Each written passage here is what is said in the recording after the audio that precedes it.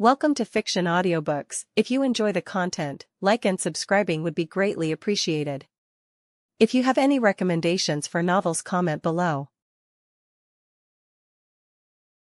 Please join my Patreon at https://www.patreon.com/fictionaudiobook. Chapter 101, The Puppeteers' Disturbance. Clayman sat in his lavishly decorated throne room, a grand space adorned with golden chandeliers, velvet curtains, and intricate Gothic carvings. His castle, much like his personality, was ornate, extravagant, and deceptive, masking his true cunning behind an elegant facade. He reclined lazily on his elegantly carved throne, one hand swirling a glass of rich red wine, while the other gently stroked the fur of a fox-like puppet monster perched on his lap. The creature let out a soft purr, its beady, lifeless eyes staring blankly ahead as its master caressed it with almost affectionate detachment. Just then, a swirling ripple of energy tore through the air. With his usual flair, Laplace materialized into the chamber, stepping forward with an exaggerated bow. His golden eyes gleamed with mischief, but beneath that carefree mask, there was an undercurrent of tension. Clayman took a slow sip of his wine, unbothered, before offering a small smirk. Laplace. You really do enjoy making an entrance, don't you? Laplace chuckled, flipping a coin between his fingers as he leaned against a nearby pillar. What can I say, boss? Gotta keep things interesting.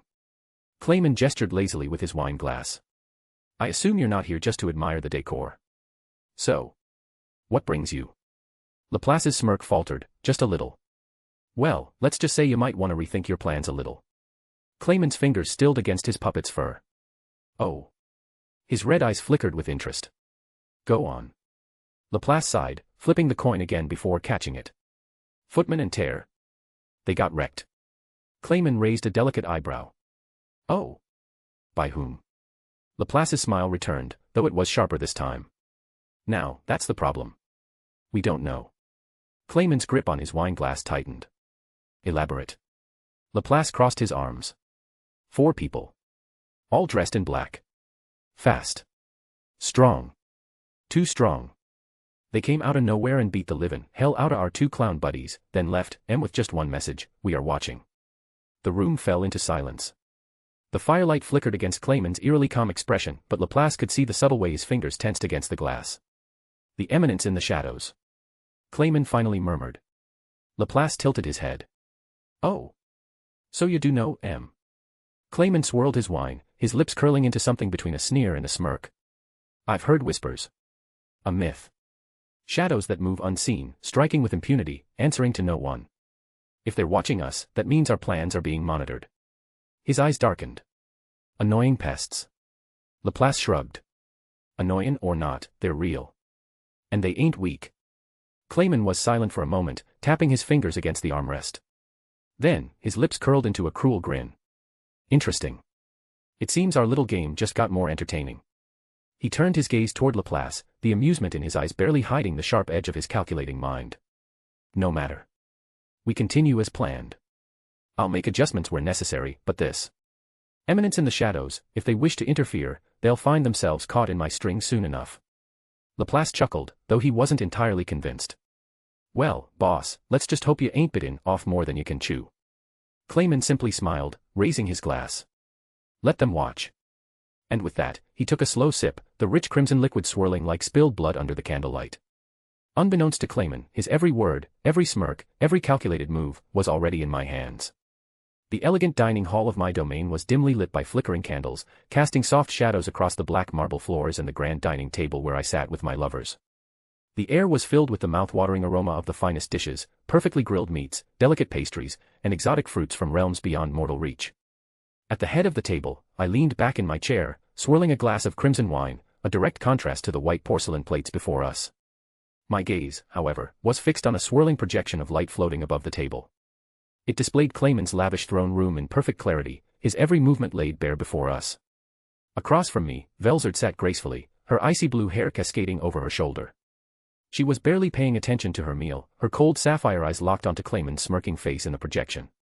She slowly twirled a silver fork between her fingers, the metal beginning to freeze over.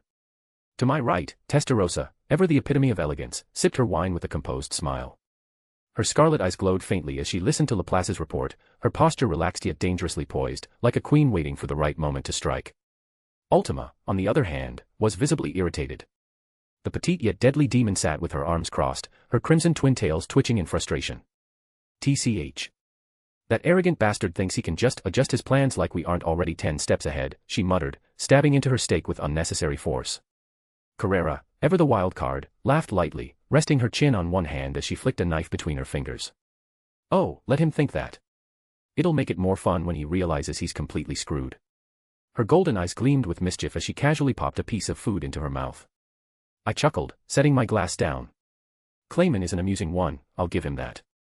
Even when he's clearly being played, he still thinks he's in control. Velzard scoffed. It's only natural for an insect to believe itself mighty, until the foot comes down. She glanced at me, a small, knowing smirk playing on her lips. Shall I handle it now? I shook my head. Not yet. Let him move his pieces first. We need Remuru to face this trial on his own. Testarossa gave me a sly glance, swirling her wine. And what about Laplace? He's observant, more so than the others. He might suspect that there's more going on. I smirked, resting my chin on my palm. Laplace is smart, but he's not a threat. He knows something's wrong, but he doesn't have enough pieces of the puzzle. Let's keep it that way, for now. Carrera grinned. And if they step out of line? Ultima's eyes glowed dangerously. Then we remind them why the shadows belong to us. With that, the four of them clinked their glasses together, a silent agreement between us. Clayman and his pathetic schemes were nothing more than a game. And we were the players who had already won. Chapter 102, The Battle in the Jura Forest, A Trial of Growth. Days had passed, and once again, we found ourselves watching Remuru from the comfort of our domain. The young slime had gathered quite the force, a group of powerful ogres, a human woman named Shizu who carried the burden of being summoned from another world, and the growing village that now stood as a beacon of change within the Jura Forest. As I listened to Shizu tell Remuru her story, I stroked my chin and thought. Leon Cromwell. That name had come up before. He was known for summoning individuals from other worlds, using them as pawns for his own ambitions. If he had something to do with Shizu's past, then it was time to look deeper into his activities. I turned my gaze away from the magical projection displaying Remuru's interactions and looked to one of my shadows standing at attention. Go to Leon Cromwell's domain. Watch him. Observe his summoning activities and report everything to me. With a silent nod, the figure disappeared into the void. Now, back to the unfolding battle in Jura Forest. The Orc Lord's army had finally made its way into the Jura Forest, numbering in the tens of thousands. Their monstrous horde clashed against the lizardmen, who fought bravely but were slowly being overwhelmed. We watched as the battlefield descended into chaos, Orc warriors charging, lizardmen trying to hold the line, and the unrelenting hunger of the starved skill consuming everything in its path. But then, Remuru made his move. Like a well-timed storm, his forces arrived to change the tide of battle. The ogres, now evolved into Kijin, cut through the orcs with devastating precision. Benimaru's flames raged across the battlefield, engulfing hordes of orcs and reducing them to ash. Cheyenne's raw strength crushed enemies beneath her massive sword, her every swing creating shock waves. Sui moved like a phantom, his shadowy thread slicing through dozens of foes before they even realized they were dead. Hakuro danced through the battlefield, his blade so fast that not even a single drop of blood lingered on its edge. Kurobe and Garm supported from behind, crafting weapons and reinforcing the warriors with their skillful blacksmithing. It was a massacre. We watched with interest as Remuru displayed his leadership. Unlike others who ruled through fear or control, Remuru inspired loyalty. His subordinates fought not because they had to, but because they wanted to. And then, the fool appeared. Flying above the battlefield, Jelmud arrived, yelling like a lunatic. His frustration was evident as he ranted, berating the Orc Lord for failing to evolve into a proper demon lord. I smirked, sipping my wine as Testarossa scoffed. What a fool. Ultima chuckled, I almost feel bad for him. Almost. We watched as Jelmud desperately tried to force the Orc Lord to evolve, but instead, his panic only led to his downfall. With a swift movement, Remuru took him out. The Orc Lord, driven by the power of Starved, lunged forward and devoured Jelmud's corpse. And in that moment, everything changed. A massive surge of dark energy erupted from the Orc Lord, his body morphing, expanding, his skin darkened, his muscles thickened, and his presence became overwhelming. He had evolved. The Orc Lord was no more. Now, he was the Orc Disaster, Geld. Remuru, despite the overwhelming shift in power, remained unfazed. He stepped forward, prepared to face the monster before him. Velzard smirked, resting her chin on her palm. Now then, little slime, let's see how you handle a true crisis. And just like that, the battle between Remuru and the Orc Disaster began. From our vantage point, we continued watching as the battle unfolded. Cheyenne, ever fearless, charged at the newly evolved orc disaster, Geld, her massive blade swinging with all her might. The force of her attack was enough to split the earth beneath her, but her blade barely left a scratch on the monster's thickened hide. Geld, now radiating overwhelming power from his evolution, stood like an unshakable fortress. Even as Cheyenne and the other Kijin launched relentless attacks, he remained unfazed. Benimaru unleashed a scorching inferno, but Geld simply walked through the flames, his flesh regenerating before any real damage could be done. Sui's shadowy threads wrapped around Geld's limbs, attempting to bind him, but the orc disaster flexed once, shattering them effortlessly. Hakuro moved with blinding speed, striking at vital points, but his blade couldn't pierce deep enough.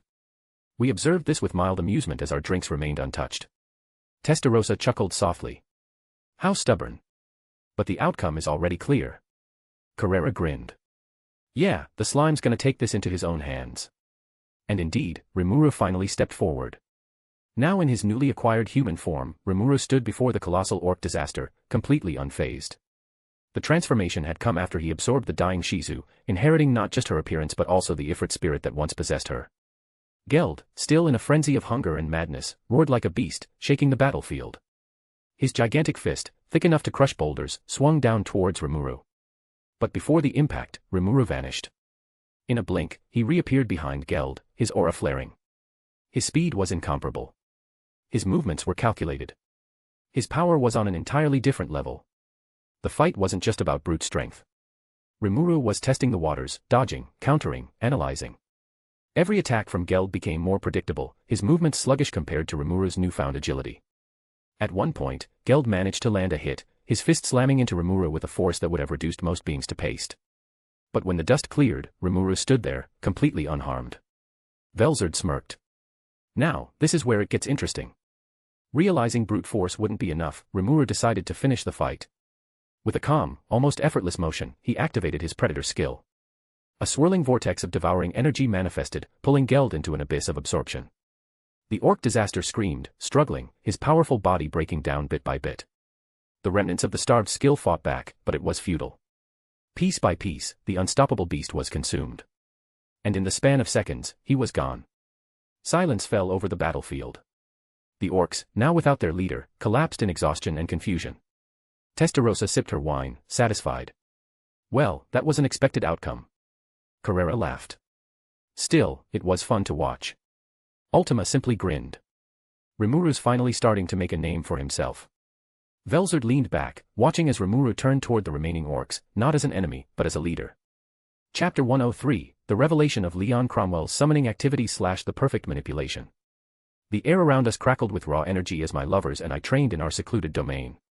Velzard's icy breath froze the air itself, while Testarossa's crimson destruction magic clashed against Ultima's chaotic spells. Carrera, ever the battle-hungry one, grinned as she fired off blasts that could level mountains. I parried a strike from Velzard, smirking. You're holding back. She huffed playfully. Maybe. Just as we were about to escalate, one of my spies appeared, kneeling before me. His aura was tense, meaning whatever news he carried was of great importance. I raised a hand, signaling to my lovers. That's enough for now. With a slight sigh, Velzard withdrew her icy presence, while Testarossa, Ultima, and Carrera ceased their attacks, each of them exchanging glances of mild curiosity. I turned my attention back to the demon spy. Speak. The spy didn't hesitate. Lord Arion, I have returned with the intelligence you requested regarding Leon Cromwell and his involvement in summoning people from other worlds. I narrowed my eyes slightly, motioning for him to continue. Leon Cromwell is indeed summoning people from another world, and he is doing so with the assistance of the moderate Harlequin Alliance. I frowned at the mention of those troublesome clowns. They had their hands in too many schemes already. Testarossa scoffed. Those freaks again. I should have killed Footman and Tyr when I had the chance. Carrera grinned. Oh. Should we pay them another visit? Ultima, ever eager for violence, chuckled. Sounds fun. I held up a hand to silence them as the spy continued. His reason for these summonings is unusual. He is not doing it for power, nor for creating an army. Now that caught my attention. Then why? I asked. The spy took a breath before revealing the answer. Leon is searching for someone. His childhood friend, Chloe. The moment the spy uttered that name, something clicked in my mind. Chloe. I had heard that name before, in fragments of time and whispers across dimensions. I glanced at Velzard, who immediately caught on. That's interesting. Testarossa tilted her head. You recognize the name? I nodded slowly. If it's the same Chloe I'm thinking of, then Leon's actions just became far more intriguing. I leaned forward, contemplating the implications. Chloe was no ordinary summoned individual. In some timelines, she was a warrior beyond compare. In others, she was the key to Remuru's survival. She was a being who had traveled through time itself, desperately searching for the perfect future. But did Leon even know what Chloe truly was? Or was he blindly chasing a ghost of his past, not realizing the ripples of his actions? Velzard's gaze turned sharp. So what now, Arion? Do we interfere? Ultima smirked. Or do we let Leon continue his search, unaware of the bigger picture? Carrera cracked her knuckles. If he becomes a problem, I'll blast him. I exhaled slowly, processing the possibilities. Leon was acting on a personal obsession. The Harlequin Alliance, likely under Yuki's manipulations, was assisting him, possibly for their own unknown motives. And now, with Remuru growing stronger, and Chloe's fate already intertwined with his in one way or another. I finally spoke. For now, we observe. We let Leon continue, but we keep a closer eye on him. I turned to my spy. I want more details. Monitor the Harlequin Alliance's movements, and find out exactly how many summons have been conducted. The spy nodded. Understood, my lord. I then glanced at my lovers. If Leon oversteps, we will remind him that he is not the only player in this game. A small smirk played on Velzard's lips. He won't even see us coming. Carrera laughed. Now this is getting fun. I leaned back, watching as Remuru's future continued to unfold before my eyes. The game was getting more complex. And I, Arion, would make sure that I remained several steps ahead. I sat in the dimly lit chamber, swirling a glass of deep crimson wine, its surface reflecting the flickering candlelight. My throne-like chair, lined with black velvet, was the perfect contrast to the elaborate chessboard placed before me.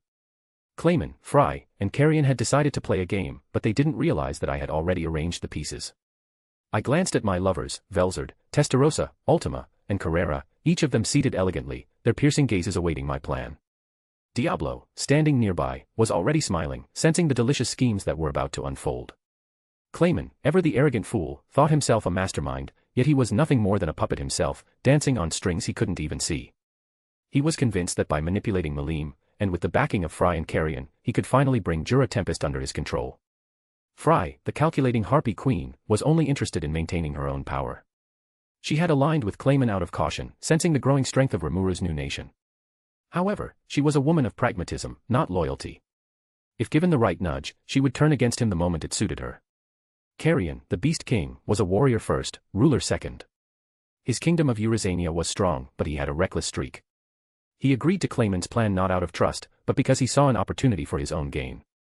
Yet he underestimated just how deep the shadows truly ran. Malim was different. She wasn't truly part of their game. For her, this was just another fun distraction, a chance to fight, to break things, to enjoy chaos. She was unpredictable. But she was Veldanava's daughter, and as much as I enjoyed manipulating things from the dark, there were some beings too important to move directly. So, I chose my targets carefully. Clayman. Fry. Carrion. I placed a single black chess piece down, letting the sound echo in the silence. We will not crush them directly, I said, my voice calm. That would be too easy. No, we will make them destroy each other. Velzard leaned forward, intrigued. How do we begin? I smirked. First, we feed their paranoia. Phase 1, feeding suspicion. Diablo was the first to move. He would infiltrate Clayman's information network, spreading rumors through trusted sources. The message? That Fry and Carrion were playing their own game behind Clayman's back. To Frey's subordinates, Diablo planted whispers that Carrion sought to use their alliance to expand his territory, intending to betray her the moment Tempest fell. To Carrion's warriors, he whispered that Fry had struck a secret deal with Remuru, intending to sell Carrion out in exchange for her own safety. Doubt is the enemy of all alliances. Phase 2, the illusion of treachery. While Diablo was playing with minds, Ultima and Testarossa executed the second part of the plan. Testarossa led an ambush on a supply convoy supposedly meant for Clayman. But instead of killing the messengers, she let them escape, with just enough damage to look convincing. They ran back to Clayman, swearing they had been attacked by Frey's forces. Ultima then orchestrated a secret meeting between Frey's generals and a disguised agent posing as Carrion's envoy. This meeting, of course, was leaked directly to Clayman. Clayman, already paranoid, wouldn't be able to resist jumping to conclusions. Phase 3, the breaking point. Carrera and Velzard played the final, most delicate part. Carrera, with her love for destruction, unleashed a controlled attack near Eurasania's borders, making it seem like Frey's forces had violated their alliance. Meanwhile, Velzard delivered a single, anonymous message to Frey. Carrion knows your secret. He plans to eliminate you first. Frey was too smart to take such a message at face value, but with all the other incidents stacking up, doubt would gnaw at her mind. And when Frey and Carrion began questioning each other's loyalty, Clayman, being the fool that he was, would see his chance to strike first. Phase 4, the final blow. With paranoia at its peak, I sent Diablo for the final act. He infiltrated Clayman's castle and left behind false documents, proving that Frey had been working with Remuru all along. Then, at the perfect moment, I had Ultima intercept a message from Clayman to his forces, twisting its contents before sending it to Carrion. The message? Frey has been compromised. She is now working with Remuru. The plan must change. She will be eliminated. Carrion would not wait to be betrayed. And Frey, seeing the sudden shift in Carrion's forces, would strike first to defend herself. Days later, as my lovers and I watched from the shadows, the plan unfolded beautifully. Carrion confronted Frey, accusing her of turning against their alliance. Frey, already suspicious of Carrion's growing power, refused to back down. And then, Clayman made his move, believing he was the mastermind. He ordered his forces to attack Carrion, thinking Frey would support him. But Frey, now believing Clayman had set this up all along, turned against him instead. The alliance shattered. Carrion and Frey became enemies, each blaming the other for the betrayal.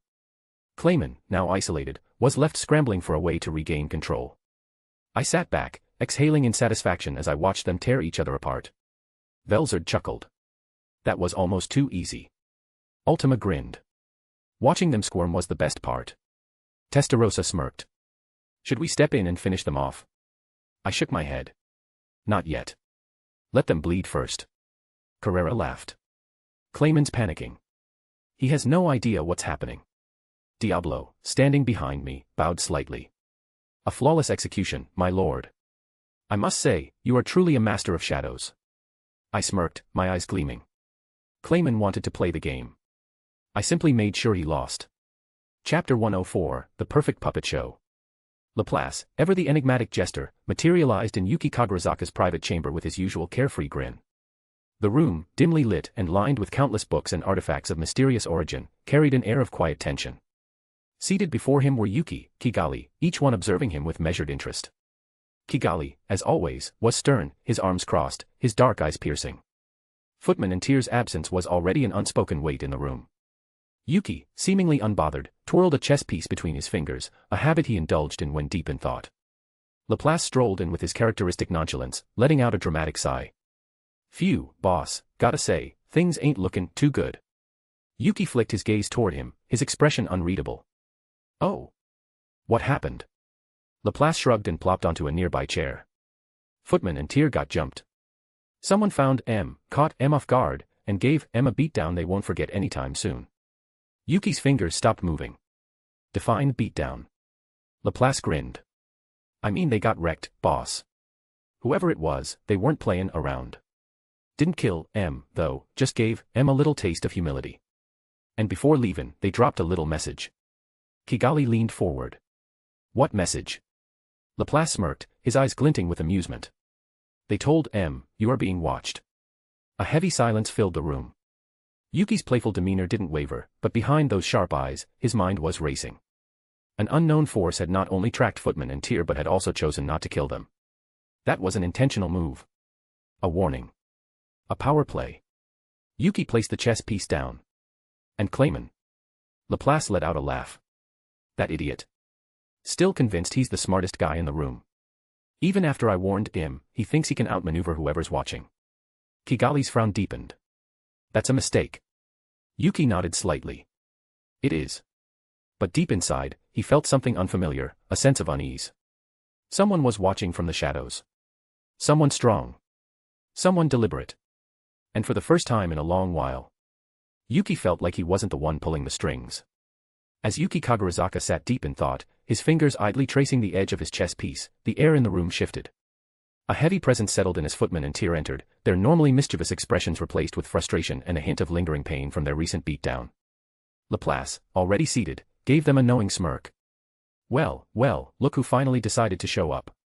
How's the bruises? Footman scowled, adjusting his round body with a grunt. Not funny, Laplace. Tyr, her usual sadistic grin missing, crossed her arms. We've got a bigger problem. Yuki raised an eyebrow. Bigger than you two getting your asses handed to you. His tone was teasing, but his eyes remained sharp, analyzing their every move. Footman exhaled heavily. It's Clayman. That dumbass is turning against Fry and Carrion. A flicker of intrigue passed through Yuki's gaze. Oh. Tyr nodded. He's convinced himself that they're a threat, that they're working against him. He's planning to act first. Laplace let out a slow whistle. That's so. Didn't think he had the guts. Yuki's smirk deepened, but internally, his mind was racing. Clayman was paranoid, but he wasn't suicidal. Attacking two demon lords at once. That wasn't an act of cunning, it was a reckless gamble. And reckless gambles usually had someone pulling the strings. Someone was playing Clayman. Yuki tapped the chess piece against the table. Did Clayman say why he suddenly distrusts them? Footman shrugged. Something about secret messages between Fry and Carrion, talking about their real intentions for Jura Forest. He's convinced they're planning to betray him first. Laplace chuckled. Let me guess, he got that intel from a source he absolutely trusts, right? Tyr and Footman exchanged glances before nodding. Yeah. Yuki leaned back in his chair, his smirk widening. Ha. Someone's playing him like a damn puppet. Laplace, catching on, gave a low laugh. Yeah, and it ain't us. Yuki tilted his head, amusement dancing in his eyes. Which means the real question is, who's the puppeteer? Unknown to them, the true mastermind. Far away, in a shadowed chamber, I sat comfortably, watching everything unfold. My lovers, Velzard, Testarossa, Ultima, and Carrera, stood beside me, their eyes gleaming with satisfaction as we observed Yuki's little revelation. The pieces were moving exactly as I intended. Clayman's paranoia? Planted. The secret messages between Fry and Carrion? Fabricated. His growing mistrust? Carefully nudged in the right direction.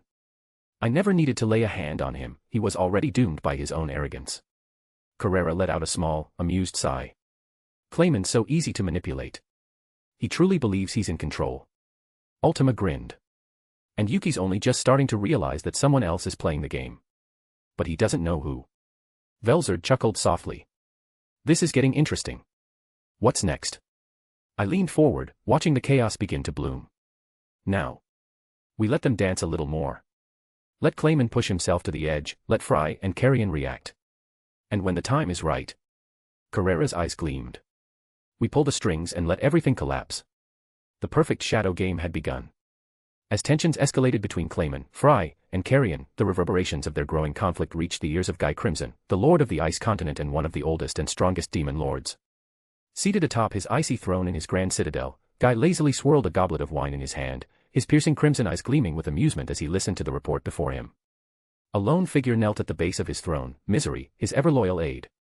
She had just finished relaying the details of the budding civil war among the demon lords. So, Clayman's finally lost it, Guy mused, resting his chin on his fist.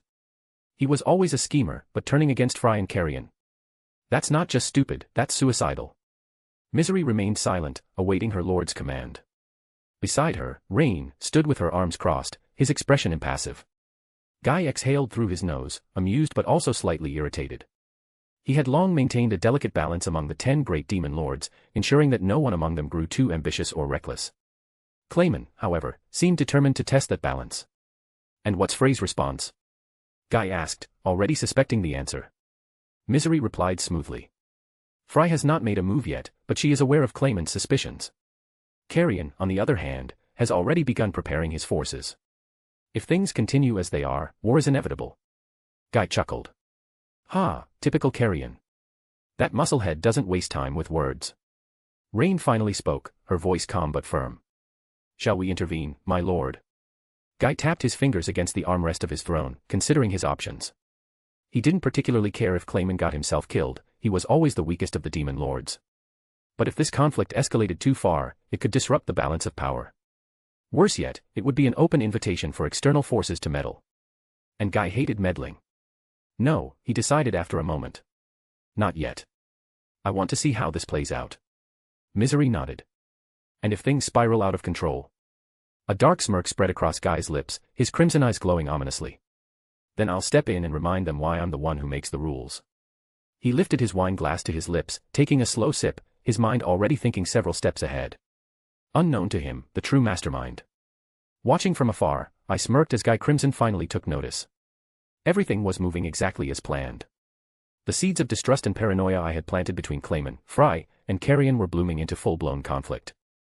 And now, Guy, the strongest demon lord, was watching. Velzard, standing beside me, chuckled softly.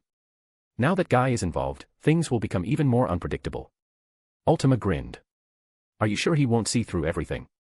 I leaned back in my seat, completely at ease. It doesn't matter if he does. By the time he realizes the real game, the board will already be in my favor. Carrera smirked. So what's next?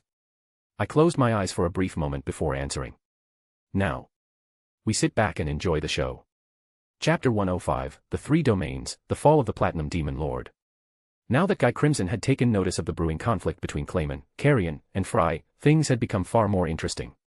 I leaned back in my seat, swirling a glass of wine while my spies, each an extension of my will, watched and listened from the shadows of the three demon lords' domains. In Clayman's castle, my spy blended seamlessly with the many mindless puppets that adorned his halls. Disguised as one of Clayman's many servants, my spy had the perfect vantage point to observe the paranoid marionette master unraveling. Clayman paced across his lavish chamber, his once composed and theatrical demeanor now cracking. His wine sat untouched on the table, and the puppet-like monster in his lap twitched unnaturally as he absent-mindedly stroked its head. Across from him, Laplace sat with his legs propped up, twirling a dagger between his fingers. So, boss, Laplace said lazily, you sure about this? I mean, Fry ain't exactly the type to play nice, and Arion. Well, he ain't gonna sit back while you try to pull his strings. Clayman sneered, his usual arrogant smirk returning despite the clear nervous energy beneath it. That muscle-headed beast is a fool. And Fry. She's cautious, she won't act without thinking. I have the advantage here. But my spy could see it.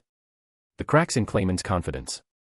The defeat of Gelmud, the unexpected watchers that had beaten Footman and Tyr, and now his plan turning into a three-way battle. He was losing control, and he knew it. He slammed his hand against the table. It's all going according to plan. Laplace just smiled, but his eyes held a flicker of doubt. Not even Clayman's own allies fully believed in him anymore. In Eurasania, the Beast Kingdom, my spy hid among the many warriors preparing for war. Unlike Clayman's secretive scheming, Arion was a man of action. The massive warriors of Eurasania were sharpening their weapons, their beastly roars echoing across the land. The air buzzed with the anticipation of battle. At the heart of it all stood Arion himself, a towering figure with golden lion-like hair, his arms crossed as he listened to his subordinates' reports. Fry hasn't made a move yet, he asked. His voice was calm, but my spy could sense the restrained aggression behind it. One of his three beast keeters, Phobio, stepped forward and slammed a fist to his chest. No, Lord Arion. She remains silent for now, but we cannot trust her. She could betray us at any moment. Arion narrowed his eyes, deep in thought. He wasn't reckless like Clayman, he knew that a battle against two demon lords at once was dangerous, even for him. And Clayman. Albiz, the golden snake woman and another of his three beast keeters, grinned. He's getting desperate. Our spies say he's preparing for an attack, but he underestimates us. Arion smirked. Good. Then we'll strike before he gets the chance. Unlike Clayman, who hid behind puppets and deception, Arion would face his enemies head-on. Fry, the winged demon lord, had always been the most enigmatic of the three. While Clayman plotted and Arion rallied his warriors, Fry remained still. Watching. Waiting. My spy, positioned among her attendants, observed her sitting gracefully on her throne, her massive wings folded behind her, eyes half-lidded as she listened to a report from her advisors. Unlike the chaos in the other domains, Frey's palace was quiet. Cold. Calculated. So Clayman believes he can manipulate me. Her voice was like ice, calm yet carrying an undeniable authority. Her advisor, a bird-like humanoid, bowed his head. Yes, my lady. His spies believe you are hesitating. Fry chuckled, a sound that sent a shiver down my spy's spine. Hesitating? No. I simply see no need to rush. She tapped her delicate fingers against the armrest of her throne. Arion is predictable. Clayman is desperate. If they fight, both will weaken themselves. She was waiting. Fry was no fool, she knew that whoever struck first would become vulnerable. She was letting them wear each other down before she made her move. A true tactician. Sitting in my own domain, watching the three demon lords move like pieces on a chessboard, I couldn't help but smile. Clayman, desperate and paranoid. Arion, proud and reckless. Fry, patient and calculating. All of them were dancing to my unseen hand. Velzard, lounging beside me, chuckled as she sipped her wine. So. What do you think? Testarossa smirked. Clayman will move first. It's in his nature. Ultima grinned. Carrion will hit him like a hammer the moment he does. Carrera crossed her arms. And Fry will pick apart the remains. I took a slow sip of my drink, eyes gleaming. Yes, and when the dust settles, we'll be the only ones who truly win. The stage was set.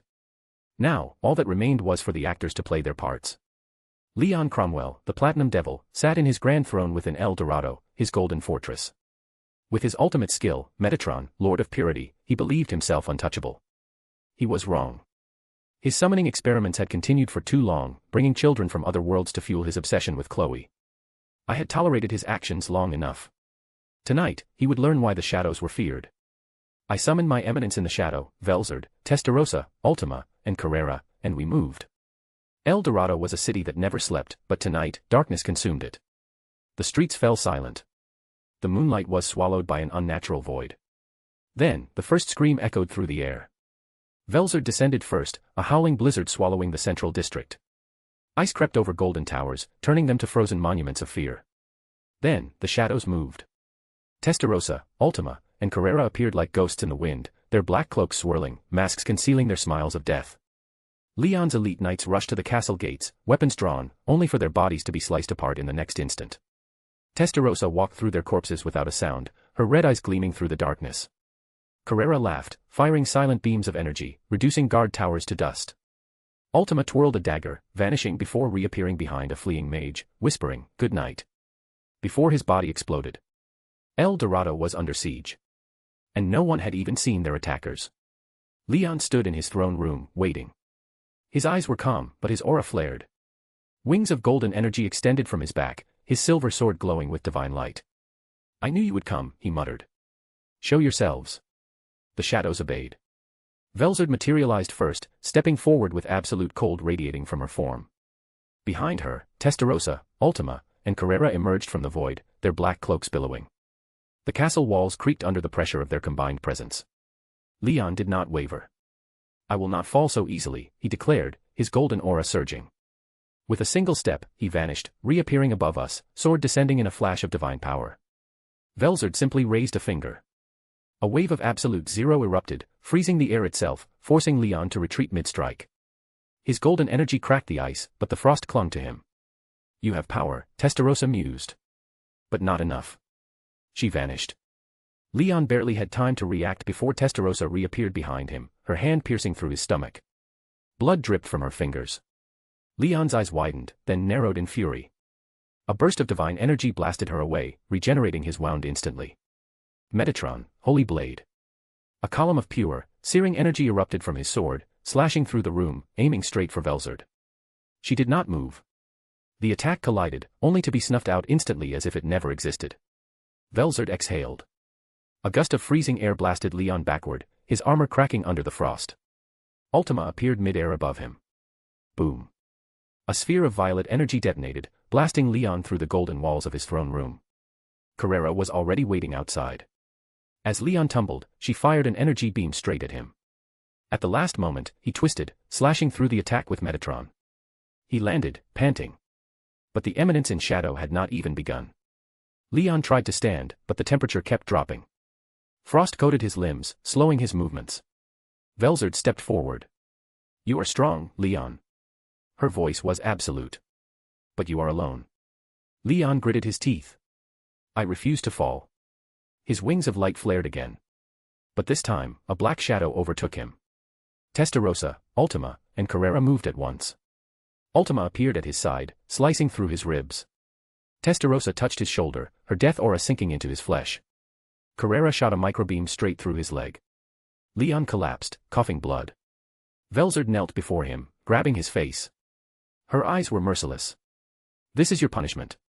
She froze his entire body, except for his heart. Leon could not move. He could only listen. "You will stop your summoning," I whispered from the shadows, my presence unseen yet suffocating. "Or next time, we won't stop." Leon said nothing. He couldn't. Testarossa leaned down, smiling. "If you break your word, we will erase this city." Ultima giggled. "And you?" Carrera pointed her finger at the sky, and fired. A beam of destruction erupted into the heavens, shattering the very clouds. Leon watched. He understood. Velzard released him, and his frozen body thawed just enough for him to breathe. "Your choice, Leon," I said. He bowed his head. He knew he had lost. And with that, we vanished into the shadows, leaving behind a broken demon lord and a city that would never forget our power. Leon Cromwell's summoning had ended. Chapter 106, The Cardinal World on High Alert, the Precursor to War. As Remuru Tempest continued to build his city, expanding the Jura Tempest Federation, the rest of the Cardinal World was teetering on the edge of chaos. Demon lords did not go to war. Not like this. Yet, Clayman, Fry, and Carrion were preparing for an all-out battle, an event that had never happened before. The world watched in silence. Far in Rubrios, the holy empire of vampires, Demon Lord Luminous Valentine sat upon her throne of crimson velvet, tapping her nails against the armrest. Her golden eyes gleamed in the dim candlelight of her grand cathedral. A demon lord war. This is troublesome. She glanced at her most trusted aide, Lewis, standing beside her. Raise the kingdom's defenses. We do not know how this will spread. Lewis bowed, his expression serious. Understood, my lady. Luminous turned toward Hinata Sakaguchi, the leader of the Holy Knights. Hinata, I want you and the knights to remain on high alert. If this war spills over, we will not be caught off guard. Hinata nodded, her piercing gaze reflecting determination. If any demon lords think they can bring their mess here, they will regret it. In the land of Titan's domain, the colossal demon lord Draggle watched the world with narrowed eyes. War was coming. His giant form sat upon his mountain throne, his massive fingers gripping the armrest with barely contained tension. Fools. Do they not realize what they are doing? His voice was deep, like the rumbling of an earthquake. His sons, Dagura, Laura, and Debura, stood before him, awaiting orders. Prepare the warriors. If this war drags on, the balance will be shattered. His children bowed and left to carry out his command. In the Dragon Kingdom, Demon Lord Malim Nava was grinning like a child on their birthday. A fight. This is gonna be so much fun. She sat upon the edge of her palace kicking her feet, giggling. Her generals sighed in the background. Malim-sama, this is serious. Malim ignored them, already thinking about how much destruction she could cause. I should totally join in. I haven't had a good fight in ages. Her trusted dragon, Midray, sighed. Please, Malim-sama, do not just run in for fun. She pouted. Boo. But if Guy gets involved, I won't hold back. Her eyes sparkled with excitement. Far in the ice continent, Demon Lord Guy Crimson sat in his castle of frozen ruins, watching the world shift. His crimson eyes glowed. He had not moved. He had not acted. But he was watching. The moment things got out of hand, he would step in. But for now, he smirked. Let's see how this plays out. The nations of the world were panicking. Kingdoms bolstered their defenses. Nobles whispered in fear. Armies were mobilized in secret. The Eastern Empire, long silent, began fortifying its military bases. The Western Holy Church, still watching Remuru, was now more focused on the growing Demon Lord War. Even the Dwarven Kingdom of Dworgen, led by King Gazel Dwargo, was watching closely. This was no mere skirmish. This was Demon Lords preparing for an all-out war. And the Cardinal World trembled, waiting for the first strike. The world held its breath. Then, Clayman made the first move. From the dark corridors of his lavish castle, the Marionette Master released his army of puppets, their soulless eyes glowing with a sinister light. But this was not just a mindless army. No. At the helm of this marching force of destruction stood his 5 elite generals, the 5 Fingers of Death. Each one was a nightmare given form, bound by Clayman's twisted sorcery. And as his army descended upon Carrion's territory, war had begun. Alvaron the Crimson Blade, a master swordsman, his blade drank the blood of fallen foes, growing sharper with every kill. Selena the Marionette Queen, the mistress of illusions, able to control enemies like living dolls. Veilgar the Bone Reaper, a towering monster, wielding a scythe that severed souls from bodies. Luthen the Shadow Piercer, a ghostly assassin who struck from the darkness, his daggers never missing their mark. Dregger the Abyssal Warden, a hulking warrior in blackened armor, the shield of Clayman's army. Their march into Carrion's lands was swift and brutal, cutting through the Beastman's front lines with deadly precision. Demon Lord Carrion, the Beast King, was not one to be outmaneuvered. The moment Clayman's forces crossed into his domain, his beast warriors responded in kind. His army, made up of battle-hardened warriors, hauled into battle, their ferocity unmatched. Leading them were his own elite warriors, the 3 Beast Fangs. Phobio, the Black Leopard, his speed made him untouchable, his claws could tear through steel. Sophia, the White Tiger, a warrior whose martial arts rivaled even the strongest adventurers. Grucius, the Crimson Wolf, a brilliant tactician whose strategies turned the tide of battle. Arion himself stood atop a cliff, his arms crossed, watching the battlefield with a savage grin. Let's see how well your puppets fare against real warriors, Clayman. Then, with a single leap, he descended into battle himself. As Arion and Clayman's forces clashed, another force made its move. From the skies, a mighty army of harpies and wyvern riders soared over the battlefield. Demon Lord Fry, the Sky Queen, had entered the war. Her kingdom's warriors, fast and deadly, rained destruction from above, striking down both armies with brutal efficiency. Fry herself descended like a goddess of war, her golden wings gleaming in the sun, her whip crackling with lightning. You fools! You've both walked into my trap. Her forces hit hard and fast, disrupting both Clayman's puppet forces and Arion's beast warriors. Now, the war was truly three-sided. This was no longer just a battle. It was a spectacle. And the world was watching. Every major kingdom had sent spies and informants to gather intelligence. Dworgen's elite scouts reported the battle to King Gazel Dwargo. The Western nations' informants rushed to deliver updates to their leaders. The Holy Church's hidden agents whispered reports to Luminous Valentine. Even the Eastern Empire's shadow operatives were observing from the distance. The war was a chessboard, and every ruler was adjusting their strategy. Far from the battlefield, in the eternal city of knights, I sat upon my grand throne, surrounded by my lovers, Velzard, Testarossa, Ultima, and Carrera. The glow of the magic screen reflected in our eyes as we watched the war unfold, sipping on fine demon wine. Velzard, ever the calm and analytical, took a sip and smirked. Clayman is playing with fire. He's not as smart as he thinks. Testarossa, with her icy elegance, crossed her legs and chuckled. Fry is the real winner here. She's manipulating both sides.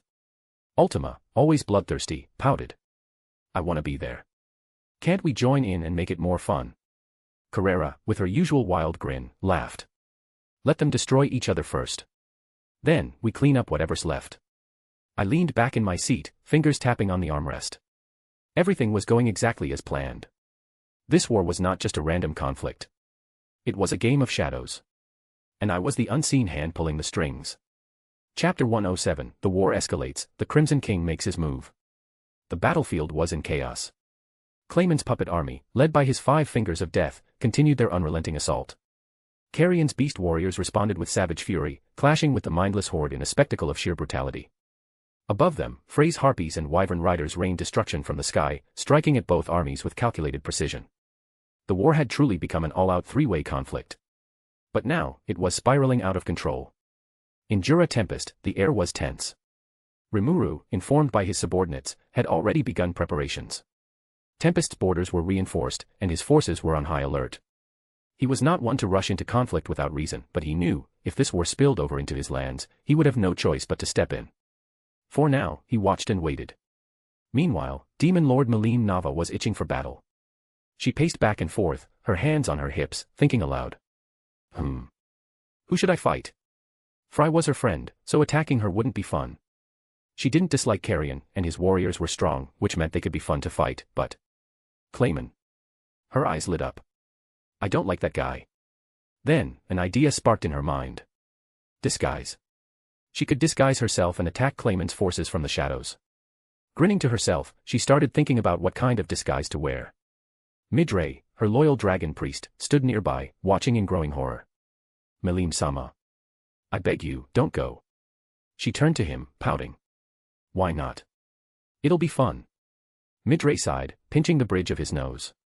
Because you'll get carried away and destroy everything. Melim crossed her arms, puffing up her cheeks. I'll be careful, probably. Midray knew that if Melim got involved, the entire battlefield might be wiped out in an instant. He had to stop her somehow. Far away, seated upon his frozen throne, Demon Lord Guy Crimson observed everything through his magic vision. The war was escalating too fast. Destruction was spreading too far. And balance, the very thing he was tasked with maintaining, was in danger. He exhaled slowly, tapping his fingers against the icy armrest of his throne. TCH. This is getting out of hand. He wasn't one to interfere without reason, but this was becoming a catastrophe. And if he let it continue, the world's balance would tip too far. He rose from his throne, his crimson aura flaring around him. Misery and Rain, his 2 aides, appeared beside him. Are we stopping them, my lord? Misery asked, a calm smile on her face. Obviously, Guy replied, stepping forward. With a flick of his wrist, he ripped open a portal straight to the heart of the battlefield. On the battlefield, everything was chaos. Then, a blinding red light filled the sky, and the air itself seemed to freeze. The temperature plummeted. A howling wind swept across the land as a rift in space tore open above the battlefield. And from within it, Guy Crimson descended. His presence alone shook the very fabric of the world. The fighting stopped instantly.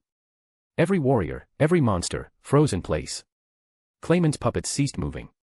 Carrion's warriors stopped mid-charge. Frey's flying troops hesitated in midair. A crushing aura of absolute power pressed down on everyone. Then, boom. With one step, Guy landed on the battlefield, the ground cracking beneath his feet. His golden eyes swept across the stunned warriors. His voice, cold and sharp, echoed through the battlefield. That's enough. No one dared to move. No one dared to even breathe loudly. Because they knew. This was Guy Crimson. The strongest of the demon lords.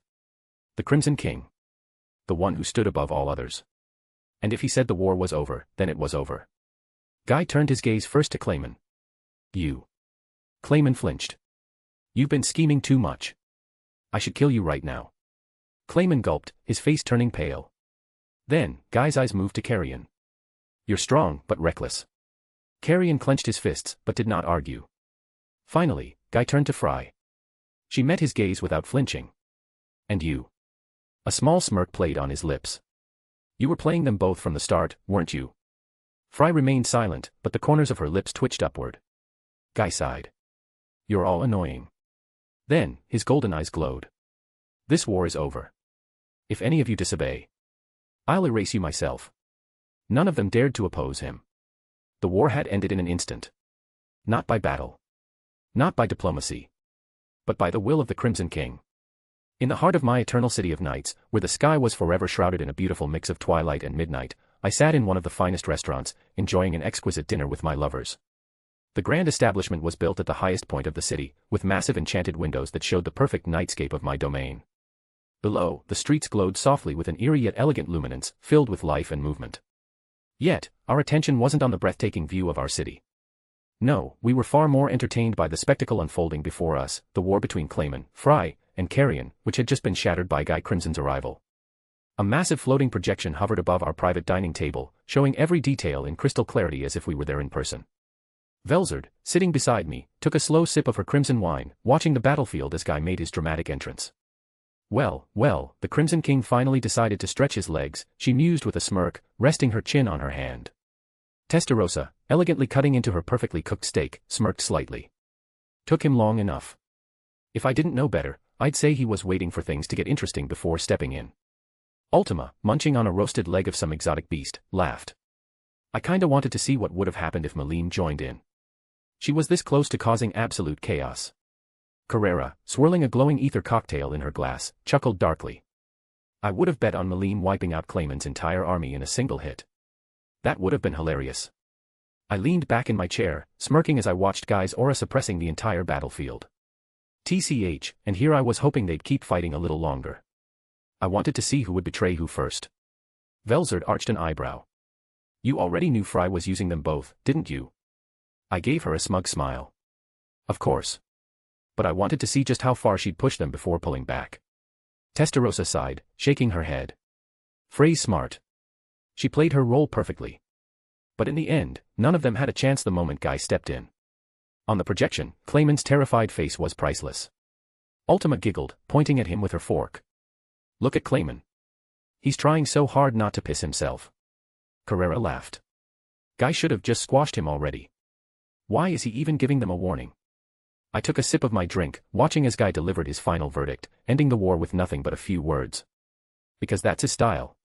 He lets them think they have a choice. Velzard smirked. How merciful.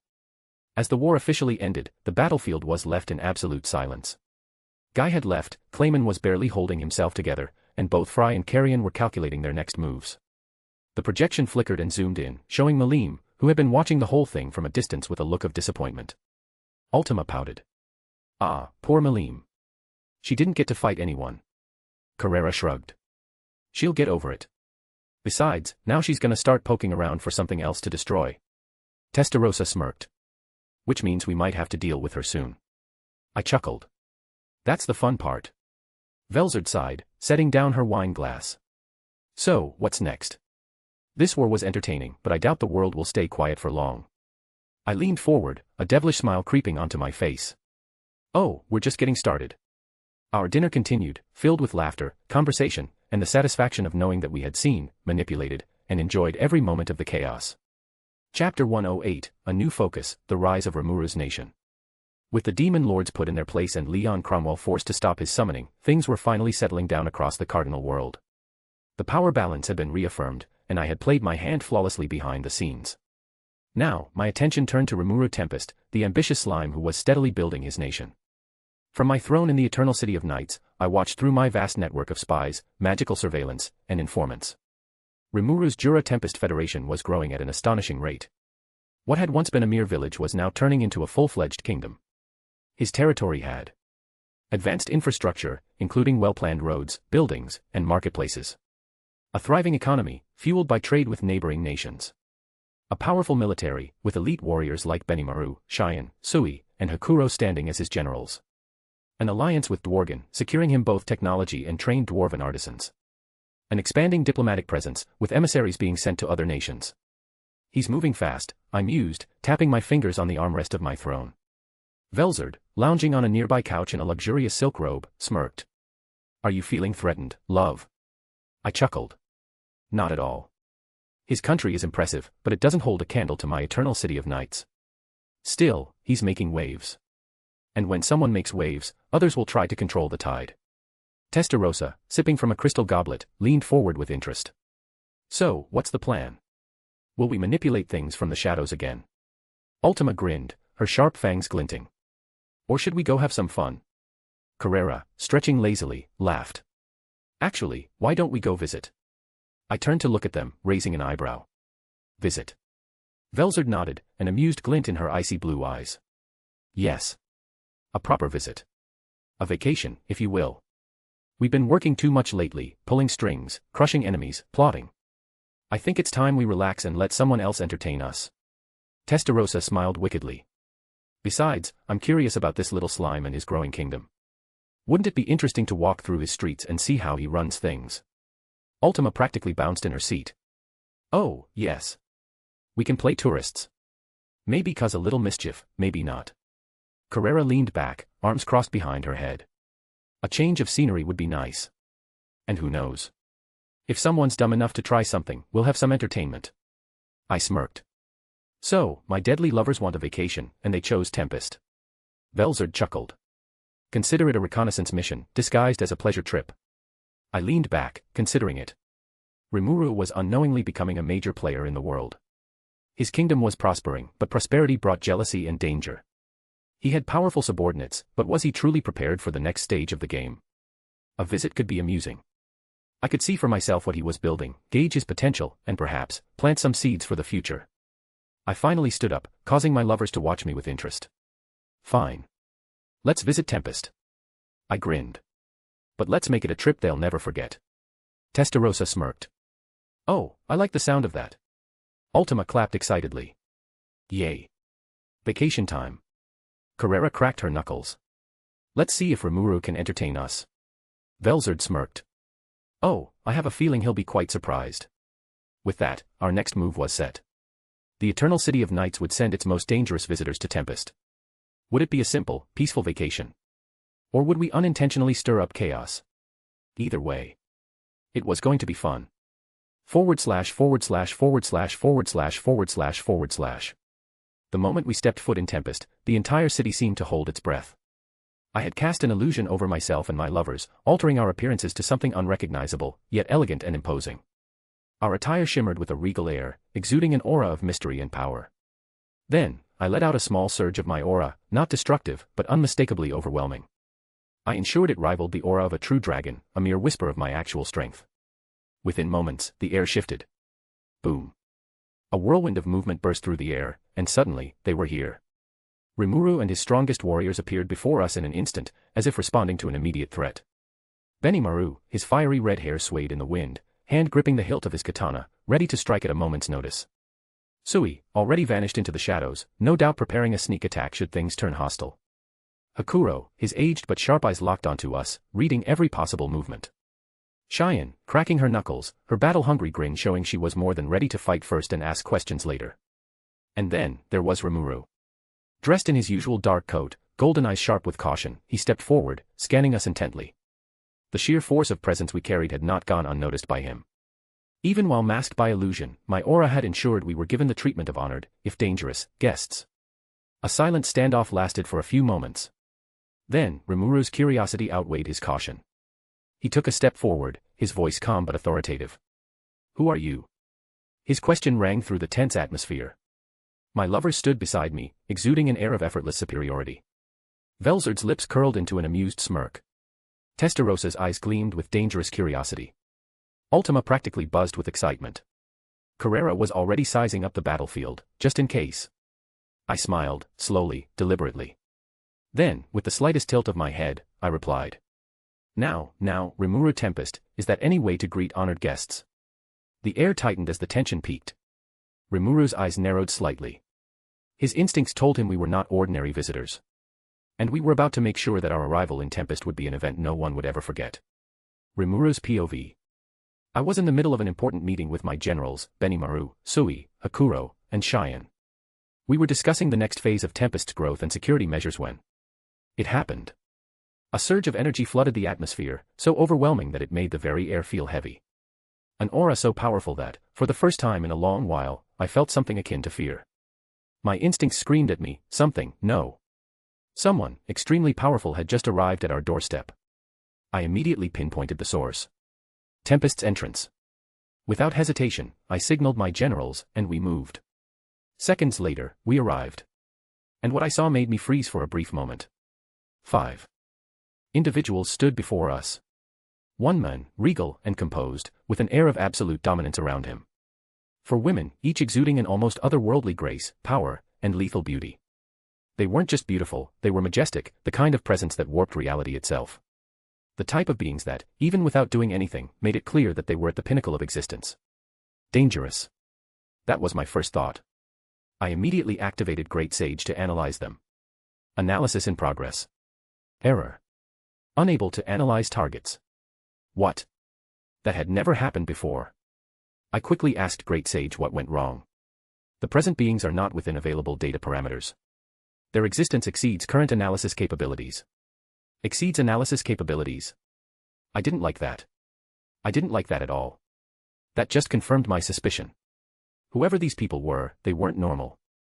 I forced myself to stay calm. If they were here to attack, they would have done so already. The fact that they simply stood there meant they had no immediate hostile intentions. For now. I immediately sent a thought communication to my generals. Do not engage. Do not provoke. Let me handle this. I could feel their unease, especially Cheyenne, who was itching for a fight, but they all listened and remained still. Taking a deep breath, I stepped forward. The pressure of their aura was crushing, but I refused to falter. Then, I spoke. Who are you? My voice carried through the air, steady and firm. The man, clearly their leader, smirked, his eyes gleaming with an amused, knowing look. The kind of look that said, I hold all the cards. His answer was slow, deliberate. Now, Remuru Tempest, is that any way to greet honored guests? A chill ran down my spine. They knew who I was. And now, I had to find out, who exactly were they? Chapter 109, A Delicate Encounter in Tempest. Remuru's POV. I knew I had to handle this carefully. These weren't normal beings. Their mere presence sent shivers down my spine, and if Great Sage couldn't analyze them, that meant they were on a level far beyond anything I've encountered before. Fighting them would be pointless. So, I made a decision. Why don't we continue this conversation inside? The man, their leader, smirked slightly, as if he had been expecting this. The 4 women with him exchanged amused glances but said nothing. With a gesture, I led them toward the city, my generals flanking me cautiously. I arranged for us to meet in one of Tempest's grand dining halls, a spacious, beautifully decorated chamber filled with intricate wooden carvings, elegant chandeliers, and a massive table fit for a royal banquet. Shuna, always the perfect host, had already prepared a feast. The table was filled with delicacies, perfectly cooked meats, fresh vegetables, exotic dishes infused with Tempest's signature flavors, and a variety of fine drinks and desserts. The moment we sat down, my guests immediately took notice of the food. The four women, who had remained mostly composed outside, suddenly brightened up, their eyes twinkling with curiosity and interest. They started sampling the dishes without hesitation. I observed carefully. This is good, one of the women said, savoring a sip of the fruit wine. Another elegantly picked up a piece of grilled meat, giving a satisfied nod. Even their leader, who had been exuding an overwhelming presence before, seemed relaxed. He sipped from his glass with a calm, almost approving smile. Meanwhile, my generals were standing by, still tense, still cautious. The contrast between my guests' casual enjoyment of the food and my general's serious expressions was so stark that I heard a soft chuckle. I turned my head, and it was him. Their leader, the mysterious man who had arrived with an overwhelming presence, was watching the room with an amused expression. Relax, Remuru. We're just here to visit, not to start a war. The words should have been reassuring, but something about his tone made me feel that he could erase this entire city in an instant if he wanted to. Still, I had no choice but to engage. I leaned forward slightly and gave a polite nod. Well, I appreciate that. I'd be lying if I said your entrance wasn't a bit overwhelming. The men smirked. Ah, yes. I may have let a bit of my aura slip through. Can't blame me for wanting a guest of honor treatment. That confirmed it. He had done it on purpose. This whole time, he had been toying with us. I kept my expression calm. So then, honored guests, I said, choosing my words carefully. To what do we owe the pleasure of your visit? For a moment, there was silence. Then, the man leaned forward, resting his elbow on the table, and with a smirk, he spoke. I was simply curious. You've built quite the impressive city here, Remuru. There was a hidden weight in his words, but I didn't let it show on my face. I appreciate the compliment, I replied smoothly. Tempest is still growing, but we're proud of what we've accomplished. One of the women, the one with the icy blue hair who radiated a presence eerily similar to Veldora's, spoke up next. It's cute. I blinked. Cute. She smirked slightly, taking another sip of her drink. Yes. A new nation, built in the middle of the Jura Forest, surrounded by potential enemies, yet thriving. It reminds me of a hatchling, small, yet determined to spread its wings. That wasn't exactly an insult. But it wasn't entirely a compliment either. I glanced at my generals. Benimaru's grip tightened slightly. Cheyenne looked like she wanted to say something but was holding herself back. Hakuro remained calm, but his eyes were sharp. Sui, as always, remained unreadable. I had to keep the conversation going. I'd like to think we've already begun spreading our wings. The man chuckled. Oh, I have no doubt. Then, he leaned back in his chair and smirked. Tell me, Remuru. What would you do if the world decided your city had grown too much? The air grew heavier in an instant. A subtle shift in tone. I narrowed my eyes slightly. This was no longer just a casual conversation. He was testing me. I met his gaze and answered carefully. If the world decides that, then I will simply prove that Tempest deserves its place in it. The room went quiet for a moment. Then, the men smiled. A genuine, approving smile. Good answer. And with that, the tension in the room lifted. For the next hour, the conversation remained mostly light. They enjoyed the food, occasionally teasing my generals by casually dropping comments that confirmed they knew far more than they should. I learned a few things about them as well. They weren't just random travelers, they were beings with immense power and deep knowledge about the world. Their leader had an unshakable confidence, the kind that only someone truly above all others could possess. The four women weren't just his companions, they were monsters in their own right. Eventually, as the meal came to an end, the men stood up. Well, this has been entertaining. I think we'll take a little tour of your city before we leave. I nodded. You're welcome to explore. Just, try not to scare the citizens too much. The men smirked. No promises. And with that, they left the dining hall. As soon as they were gone, I let out a breath I didn't realize I was holding. Cheyenne slammed her hands on the table. Rimuru-sama. Who the hell were those people? I had no answer. Because deep down, I knew one thing. Whoever they weren't just powerful. They were far beyond anything I had ever encountered before. After the grand feast with Remuru, we decided to explore Tempest, and I must admit, I was impressed. For a city built in such a short time, it had flourished into a vibrant, living paradise. The streets were lively, filled with diverse races mingling together, monsters, humans, demi-humans, and even spirits walked as one. It was beautifully designed, blending modern architecture with a traditional charm that reminded me of Japan from my past world. Small wooden lanterns lit up the streets as the sun began to set, and various shops and tea houses lined the roads, each more inviting than the last. I could feel Sui watching us from a distance, but I paid him no mind, for now. Velzard, Testarossa, Ultima, and Carrera were completely captivated by the marketplace. We strolled through various clothing shops, where they tried on elegant kimonos, modern dresses, and battle-ready outfits. Velzard, in a silken white kimono with silver embroidery, looked like a goddess among mortals, which she essentially was. Testarossa, with her signature crimson elegance, chose a dress that perfectly accentuated her lethal beauty. Ultima, excited as always, picked something playful yet dangerous, a mix of cute and deadly, just like her personality.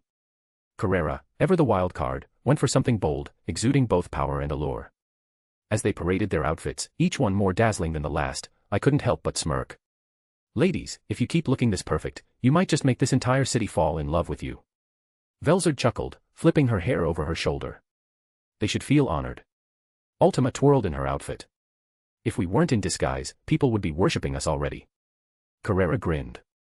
Maybe we should drop the illusion just to see their reaction. I laughed, shaking my head. Let's not traumatize the citizens. After finishing our shopping, we moved to a bakery, where the scent of freshly baked bread and pastries filled the air. A young beastman girl greeted us cheerfully, unaware of how much danger she was actually in by serving us. We sampled fluffy sweet buns, delicate fruit tarts, and the famous Tempest honey cakes. Velzard, usually composed, closed her eyes in pure bliss as she bit into a cream-filled pastry. This is divine, she whispered. Carrera nodded while munching on a soft roll. I see why Remuru's people are so loyal. If I had this food every day, I wouldn't want to rebel either. I smirked. Maybe we should start an empire built on bakeries. Testarossa giggled. A dangerous idea. A nation ruled through sweet temptations. Ultima grinned. We'd call it the Empire of Eternal Indulgence. We all laughed, enjoying the simple pleasures of this moment. Throughout all of this, I could feel Sui's presence lingering in the shadows. He was exceptionally skilled, a true master of stealth and observation. But against me, he was nothing but an open book. Just as he was perched on a rooftop, watching us from a distance, I decided to have some fun. Without a sound, I vanished. Not even a flicker of movement, not a ripple in space, just gone. To Sui, I had been there one moment, and in the next, there was only empty air. Then, before he could even register my disappearance, he suddenly felt a tap on his shoulder. His body tensed. Eyes widened. For the first time, Sui, the Shadow Master, the Silent Spectre, was genuinely caught off guard. He jumped slightly, his instincts screaming at him that something unnatural had just happened. His hand twitched toward his weapon, but before he could act, I calmly spoke. Relax, Sui. No need to be so tense. Just tell Remuru we've decided to extend our visit and stay for a few more days. Then, in the same impossible manner, I vanished again. No movement. No aura. No trace. I was already back with my lovers, standing exactly where I had been before, as if I had never moved. Sui slowly turned back, his sharp eyes scanning the area, searching for a clue, but there was none. To his perspective, it was as if time itself had stopped. One moment, I was with my group. The next, I had somehow been behind him, without him seeing or sensing a thing. And now, back where I was before, sipping a drink, as if I had never left. His aura fluctuated slightly, a rare moment of uncertainty. Then, without hesitation, he vanished into the shadows. He was off to deliver my message. I chuckled. That was fun. Velzard smirked. You enjoy showing off a little too much. Ultima giggled. Did you see his reaction? Priceless. Carrera grinned. I bet he's still trying to process what just happened. Testarossa elegantly sipped her tea. Well, shall we continue enjoying our stay? I smiled, watching the lively streets of Tempest under the warm glow of lanterns. Of course. We still have a few more days to enjoy ourselves. Chapter 110, Remuru's Perspective, A Visitor Beyond Understanding. I was sitting in my home, my mind racing. These mysterious visitors. Who were they really? No information. No data. Even Great Sage couldn't analyze them. That alone was enough to make me uneasy. My instincts told me they were beyond powerful. And yet, despite that overwhelming presence, they were simply enjoying themselves in Tempest, shopping, eating, laughing, as if they were on vacation. It didn't make sense. Should I be worried? Should I just let them be? I was stressing out. Then, suddenly, Sui appeared. He knelt before me, his usual calm demeanor, slightly off. That alone made me pause. This was Sui, the Silent Spectre, my most skilled shadow operative. He never showed emotion, never displayed uncertainty. But now, there was the faintest trace of hesitation. Sui? I asked, my brows furrowing. He lifted his head slightly and spoke, his voice as composed as ever, but with a noticeable weight behind it. My lord, the visitors. They have decided to extend their stay in Tempest. I blinked. All right. And? Sui hesitated. Then, after a brief pause, he continued. He played a trick on me. I frowned. What do you mean? Sui took a slow breath, as if recalling the moment in perfect detail. I was watching them from the shadows, undetected as always. My presence was completely hidden. Yet in an instant, without any warning, I felt a tap on my shoulder. My eyes widened slightly. I didn't see him move. I didn't feel his aura.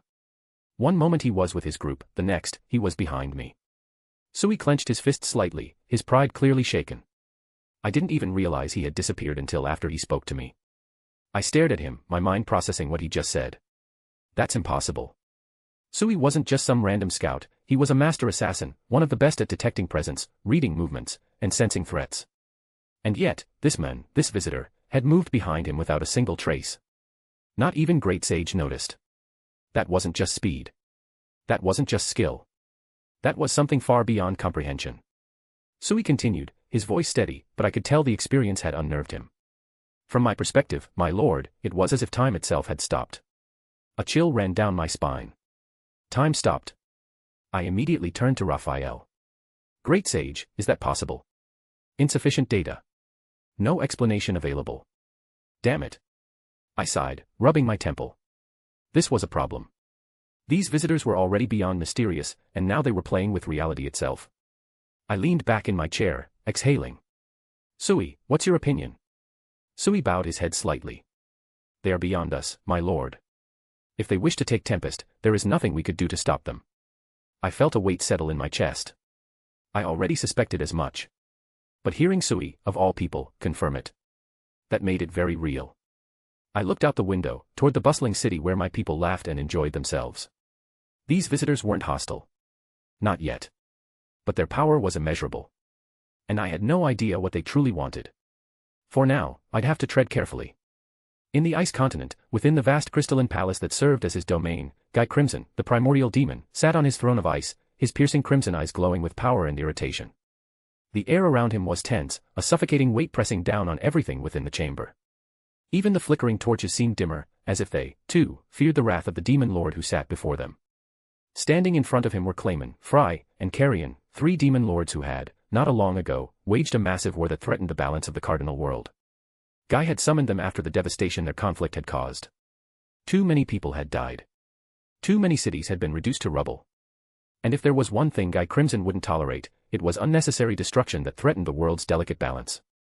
Now, the three demon lords stood before him, their postures tense. Guy spoke first. Tell me, his voice was deceptively calm, yet layered with an unspoken menace. What exactly possessed you three to start an all-out war? What justification do you have for the destruction you've caused? His eyes narrowed, the temperature in the room dropping dangerously low. Even Fry, who had a natural resistance to the cold, felt a chill run down her spine. There was a brief silence. Then, Clayman, the most cowardly of the three, stepped forward first. Clayman, always one to weave a story to his advantage, bowed deeply before Guy, trying to look as humble as possible. Oh great Guy Crimson, I assure you, I had no intention of causing widespread destruction. I was merely seeking to expand my domain. Smash. Before he could finish, a shockwave erupted from Guy's throne as he slammed his fist against the armrest. The force alone was enough to crack the ice beneath them. Bullshit. Guy's voice was now ice cold, his crimson eyes glowing with fury. Expanding your domain. You waged war, Clayman. Don't sugarcoat it. Clayman flinched, sweat forming on his forehead. But he quickly recovered and forced a nervous smile. I admit, I may have been a bit ambitious. He straightened, regaining some of his composure. But I had my reasons. Arion has always been a wild beast with no regard for order, and I thought it was time someone put him in his place. Arion growled, but before he could lash out, Fry stepped in. Fry, the Harpy Queen, took a step forward, her expression calm but firm. I won't lie to you, Guy. I joined this war because I saw an opportunity. Her golden eyes were sharp, unyielding. Guy leaned back, unimpressed. Elaborate. Fry crossed her arms and continued. I knew that whether I got involved or not, Clayman and Arion would fight. That's just the kind of people they are. She shot them both a glance. If I stayed out of it, the balance of power among the demon lords would shift unpredictably. So I intervened, to ensure that no one came out too strong. Guy raised an eyebrow. So, you're telling me that you threw yourself into a war, not for personal gain, but to maintain balance? His tone was mocking, skeptical. Fry smirked. I wouldn't say I had no personal gain. But yes, that was part of it. Guy studied her for a moment, then turned to Carrion. Carrion, the Beast King, was not one to make excuses. Unlike Clayman, who tried to manipulate the conversation, and Fry, who calculated her involvement, Carrion was straightforward. He crossed his arms and met Guy's gaze head-on. I fought because I had to. Guy's eyes narrowed. You had to. Carrion nodded. Clayman provoked me, and I wasn't going to sit back and let him take what's mine. The Beast Kingdom is my responsibility. My people are my responsibility. If I let some arrogant puppet master push me around, then I don't deserve to rule. Guy tapped his fingers against the throne's armrest. So, your answer is simply pride. Carrion smirked. Call it what you want. But I wasn't about to let Clayman walk all over me. Guy listened to each of their explanations carefully. Clayman was power-hungry and reckless. Fry was calculating and opportunistic. Carrion was stubborn and prideful. Each had their own reasons, but none of them justified the sheer scale of destruction they had caused. Guy let out a long, deep sigh, rubbing his temples. You three are ridiculous. They flinched. I don't care about your excuses. What I care about is balance. And because of your little war, the balance of the cardinal world was thrown into chaos. The temperature in the room plummeted again. So, here's how this is going to go. He pointed at Clayman. You're going to compensate for the destruction you caused. Your army wrecked cities, and I expect you to make amends, personally. Clayman swallowed hard but nodded rapidly. Oh, of course. Anything you say, Lord Guy. Guy then turned to Fry. Since you claim you were only maintaining balance, you'll help restore it. That means you will oversee the rebuilding of the cities affected by your war. Fry sighed but didn't argue. Fine. I'll do it. Finally, Guy's gaze locked onto Carrion. And you? Beast King. If you're so proud of your people, then you'll be responsible for protecting the lands affected by the war. Until they are stable again, you'll personally oversee their safety. Carrion grunted. TCH. If that's what it takes, then fine. Guy leaned back, satisfied. Good. Because if any of you dare to start another war like this again. His crimson eyes flared, and a monstrous pressure filled the room. I won't bother asking for explanations next time. Silence. Then, slowly, the three demon lords nodded in understanding. The war had ended. Balance had been restored, at least for now. Chapter 111, Another Unexpected Visit. As Arion and his lovers enjoyed their time in Tempest, exploring the city and immersing themselves in its vibrant atmosphere, they kept a subtle but constant eye on the ongoing events back home and across the world. Using their telepathic link and various spells of observation, they remained aware of everything unfolding, especially the interactions of Guy Crimson with the other demon lords. While shopping in one of the quaint shops, admiring the craftsmanship of Tempest vendors, the moment came when the war's aftermath became the center of attention. Arion's mind shifted briefly, focusing in on the ice-cold exchange between Guy Crimson and the three warring demon lords, Clayman, Fry, and Carrion. The scene unfolded as though a lesson of cosmic balance, and Arion couldn't help but feel a sense of respect for Guy's approach. He turned to his lovers, who were scattered around the bakery, enjoying freshly baked pastries. With a soft chuckle, he whispered. Well, at least Guy gave them a good judgment. Velzard, who had been savoring a soft bun, looked up at him, her piercing gaze giving away nothing but a small smirk played at the corners of her lips. Yeah, Guy doesn't mince words. It's rare to see someone hold the line like that, she said, raising an eyebrow at the tension in Guy's decision. But you know, it's exactly what those three needed. No fluff, just pure responsibility. Testarossa, ever the sharp observer, added with a faint smile, it was a very Guy Crimson approach, dominance, clear accountability, and a touch of terrifying power. No one ever questions him. She lightly tapped her fingers on the table, her expression almost playful. I guess they'll have to swallow their pride now, especially Clayman. That fool always overestimates his own cunning. Arion, who had been watching the situation unfold with a calm demeanor, took a deep breath and nodded thoughtfully. Indeed. Guy's decision was wise, but it wasn't mercy, he's not one to be soft. He knew how to balance punishment with responsibility. Those demon lords will remember their lesson and think twice before causing such chaos again. As he spoke, Carrera leaned in from beside him, her soft laughter filling the space. You can always count on Guy to take action swiftly. I do believe some of them might actually learn something from this, though Clayman may need a bit more time to fully grasp his place in the grand scheme of things. Arion chuckled softly, agreeing with her assessment. True. But at least the world's balance will stay intact, thanks to Guy's intervention. It's a lesson for all of us, in one way or another. With that, he turned his attention back to the humming atmosphere of Tempest, a city that seemed to exude a sense of peaceful vitality. Even though they were on this brief visit, his thoughts remained intertwined with the future, both the here and now in Tempest, and the larger web of events playing out back in the Cardinal world. The clinking of glasses and chatter of the townsfolk echoed through the streets, and Arion couldn't help but admire the beauty of it all. He had long since made peace with the endless struggles that came with power and dominance, and as the air shifted slightly, he looked to his lovers and smiled. No matter how powerful one gets, there's always balance, isn't there? One day we'll need to face this ourselves, but for now, we enjoy the peace. His lovers nodded, each one deeply immersed in the moment, knowing that even amidst the calm and beauty of their time in Tempest, the storms of the world were never too far away. But they were ready. During their stay, things had been relatively peaceful, aside from the occasional pranks from our mysterious guests, especially their leader. Even though I was still wary of them, they hadn't caused any trouble, and my people were starting to relax around them. But just when I thought things were settling down, another massive presence made itself known. It was sudden. An overwhelming energy surged through the skies, approaching Tempest at an alarming speed. The sheer force of it made my entire body tense up, and I immediately stopped what I was doing. I was in my office, drowning in paperwork when I felt it.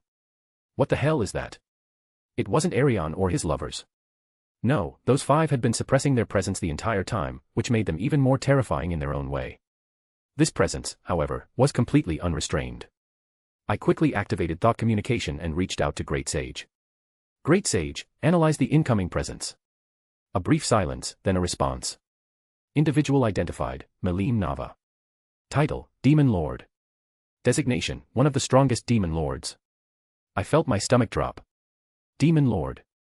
From what I had learned, not all demon lords were equal in power. Some were far above the others, and if Great Sage classified her as one of the strongest, that meant this could be bad. I quickly sent out a thought message to my generals. Benimaru, Sui, Cheyenne, get to the main gate. Now. Benimaru responded almost immediately. Understood, Remuru-sama. Should we mobilize our forces? I shook my head. No.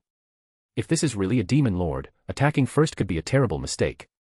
Just as I said that, I made a quick decision. I needed to move this away from Tempest. If this demon lord, Melim, was as powerful as Great Sage claimed, then a single misunderstanding could lead to mass destruction. Without hesitation, I took off into the sky, flying toward an open area a little outside Tempest. I could still see the city in the distance, but if things got out of hand, at least the damage wouldn't reach my people. I barely got into position before. Boom. A massive impact shook the ground as Melim crashed down like a meteor, creating a small crater beneath her feet. Dust and debris scattered in all directions, and when it cleared, she stood there with her hands on her hips, looking at me with an excited grin. You're fast. But I'm faster. I sighed, already feeling a headache coming. I wasn't trying to race you. She tilted her head. Then why'd you fly away? Afraid of me? Her teasing tone made it clear she was enjoying this, but I knew better than to play into her game. I took a deep breath and kept my voice calm but firm. No. I just didn't want Tempest getting caught up in whatever this is. Her grin widened. Oh. You think I'd destroy your city? I narrowed my eyes. Would you? She paused, then suddenly laughed loudly. Pft, bwahaha. You're funny. I blinked. Huh. She wiped a fake tear from her eye, still chuckling. I mean, sure, I could destroy it, but I won't. I just wanted to check you out. I felt an overwhelming sense of relief, but I wasn't about to drop my guard just yet. Check me out. Melim crossed her arms and nodded enthusiastically. Yup. I sensed something super interesting here, so I came to see for myself. I frowned at Melim, my instincts telling me to tread carefully. Alright, so what do you want? Melim placed her hands on her hips, grinning. I saw your fight against the orc disaster. You were interesting, so I decided to come check you out myself. I blinked. That's it. That was her whole reason for showing up with enough power to make my instincts scream at me. Just as I was about to respond. Stop right there, you fiend. A blur of red, black, and purple shot toward us at full speed. Benimaru, Cheyenne, Sui, and Hakuro came flying in, their weapons drawn and their eyes burning with battle readiness. Oh no. No. Don't. Before I could even finish my sentence, Cheyenne swung her greatsword straight at Melim. The world seemed to slow down. Melim didn't move. She didn't blink. She simply tilted her head slightly, just enough to dodge Cheyenne's attack by a hair's breadth. Then, before anyone could react, she flicked her finger forward. Boom.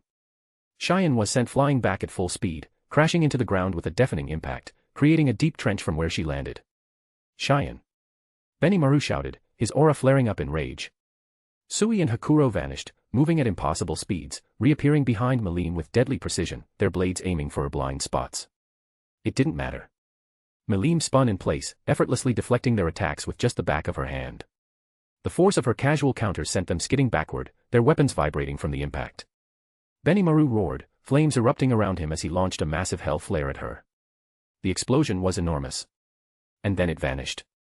Not because Melim dodged. Not because she blocked it. But because she ate it. She chomped down on the attack like it was a snack, swallowing it whole before licking her lips. Not bad. A little spicy. Benimaru froze, his expression shifting from rage to pure horror.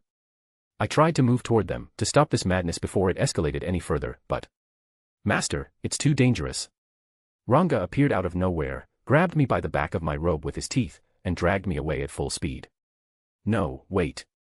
Stop.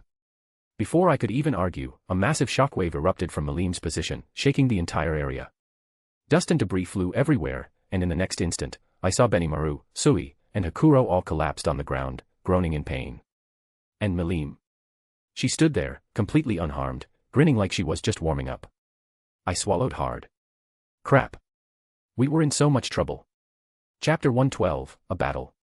While enjoying our time in Tempest, I suddenly felt an incredibly powerful energy signature approaching at high speed. It wasn't just any presence, it was one that could shake the balance of the world. Melim Nava. One of the strongest demon lords, known for her unpredictable nature and immense destructive power. My lovers noticed the shift in my expression. Velzard, who was sipping tea, narrowed her eyes. Testarossa smirked, intrigued, while Ultima and Carrera exchanged glances filled with anticipation. Melim, huh? This should be fun, Testarossa said, twirling a lock of her silver hair. I wonder how Remuru will handle her, Carrera added, grinning. Think he'll fight? Or just try to talk his way out? Velzard sighed. If he's smart, he won't fight. But knowing Melim, she might not give him a choice. I chuckled. Well, let's go see how this plays out. With a mere thought, we vanished from our seats, teleporting near the scene of the unfolding chaos. We reappeared a short distance away, standing midair, completely invisible to all senses. Even Melim, with her Melim eyes, wouldn't be able to detect us. Down below, I saw Remuru flying away from Tempest, leading Melim out of the city. Smart move. If things went south, at least the damage wouldn't destroy his precious home. Then, just as Remuru landed. Boom. Melim crashed into the ground like a meteor, sending debris flying. A massive crater formed beneath her, but she stood completely unharmed, hands on her hips, grinning like an excited child. I smirked. Well, she certainly knows how to make an entrance. She hasn't even done anything yet, and it's already chaotic, Ultima giggled. Just as Remuru was about to speak, his generals rushed in, weapons drawn, immediately attacking Melim.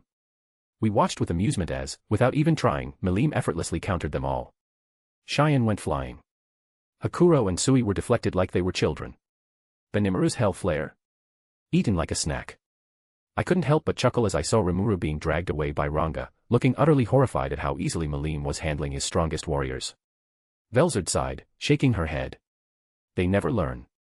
Attacking first when you don't know your enemy's strength, reckless. Carrera grinned. Still, it's pretty fun to watch.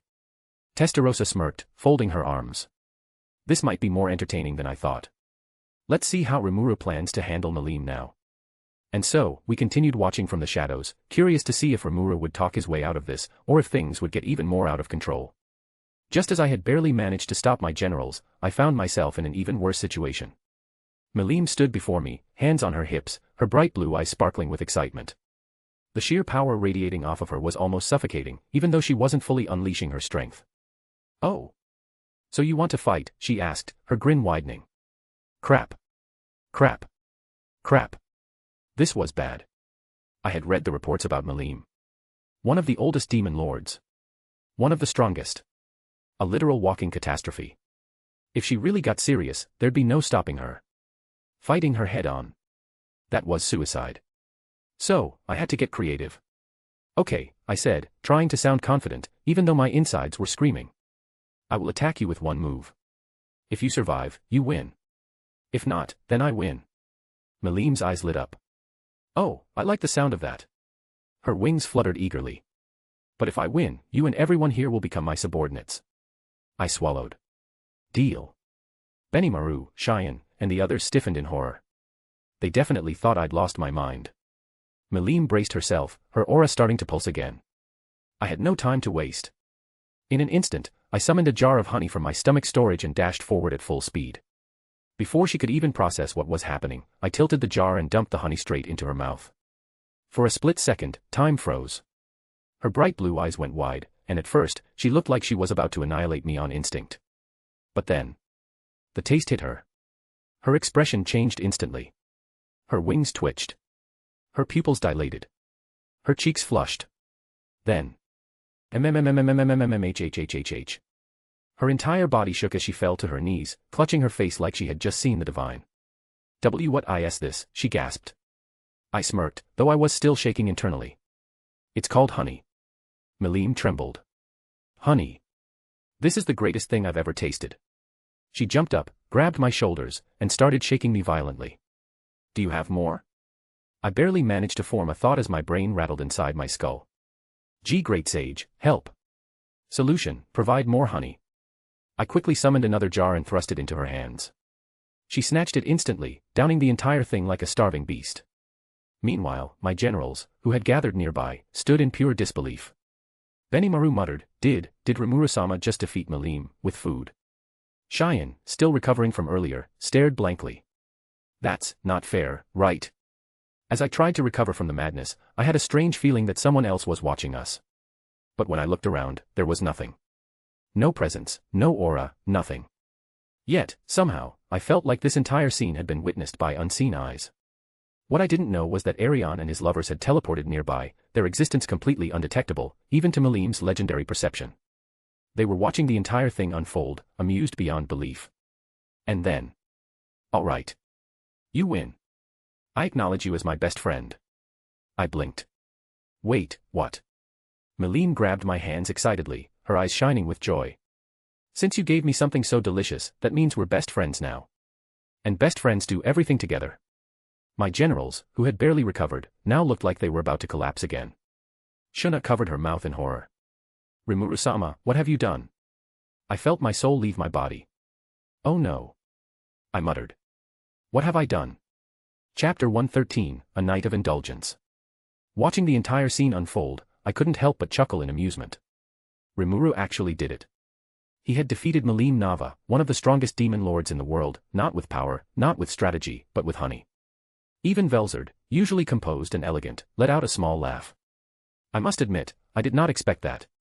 Testarossa smirked. That slime is interesting. Ultima giggled, he tricked her like a child. And it worked. Carrera just shook her head. I was hoping for a fight, but this was entertaining in its own way. Malim was now practically clinging to Remuru, declaring their eternal friendship, while his generals stood frozen, their minds completely shattered. I sighed, stretching my arms. Well, that was fun. We had seen enough. There was no need to intervene. Remuru handled it in the most unexpected way possible. With that, we decided to head back to Tempest, leaving Remuru to deal with his newfound hyperactive best friend. Our vacation wasn't over yet. After an eventful day in Tempest, my lovers and I decided to fully embrace our vacation by indulging in one of the city's finest luxuries, a traditional Japanese-style bathhouse. A private, open-air hot spring awaited us, and with just the 5 of us, it was the perfect place to relax and unwind. The bathing area was exquisite, designed with a blend of natural stone, smooth wooden flooring, and elegant lanterns casting a soft golden glow. Steam rose lazily from the hot water, wrapping around our bodies like a warm embrace, while the cool night air and the scent of cherry blossoms in the distance added to the ambience. I stepped into the water first, feeling the pleasant heat seep into my muscles, and soon, my lovers joined me one by one, each of them radiating unmatched beauty and grace. Velzard, ever the epitome of icy perfection, slid into the water with a sensual elegance, her silver-blue hair cascading down her delicate shoulders like liquid moonlight. The contrast between her cool, smooth skin and the warmth of the water was mesmerizing. She let out a soft sigh, leaning back slightly, her exquisite curves subtly accentuated by the water's gentle movement. Testarossa followed next, her crimson eyes glinting with amusement as she ran a hand through her damp, silky silver hair. Her voluptuous figure, perfectly balanced with a natural elegance, was on full display as she stretched her arms, allowing the water to caress her flawless, porcelain-like skin. She smirked at me, knowing full well the effect she had. Enjoying the view, Arion, she teased, her voice smooth as velvet. Ultima, the most playful of the group, grinned mischievously as she stepped in, the water rippling around her petite yet seductively toned figure. Her amethyst eyes gleamed, and she pressed herself against me, resting her head on my shoulder. This feels so nice, she purred, her soft skin brushing against mine as she sighed in satisfaction. Carrera, ever the confident and fiery one, entered last. Her sharp golden eyes softened as she let the warmth of the bath envelop her. She was athletically built yet stunningly feminine, with a sculpted, toned form that exuded power and allure. The way the water trickled down her curves made her look even more breathtaking. For once, I have to admit, this is perfect. She smirked, leaning against the edge of the bath, her long, shapely legs partially visible beneath the water's surface. I smirked, wrapping an arm around Velzard's waist as I relaxed completely, taking in the perfection surrounding me. I did promise you all a good time, didn't I? Velzard chuckled, trailing her cool fingers over my chest. And you always deliver. Testarossa smirked, as he should. After all, we are his queens. Ultima giggled, tightening her embrace. And since we have this bath all to ourselves, we should enjoy every moment. Carrera let out a rare, content sigh, closing her eyes. Agreed. The combination of the steamy water, the enchanting moonlit atmosphere, and the presence of my breathtaking lovers made this night one of pure indulgence and bliss. After the bath we made it to our room. Velzard was by the mirror drying her hair. I approached her and started kissing her on her neck while blowing on her ear. She started moaning. Testarossa, Ultima, and Carrera then approached us, then I started kissing them one by one while letting my hand examine every inch of their bodies. Chapter 114, A Brewing Threat. The morning had started peacefully. My lovers and I were seated at a private dining area in one of Tempest's finest establishments, enjoying a delightful breakfast. The air carried the rich aroma of freshly brewed tea and warm pastries. Velzard, with her usual grace, sipped her tea elegantly, her icy blue eyes glowing with quiet amusement. Testarossa and Carrera, meanwhile, were engaged in a playful debate over who had the superior dish, while Ultima hummed happily, occasionally stealing bites from my plate with a mischievous grin. Just as I was about to take another bite, a sudden explosion of noise disrupted the peaceful atmosphere. A deep, resounding thud echoed through the town, followed by startled gasps and hurried murmurs. I expanded my senses, quickly locking onto the scene of the disturbance. My gaze flickered with amusement as I saw Malim standing triumphantly over a beaten Phobio, who lay sprawled across the ground. I could also see Rigard nearby, looking shaken but unharmed. I smirked. Well. It seems Malim just taught someone a lesson. Testarossa, always quick to pick up on my tone, raised an eyebrow. Oh. Who's the unlucky victim? Carrera lazily turned her attention outside before breaking into a grin. Ah. Phobio. One of Carrion's subordinates. Ultima, ever the playful one, giggled as she propped her chin on her hands. Ooh, what did he do to piss off Malim? I focused again, picking up the details. It looks like he tried to attack Rigard. Velzard's serene demeanor remained unchanged, but there was an edge to her voice. Attacking a leader of Tempest. Foolish. Curious to see how Remuru would handle the situation, we teleported closer, shrouding ourselves in an unseen state. Even Malim's keen senses wouldn't detect us.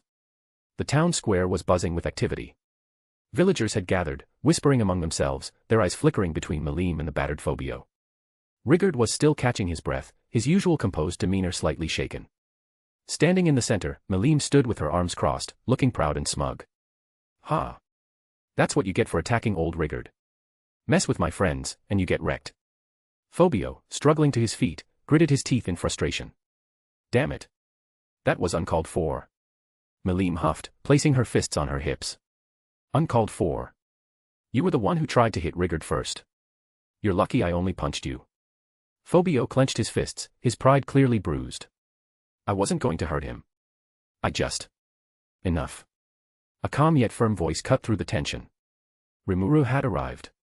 His expression was a mix of exasperation and concern as he quickly assessed the situation. His gaze first landed on Rigard, ensuring he was unharmed, before shifting to Malim and Phobio. Malim, did you really have to punch him? Malim puffed out her cheeks, looking almost offended. Of course. He was being a jerk. Phobio, seizing the moment, straightened up and pointed at Malim. Lord Remuru. She's the one who attacked me. I demand justice. Malim's sharp glare nearly made him flinch. Ha. You're the one who tried to attack Rigard. Don't act like the victim now. Remuru sighed, rubbing his temples. Phobio, is this true? Phobio hesitated, then reluctantly lowered his gaze. I was just frustrated. I didn't actually mean to hurt him. Remuru exhaled slowly before turning to Melim. Look, I appreciate you standing up for Rigard, but we can't go around punching people in the middle of town. Melim pouted, crossing her arms. TCH. You're no fun. Watching from the shadows, I chuckled. Melim truly was a force of nature. Testarossa smirked. Remuru's struggling to keep her under control. Quite entertaining. Carrera stretched lazily, amused. Should we interfere? I shook my head. No. Let's see how Remuru handles this. Ultima giggled beside me. This is turning into quite the show. As we silently observed, I couldn't help but admire Remuru's composure. He was still new to dealing with powerhouses like Melim, but if he could handle her without things escalating, it would prove just how capable he really was. With the commotion settled, my lovers and I returned to our breakfast, leaving Remuru and his people to handle their affairs. The meal had gone slightly cold, but that didn't seem to bother Testarossa, who gracefully sipped her tea, nor Carrera, who was happily devouring the last of her food without a care in the world.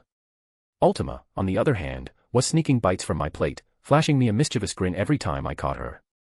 Velzard, as elegant as always, simply smirked knowingly, enjoying the light-hearted atmosphere. However, just as I was about to take another bite, a ripple of magic resonated in my mind, a direct message from Diablo. His smooth, almost playful voice echoed within my thoughts. Lord Arion, it seems we have some familiar troublemakers in the Jura Forest. My spies have spotted Footman and Tyr lurking about. I paused mid-bite, my eyes narrowing slightly. The Harlequin Circus. They never seem to learn, always scheming in the shadows, playing their twisted little games. Did they engage in any hostilities? I asked mentally. Diablo's tone remained calm yet laced with amusement. Not yet, my lord. But their presence alone suggests they might be plotting something. What are your orders? I set down my cup, my fingers tapping lightly against the table as I considered. Tell the spies to keep watch but not to engage. I want to know exactly what they're up to before we act. The Harlequins enjoy their little tricks, but I won't tolerate them interfering with our affairs. Diablo chuckled. As expected. I will relay your orders. I shall await further instruction. With that, the message ended. I exhaled, leaning back in my chair as my lovers took notice of my shift in demeanor. Ultima, resting her chin in her hands, tilted her head curiously. What is it? You look like you're about to murder someone. Carrera grinned. Ooh, is there a fight coming? Please tell me there's a fight. Testarossa sighed, giving Carrera a disapproving glance before turning to me. Something troublesome, I assume. Velzard, who had already sensed the shift in my mood, took a slow sip of her tea before speaking in a composed tone. More fools making a move. I nodded. Footman and Tyr have been spotted in the Jura Forest. They might be up to something. Velzard's expression remained calm but calculating. So they still linger in the shadows, interesting. Carrera licked her lips in excitement. You sure I can't just go and blast them? I won't kill them. Maybe. I smirked, shaking my head. No. For now, we watch. If they make a move, then we'll act. Ultima giggled. That means we still get to enjoy our vacation. Testarossa sighed, relaxing. Good. I was just getting used to the comforts of Tempest. I leaned back, a small smile forming. For now, we would wait. But if the Harlequins thought they could scheme without consequence, they were gravely mistaken. Chapter 115, A Fool's Bargain, The Birth of a Pawn. Fobio walked through the dense trees of the Jura Forest, his fists clenched in frustration. Even after days had passed, the humiliation still burned in his chest. Melim had crushed him, effortlessly, without even acknowledging him as a threat. The mere thought of it made his blood boil.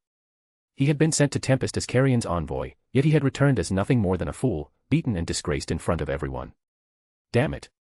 He muttered under his breath, kicking a rock out of his way. I swear, I'll get stronger. I'll make her pay for this. His pride demanded it. He couldn't just let this go. As he continued his journey back toward Eurysania, his senses suddenly tingled. A presence. No, two. Before he could react, laughter echoed through the trees, sickly sweet and filled with malice.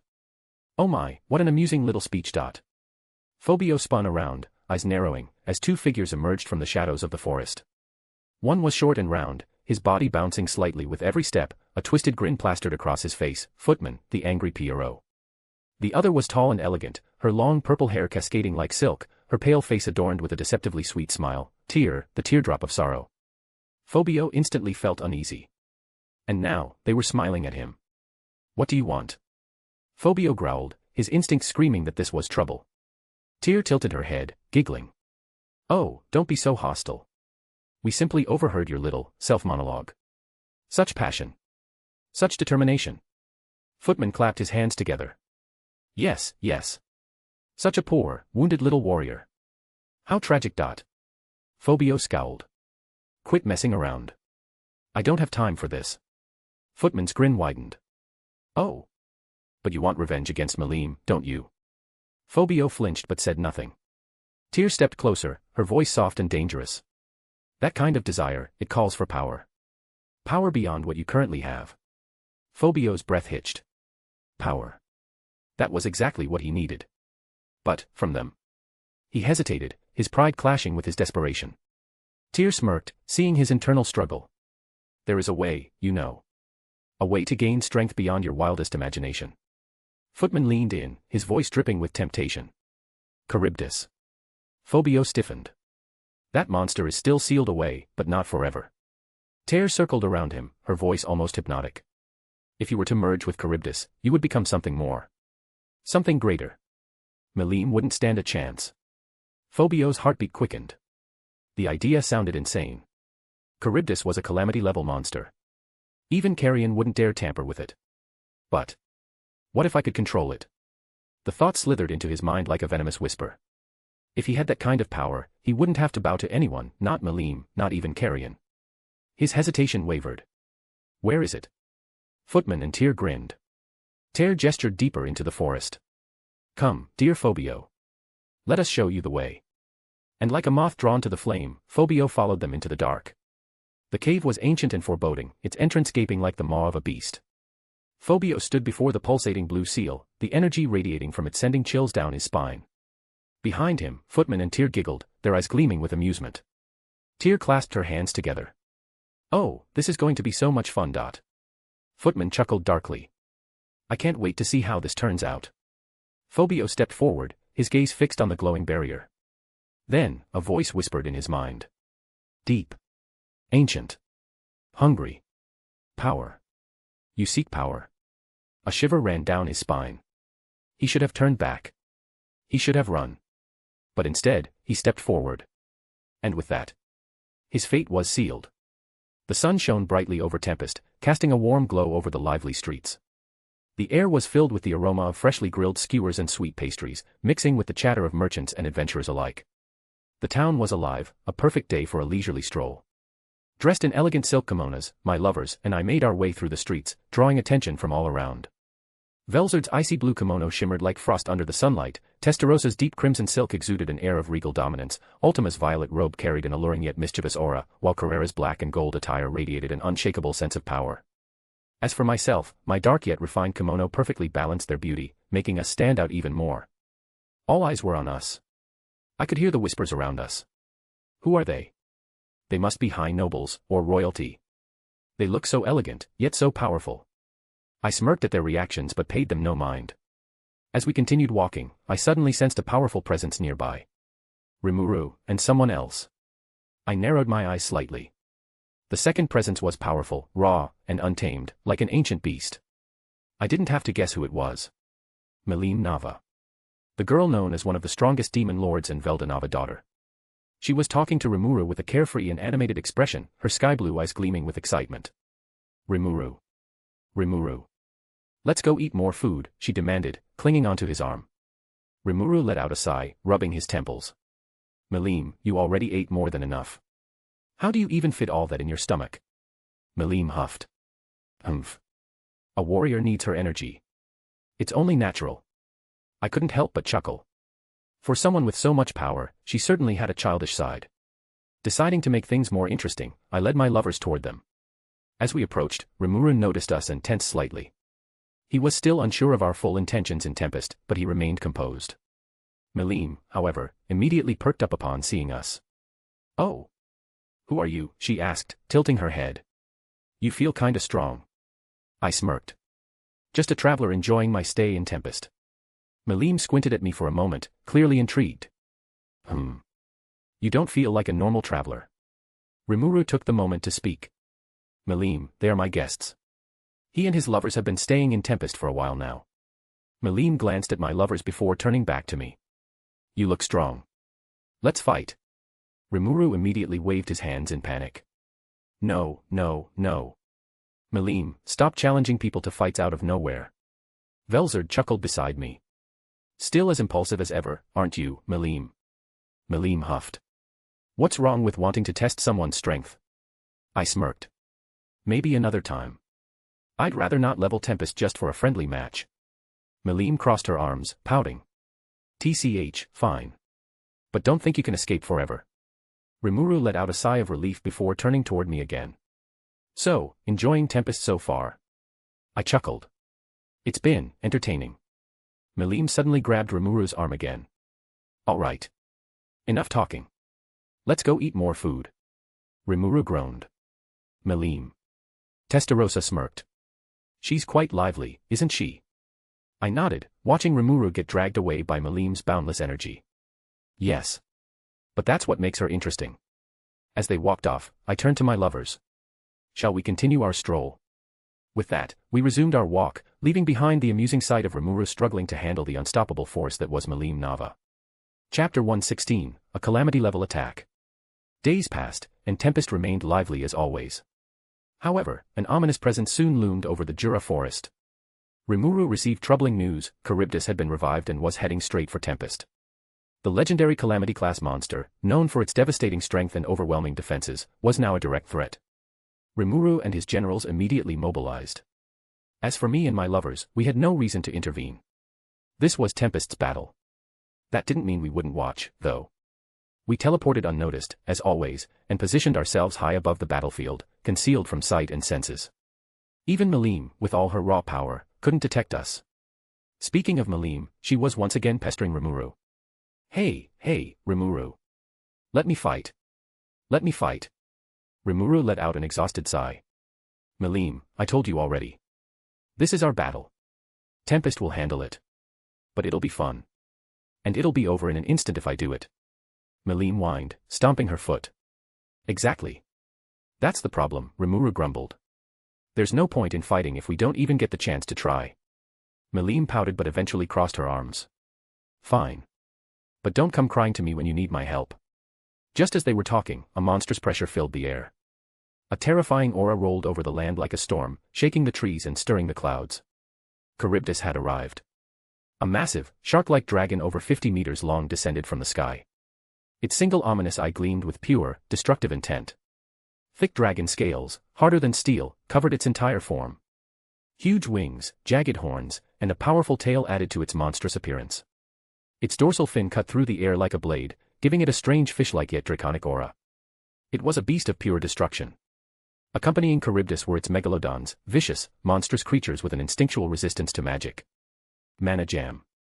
A unique skill that greatly reduced the effectiveness of magical attacks, making direct spells useless. Gravity Manipulation. Ultra Speed Regeneration. Physical Attack Resistance. It was clear that this was no ordinary battle. Remuru's generals, Benimaru, Cheyenne, Sui, Hakuro, and Ranga, immediately moved in. Their strategy was simple: eliminate the megalodons first. Benimaru summoned scorching infernos, slicing through multiple megalodons with his flaming katana. Cheyenne tore through them with raw strength, her devastating blows shaking the battlefield. Sui was a shadow, his razor-sharp wires dancing in the air, cutting through the creatures before they could react. Hakuro moved with precision, each sword strike flawless, eliminating threats with pure technique. Ranga became a storm incarnate, his tempest howl ripping through enemies. Within minutes, the megalodons were wiped out. However, Charybdis itself was another matter. It moved with terrifying speed for its size, using its scales as projectiles, raining destruction upon the battlefield. The generals dodged and countered, but every time they managed to damage the monster, its ultra-speed regeneration would kick in, restoring it in moments. Remuru finally decided to step in. Remuru analyzed the situation and made his move.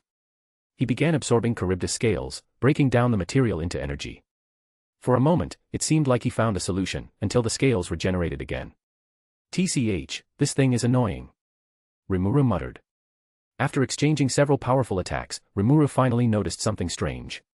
From within Charybdis' core, a human voice was screaming. Milim. I will kill Milim. Remuru's eyes widened. Wait. Is that Phobio? The realization hit instantly. Charybdis wasn't just here for destruction, it was specifically after Melim. While the intense battle had been raging, Melim had been peacefully napping under a tree. Remuru, shaking his head, walked over to her and nudged her awake. Melim, wake up. Melim grumbled, pretending she hadn't been asleep. I wasn't sleeping. I was, conserving energy. Remuru sighed. Whatever. Listen, Charybdis is here for you. Melim blinked. Huh? For me? Yeah. And inside of it is Phobio. Melim sat up, her expression blank for a moment. Then, she grinned. So I can fight it now, right? Remuru rolled his eyes. Just don't destroy the core. We need to get Phobio out. Melim pumped her fists. Got it. Standing up, Melim cracked her knuckles and took a deep breath. In an instant, her aura erupted, a force so overwhelming that even Charybdis seemed to pause. Everyone in Tempest stopped to watch. Melim raised a single hand. A faint glow gathered in her palm. Then, in a blink, she unleashed a single dragon nova. A devastating, blinding beam of pure destructive energy shot forward, piercing straight through Charybdis. Boom. The sky shook. A powerful shockwave blasted through the battlefield, and in an instant, Charybdis was obliterated. Its body was completely shattered into glowing embers. And from the remains, Phobio's unconscious body fell through the sky. Remuru moved instantly, catching Phobio before he could hit the ground. Melim landed beside him, hands on her hips. See. Easy, she said proudly. Remuru let out a sigh of exhaustion. Yeah. Thanks, Melim. From our hidden vantage point, I chuckled. Velzard smirked. Well, that was overkill. Testarossa folded her arms. As expected of the so-called destroyer. Ultima grinned. That was fun to watch. Carrera scoffed. It was too easy for her. I simply smirked. Entertaining, nonetheless. With that, we turned away and vanished into the shadows, leaving Remuru and his people to handle the aftermath. After the dust had settled, Tempest stood victorious. The remains of Charybdis and its megalodons lay scattered across the battlefield. The battle was over, but the story wasn't finished just yet. As the sun began to set, Arion himself arrived in Tempest. The Beast King of Eurasania, a towering figure of pride and power, strode forward with an air of authority. His golden mane swayed as he walked, his sharp lion-like eyes scanning the battlefield before settling on Phobio's unconscious form in Remuru's arms. Arion let out a deep sigh. I see he caused you a lot of trouble. Remuru gave a tired chuckle.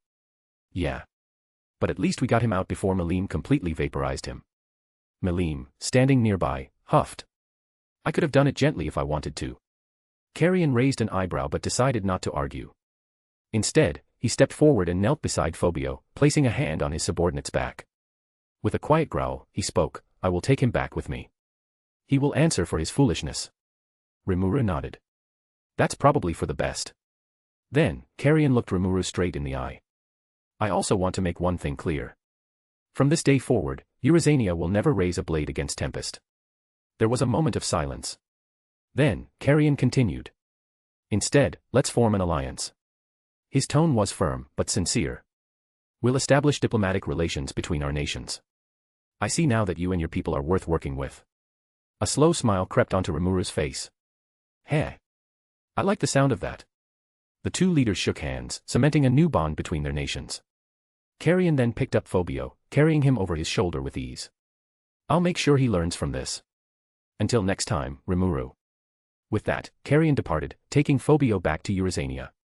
With the battle behind them and an alliance formed, Tempest shifted from battlefield mode to celebration mode. The megalodons, once monstrous foes, were now about to become the main course. Hakuro, the master swordsman, took center stage. With his katana gleaming under the lantern lights, he stood before the massive remains of the giant sharks. Now, allow me to demonstrate. A hush fell over the crowd as Hakuro took his stance. Then, he moved. Swish. In the blink of an eye. His blade flashed. For a moment, no one could even see what had happened.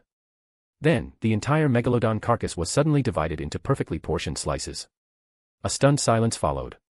Then, in an instant. Ooh. The entire crowd erupted in applause. Even Remuru clapped, impressed. Damn, Hakuro. That was clean. Cheyenne pouted.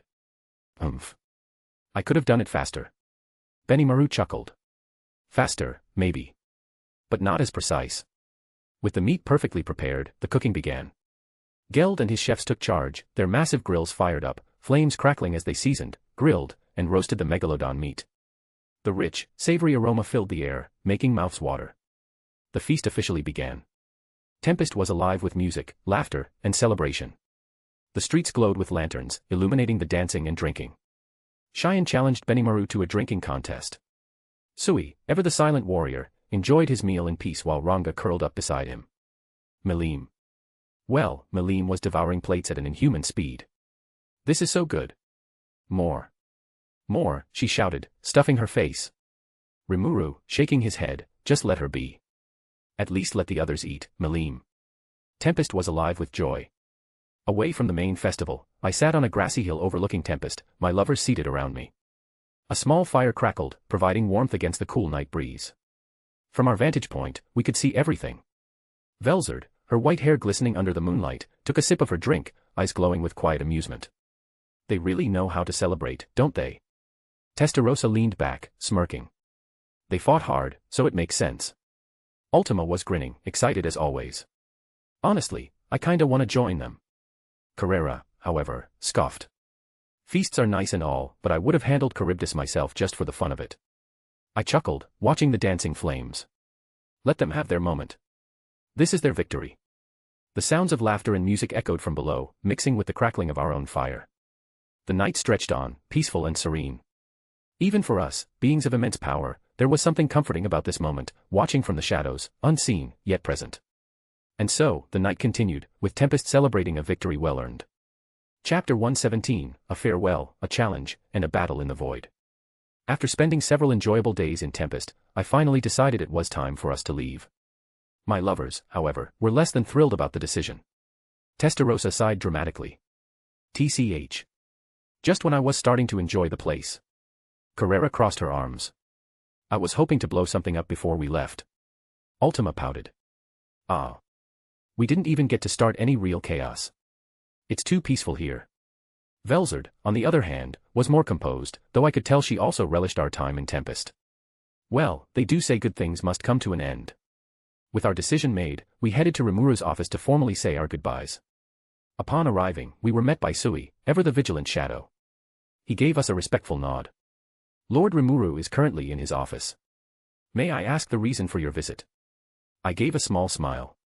Just let him know we'd like to talk before we leave. With a quick flicker of movement, Sui vanished into the shadows and relayed the message to Remuru. Moments later, he reappeared. Lord Remuru said you may enter. We stepped inside, and immediately, I could see the organized chaos that was Remuru's office. Stacks of paperwork covered his large desk, and Remuru himself sat behind it, looking mildly exhausted. He leaned back with a lazy wave. Yo. Have a seat. We settled in, and right on cue, Shuna gracefully entered, bringing tea and snacks.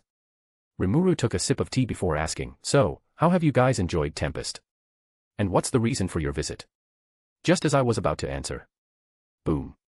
The office doors exploded open as Melim charged in like a hurricane. Remuru. I'm hungry. Remuru let out the deepest sigh yet, rubbing his temples as if this was his daily suffering.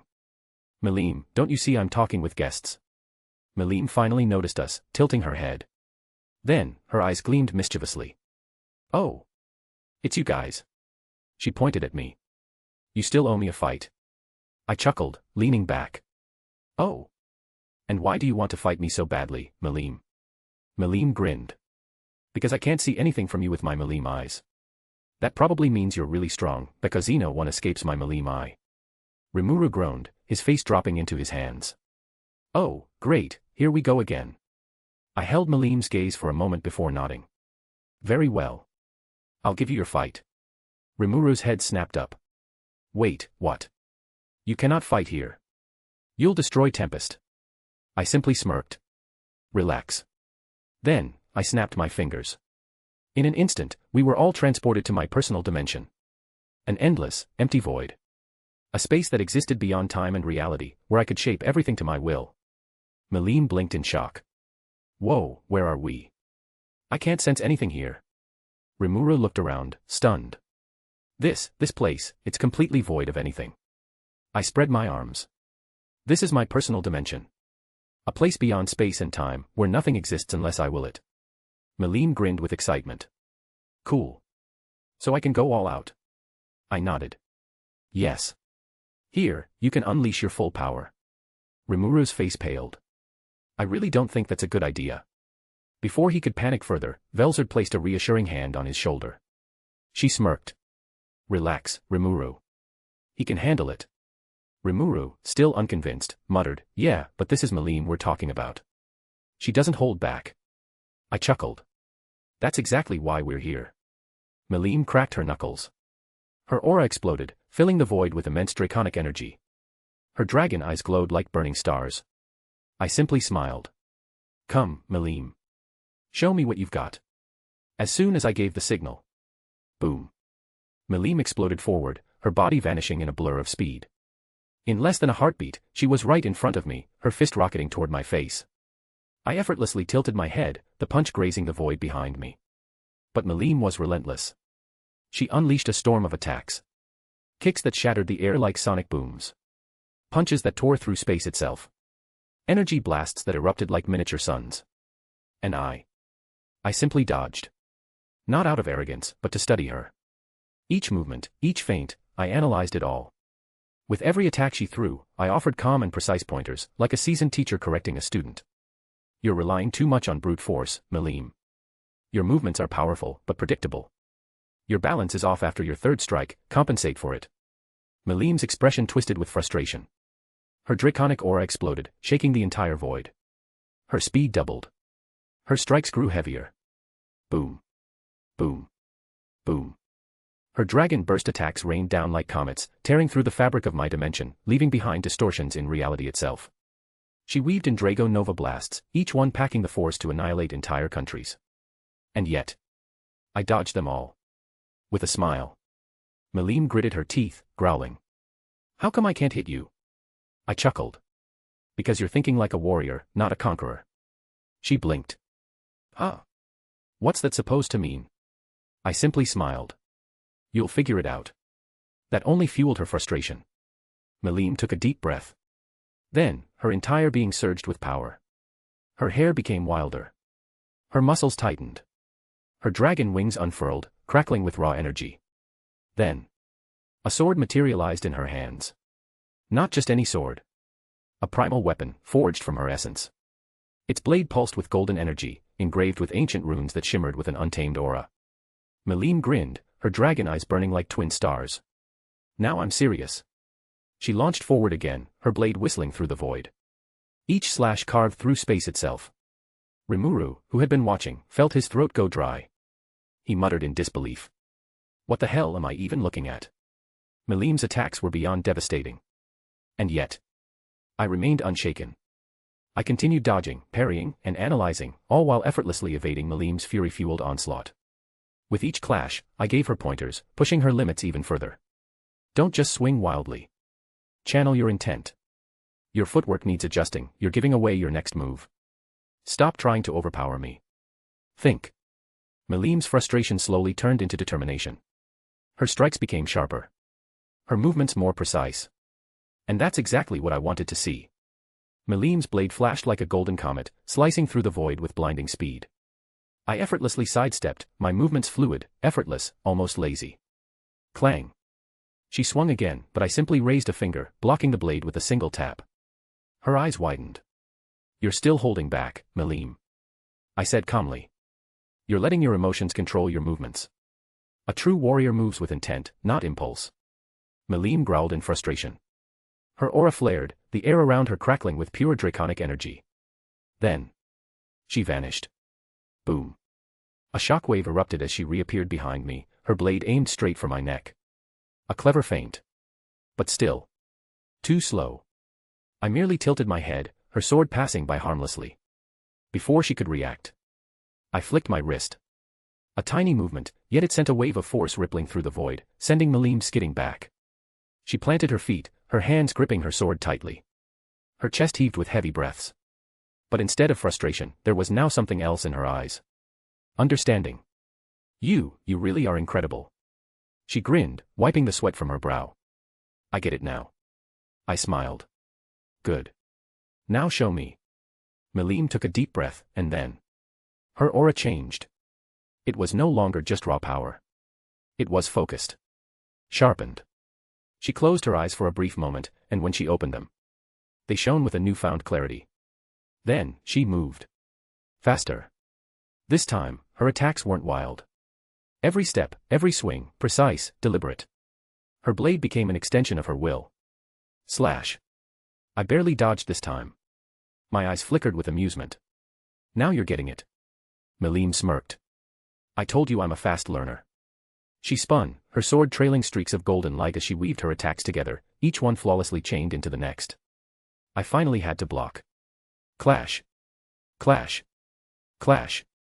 Sparks erupted with every impact, the sheer force of her strike sending shockwaves through the void. I could see Remuru watching, his mouth slightly open. She's improving in real time. This is insane. He muttered. Velzard smirked beside him. Of course. This is how a true warrior learns. Melim's attacks were now flawless. She had evolved in the span of mere minutes. But there was one last lesson she had to learn. I stopped dodging. I stood still as she charged, her ultimate attack ready. Drago Nova.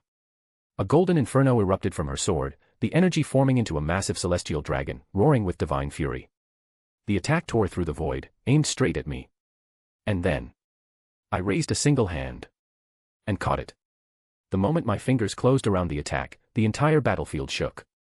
The Drago Nova shrieked, struggling against my grip. And then, I crushed it. The attack dispersed into nothingness. Silence. Melim stared in shock. What? I looked at her, my expression calm. Raw power isn't enough, Melim. You must understand how to control it. Otherwise, you'll always be a reckless force rather than an unstoppable one. Melim's fists clenched. Then, she smiled. A genuine, excited grin. I get it now. She said. You've been teaching me this entire time. I chuckled. Of course. You're strong, Melim. But now, you're learning how to be unstoppable. She exhaled, relaxing her stance. Then she grinned even wider. Heh. This means I'll definitely win next time. Remuru sighed dramatically. Please no, next time. You two nearly gave me a heart attack.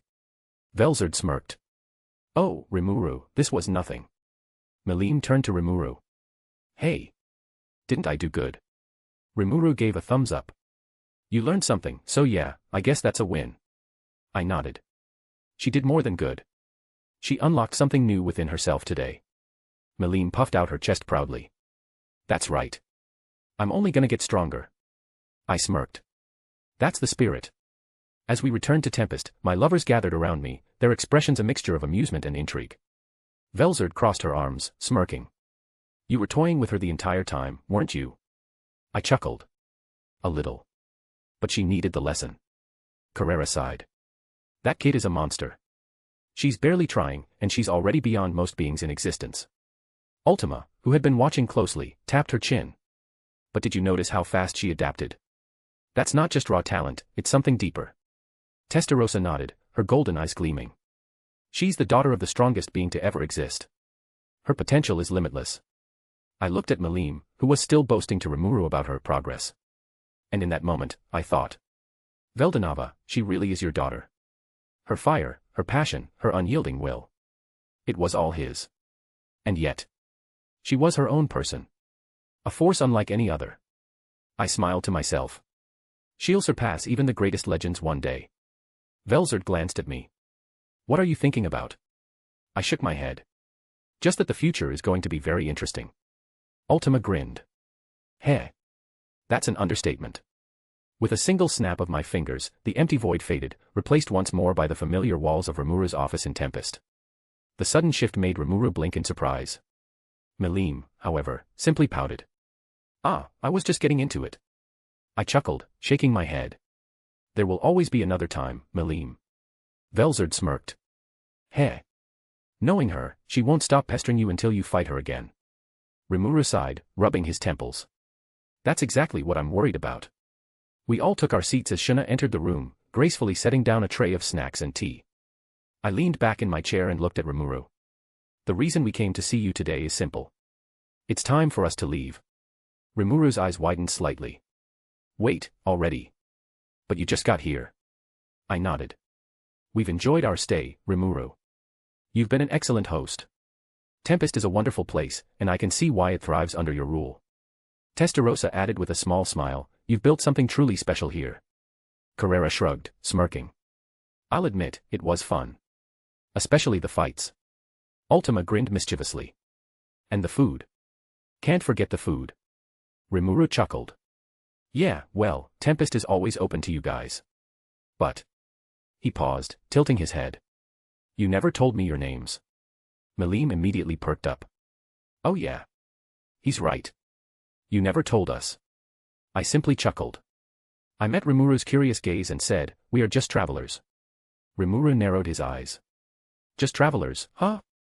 Melim pouted. That's no fair. You gotta at least tell me your name if we're gonna fight again. I smirked.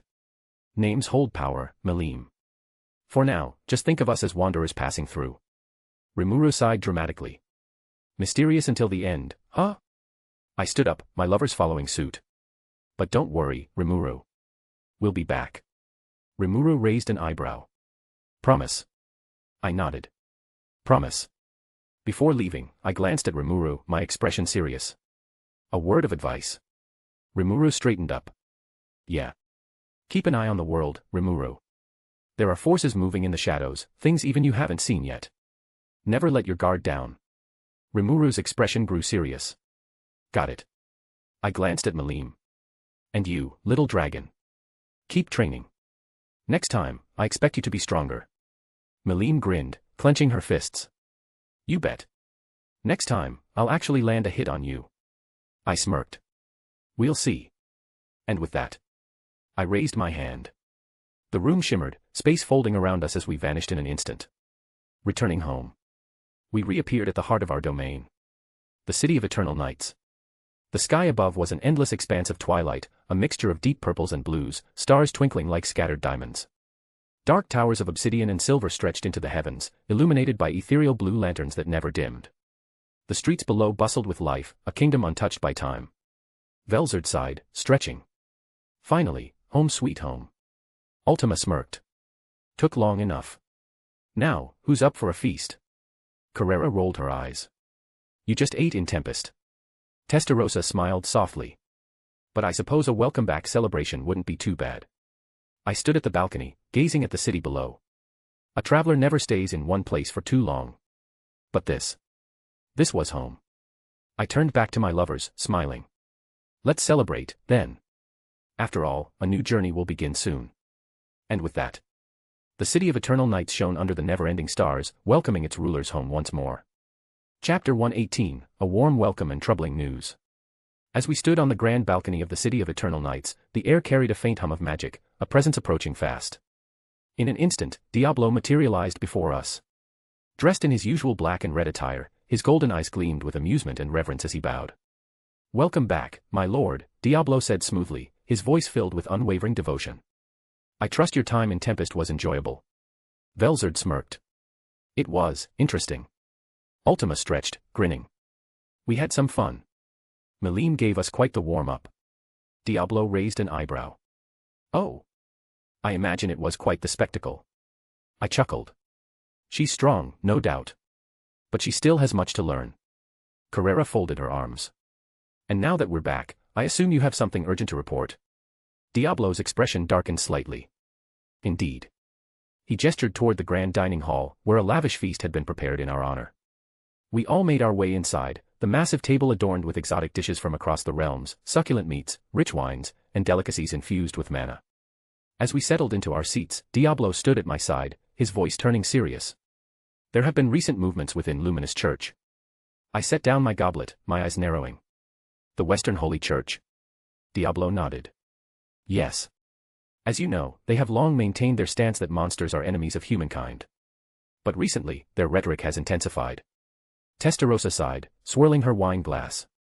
TCH, typical zealots. Ultima pouted. We could just burn them down, you know. Diablo smirked but shook his head. Tempting, but unnecessary, for now. I leaned forward, resting my chin on my hand. What exactly have they been doing? Diablo's expression sharpened.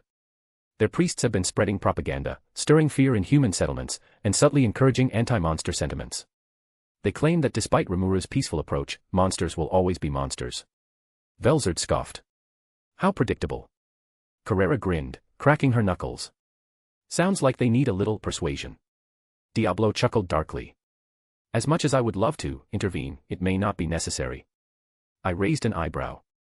Oh. Diablo nodded. Luminous Valentine herself has remained silent on the matter. While the church spreads its rhetoric, she has yet to make any move. That was interesting. I leaned back, thinking. Luminous was no fool. Despite ruling over a human-based religion, she was a monster herself, one of the oldest and strongest demon lords. If she hadn't acted, it meant one of two things. She was allowing the church to stir trouble for her own reasons. She was unaware of the full extent of their actions. Neither scenario sat well with me. We'll keep an eye on this, I finally said. For now, we observe. But if they take it too far, we'll step in. Diablo grinned. As expected of you, my lord. Ultima smirked. Can't wait. Carrera chuckled. Let's hope they give us a reason. Velzard simply sipped her wine, watching me.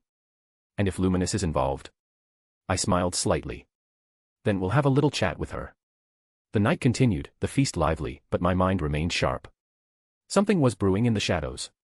Some time after our return to the City of Eternal Nights, my spies reported something intriguing. Remuru had traveled to Blumund.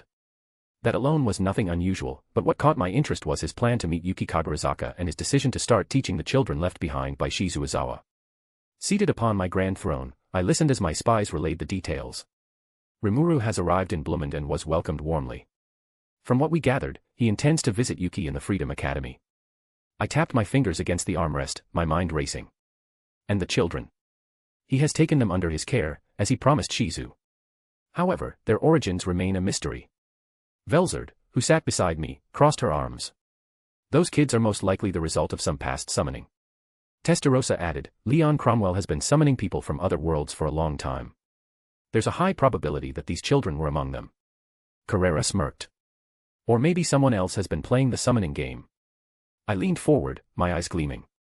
Either way, we'll get to the bottom of it. Ultima grinned. Should we just abduct one of the kids and find out? Diablo chuckled darkly. Now, Ultima. That would be too direct. Our lord prefers a more elegant approach. I smirked. Exactly. We will observe first. If needed, we'll act. Turning my gaze to my spies, I gave my next command. Continue monitoring Remuru and Yuki. I want every move they make documented. If there is a deeper plot at work, we will uncover it. The spies bowed. As you command. As they vanished into the shadows, Velzard leaned toward me. Do you think Yuki is hiding something? I exhaled slowly. That man is always hiding something. But whether he's a direct threat or just another schemer, we'll find out soon enough. A storm was brewing in the background of this peaceful front. And I intended to be ready.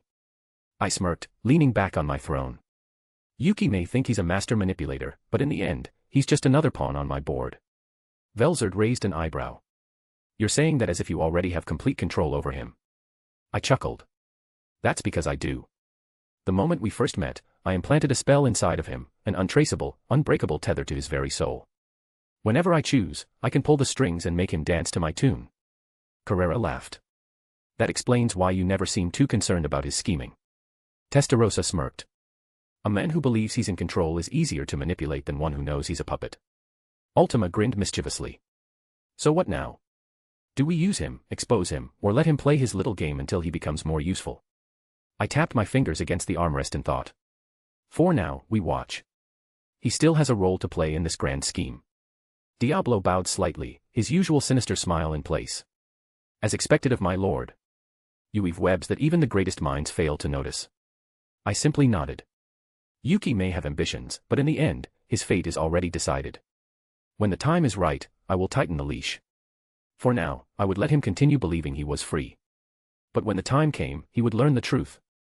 That his will was never truly his own. Chapter 119, The Eminence in the Shadow Strikes. I sat back, absorbing the report from my spies. So, the cardinal world is stirring once again, and the 7 luminaries have been moving from the shadows. Velzard crossed her arms, her expression cold. I never trusted that Western Holy Church. Their hypocrisy runs deeper than most realize. Testarossa chuckled, swirling a glass of wine in her hand. Sabotaging their own people. That's amusing. It only proves how fragile their grip on power truly is. Ultima pouted. So they got rid of Adalman and Albert because they were afraid of being surpassed. That's pathetic. Carrera smirked. Humans do love their politics. But these 7 luminaries, if they're strong enough to train chosen heroes, we can't just ignore them. Diablo nodded, his crimson eyes gleaming. They are relics of an old order, clinging to power through deception and fear. But their game is ending. I exhaled, deep in thought. Luminous allowed them to operate, but it seems they've gone beyond their purpose. They manipulated the Crusaders, eliminated rising talents, and even dared to dispose of Adalman and Albert, who could have been great assets. I glanced at my gathered subordinates. For now, we continue watching. But I have a feeling that soon enough, we may need to intervene. Velzard smirked. And when that time comes. I smiled darkly. Then, the legends of the 7 luminaries will truly fade into myths. As the reports continued to roll in, I couldn't shake the growing sense of annoyance at Yuki's constant scheming. Manipulating Hinata into thinking Remuru had killed Shizu. That was the last straw. Enough of this nonsense, I muttered under my breath, sitting at my desk as the latest update settled in. My lovers, the Eminence in the shadow, were quietly watching me from across the room, sensing my growing frustration. Yuki is playing a dangerous game, Testarossa remarked, her voice sweet but laced with malice. He thinks he can manipulate the world like a puppet master, but it's time for someone to teach him what happens when you pull the wrong strings. Indeed, Velzard added, her icy blue eyes narrowing in disdain. He may think he's the cleverest in the room, but he forgets that there are those who are much more skilled at subtlety and control. It's almost cute, isn't it? Carrera grinned, her sharp teeth flashing. Yuki thinks he can mess with everyone without consequences. He's forgotten who's watching from the shadows. A small smile crept onto my face as I turned my attention to my lovers. They were exactly right. Yuki was getting cocky, thinking that his manipulation of Hinata and the merchants would go unnoticed. But he had no idea who he was dealing with. I think it's time to remind him that not everything goes according to his plan, I said, standing up. I'll send the Eminence in the shadow to teach him a lesson. He needs a firm reminder of what happens when you mess with those who don't take kindly to such tricks. Testarossa's eyes lit up with excitement. Oh, I can already imagine the look on his face when we show up.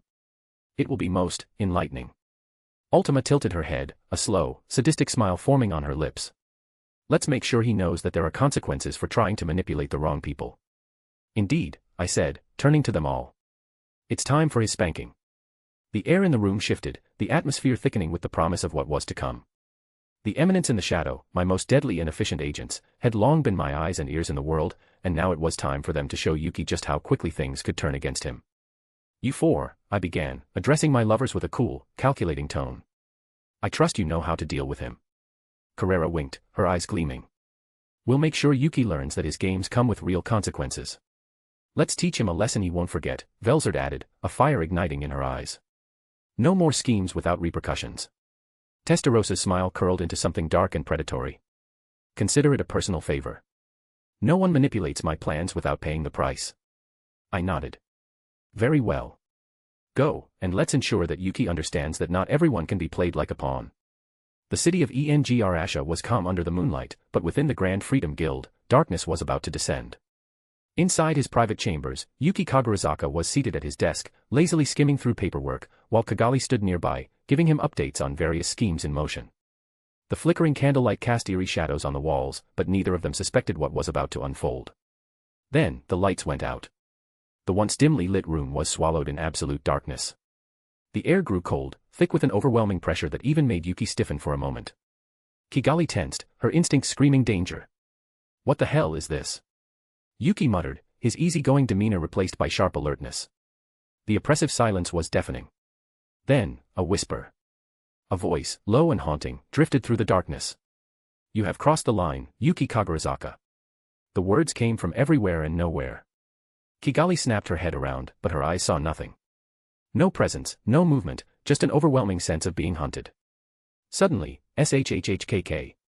A razor-thin black tendril shot out from the void, grazing Kigali's arm.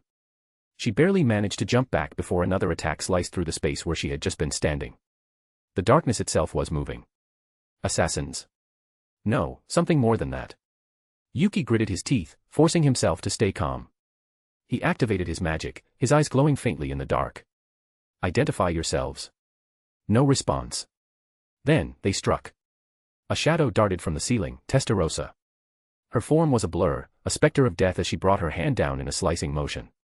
Yuki barely raised his arm in time, reinforcing it with magic, but the impact sent him skidding across the room, his desk splitting in half. At the same moment, Kigali felt something coil around her throat, a black tendril slammed him into the floor. She growled, struggling, but the more she fought, the tighter it became. A cold voice whispered in his ear, Ultima. Squirm all you want. You're already caught. Yuki rolled to the side, barely dodging a crimson energy blade that Velzard brought down in a flash. He retaliated with a burst of anti-magic energy, forcing his attackers back for a second. But that was all the time they gave him. Carrera appeared behind him, her palm pressed against his back.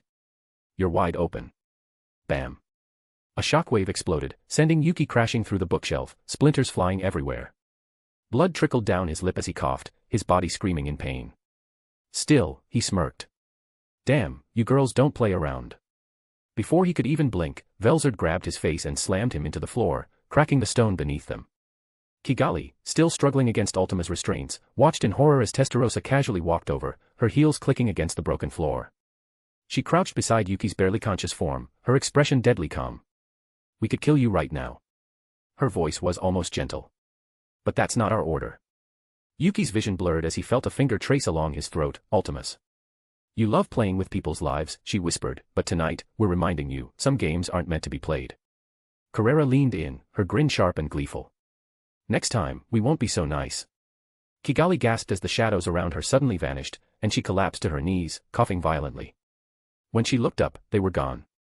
Yuki, bloody and unconscious, lay sprawled across the broken floor. But beside him, a single black card lay resting on his chest. Engraved in gold letters were the words. This is your warning. There will not be another.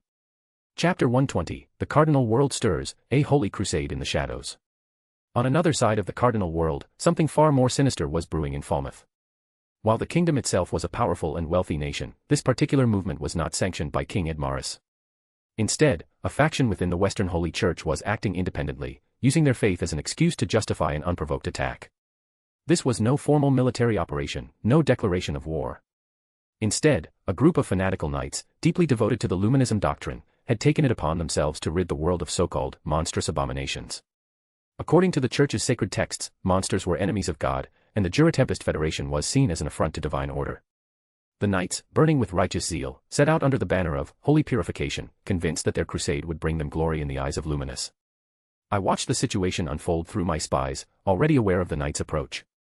Their plan was simple: strike Tempest while Remuru was away, cause devastation, and retreat before facing real retaliation. It was a coward's strategy. But I had no intention of letting Tempest suffer while waiting for Remuru's return. I turned to Diablo, standing before me with a calm, expectant smile. Take the Black Legion, I commanded. Eradicate these fools. But do so in the shadows. Make sure Remuru's people never realize you were there. Let them believe it was their own strength that won the battle. Diablo's golden eyes gleamed with amusement. Ah, a secret war, where our hands remain unseen. How delightfully cruel, my lord. I nodded. Make it absolute. No traces. No mercy. Diablo bowed deeply, and without another word, he vanished into the darkness, along with the entire Black Legion. The Knights of Falmouth arrived at Tempest's borders under the cover of night, fully expecting an easy battle. Their leader, Royal Knight Commander Fulgen, believed that with Remuru absent, his generals would fall one by one. But Tempest's generals were far stronger than they realized. Benimaru, Cheyenne, Geld, Sui, Hakuru, Gabaru, stood ready, leading their troops into battle. The moment the knights crossed the border, the battle ignited.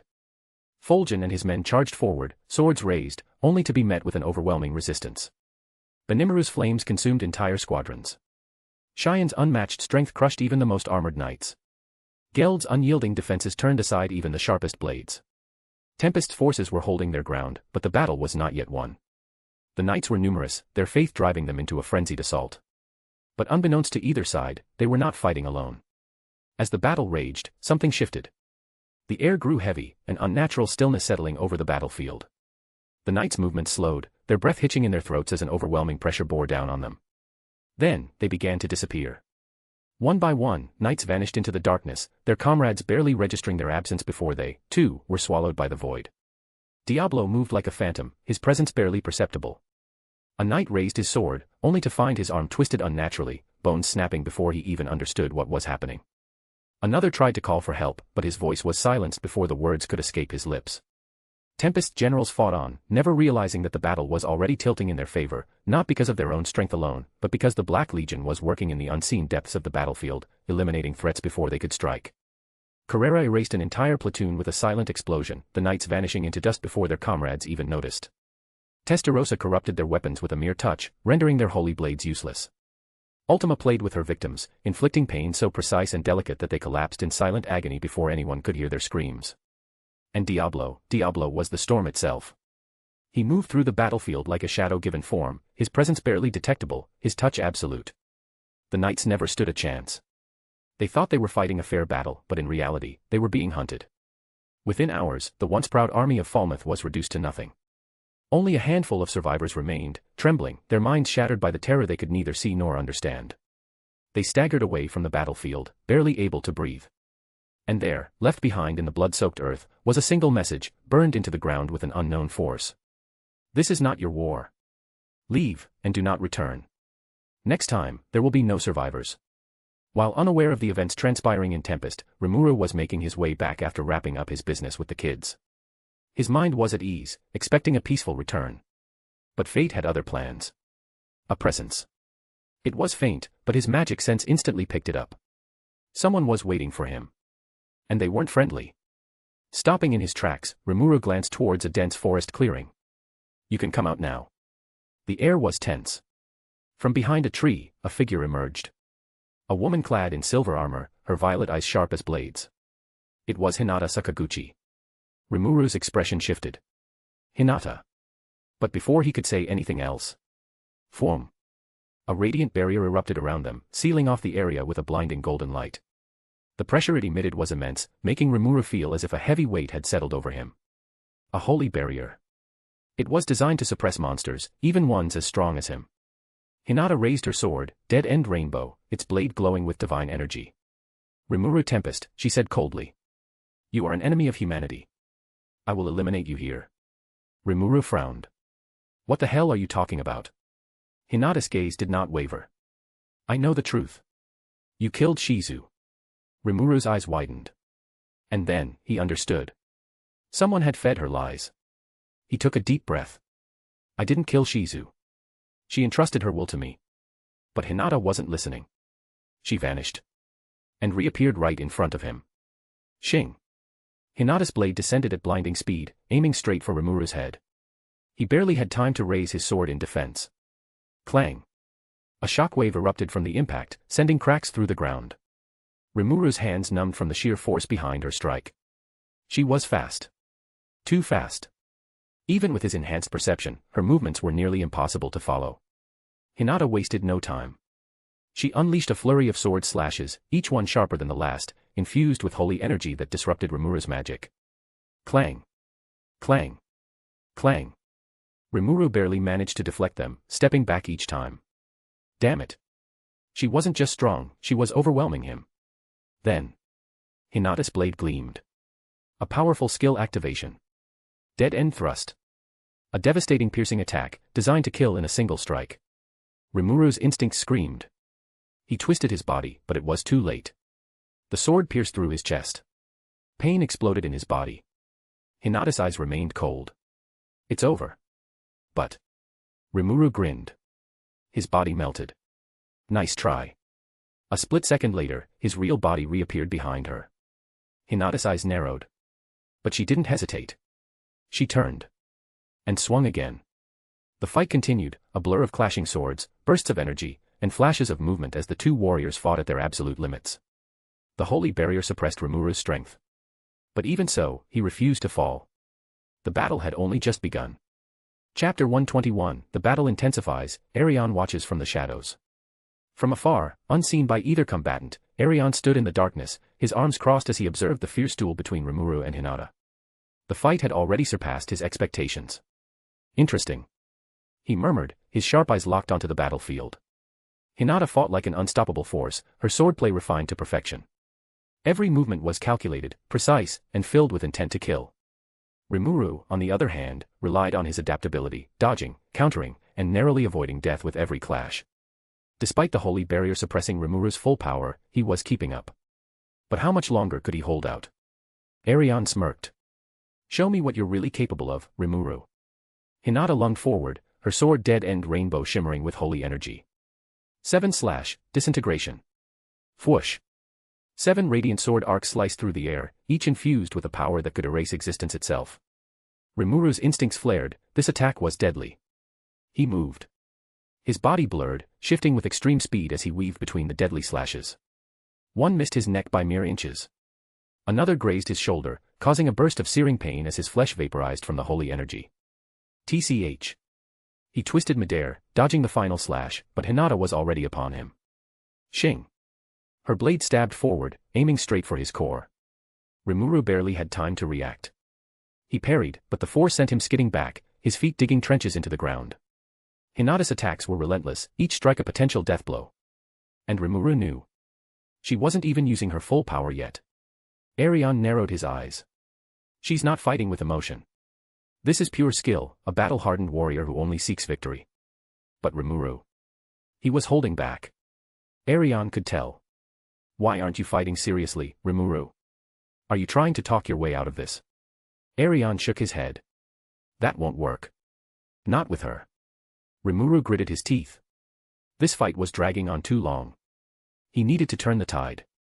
Hinata dashed toward him, her sword ready to end it. But this time. Remuru smirked. Try dodging this. His aura flared, and suddenly, dozens of black tendrils erupted from his shadow. They surged toward Hinata, aiming to bind her movements. But. Holy field expansion. Boom. A radiant shockwave burst outward, obliterating the tendrils instantly. Hinata vanished and reappeared above him, her sword descending. You're finished. Remuru's eyes flashed. Not yet. A massive barrier erupted around him, blocking the strike at the last moment. But Hinata's blade, it didn't stop. Crack. The barrier shattered. And for the first time, Remuru was forced to retreat. Arion chuckled. This is getting fun. He had no intention of interfering. Not yet. He wanted to see just how far Remuru could go. And whether or not he would finally stop holding back. Remuru gritted his teeth, feeling the effects of Hinata's holy barrier. It was suppressing his strength, but he wasn't about to let that stop him. Hinata stepped forward, her dead-end rainbow sword gleaming with divine light. You can't run forever, Demon Lord. Accept your fate. Her blade glowed intensely, preparing for another lethal technique. Remuru's mind raced. This isn't good, if I take another hit like that, I might actually die. He took a deep breath. It was time to fight seriously. Hinata tightened her grip. I'll end this in one move. She raised her sword, her energy focusing into a devastating attack. Disintegration. Boom. A massive beam of pure holy energy shot forward, aiming directly at Remuru. The air shook from the sheer force of the attack. I can't block this. Remuru vanished, activating his super speed movement just before the blast could vaporize him. But Hinata anticipated it. She reappeared behind him in an instant, her sword already swinging down. Got you. Clang. At the last second, Remuru summoned a barrier, barely stopping the blade. But cracks spread across the barrier, and it shattered instantly. Damn it, she's too fast. Hinata didn't slow down. She struck again, forcing Remuru onto the defensive. Remuru dodged, his body blurring as he narrowly avoided a decapitating slash. Her attack speed is insane. If I take a direct hit, I'm finished. He needed a way to turn the fight around. That's when he had an idea. Hinata charged again, her sword glowing. But this time, Remuru smiled. You're not the only one who can finish this in one move. His aura exploded outward, his skill gluttony activating at full power. Gluttonous King Beelzebub, devour. A massive black vortex formed in front of him, swallowing the holy energy surrounding them. Hinata's sword stabbed forward. But instead of piercing Remuru, her energy was sucked in. Her eyes widened. What? For the first time, Hinata was off balance. And Remuru took his chance. With lightning speed, he struck back, sending a wave of dark energy toward her. Hinata barely dodged, flipping backward, but it was clear. The battle had shifted.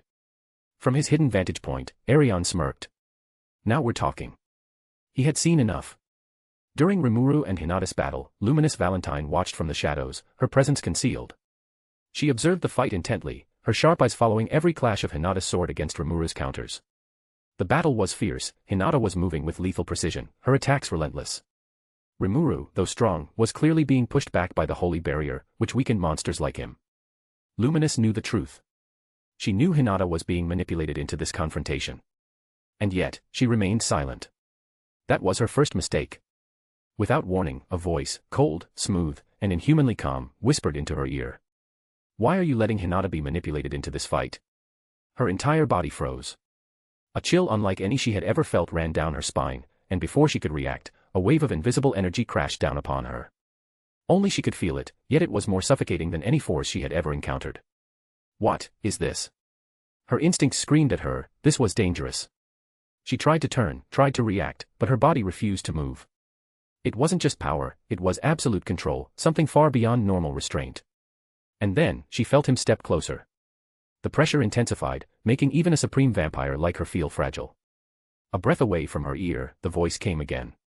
Answer me, and your answer will decide your fate. Luminous gritted her teeth. She had lived for centuries. She was the ruler of the holy empire of Rubrios, a true demon lord, and the very embodiment of eternal darkness and light. And yet, this being behind her was unlike anything she had ever encountered. The weight of his presence made her soul tremble. But she was no coward. Forcing herself to steady her voice, she spoke. I am not letting anything happen. This battle is necessary. The pressure grew heavier. She clenched her fists. Hinata is strong, but she is bound by her beliefs. If I step in now, she will never realize the truth. She will remain a pawn, blind to the bigger picture. The energy around her fluctuated, as if the unseen force was measuring her words, weighing them. She took a breath and continued, her voice unwavering. She must see the truth with her own eyes. Only then will she break free from the manipulation controlling her. A pause. The presence shifted behind her. Then, the voice spoke again, still calm, but this time with a hint of amusement. Interesting. And just like that, the crushing pressure vanished. Luminous staggered forward, gasping slightly. When she turned around, the space was empty, whoever had confronted her was already gone. She placed a hand over her heart, feeling it pound. For the first time in hundreds of years, Luminous Valentine felt something she had almost forgotten. Fear. Chapter 122, The Schemes of Falmouth, Preparing for War. Inside the grand meeting hall of Falmouth's royal palace, a tense atmosphere loomed over King Edmaris and his gathered council of knights and clergy. The room was dimly lit, with flickering candlelight casting long shadows over the high-ranking officials, royal knights, and Archbishop Radium as they sat around an ornate wooden table. The air was thick with tension, the weight of recent failure pressing down on them like an invisible force. A scout, one of the few survivors from the first attack on Tempest, had delivered a grim report. Destroyed, they were destroyed. Tempest's defenses were far stronger than anticipated. Their armies were powerful, their warriors fierce, and their counterattack was merciless. Only a handful of soldiers had managed to return. King Edmaris clenched his fists, his face red with barely contained rage and humiliation. Monsters. Those damn creatures dared to defy us. They dared to resist the will of God. His knights and noblemen remained silent, their expressions grim. The defeat had shaken them, but they could not afford to back down. It was Archbishop Radium who finally spoke, his voice cold and calculating. Your Majesty, we cannot allow mere monsters to challenge our divine right to rule. The Archbishop's eyes gleamed with fanaticism as he placed a thick parchment on the table. I have a solution.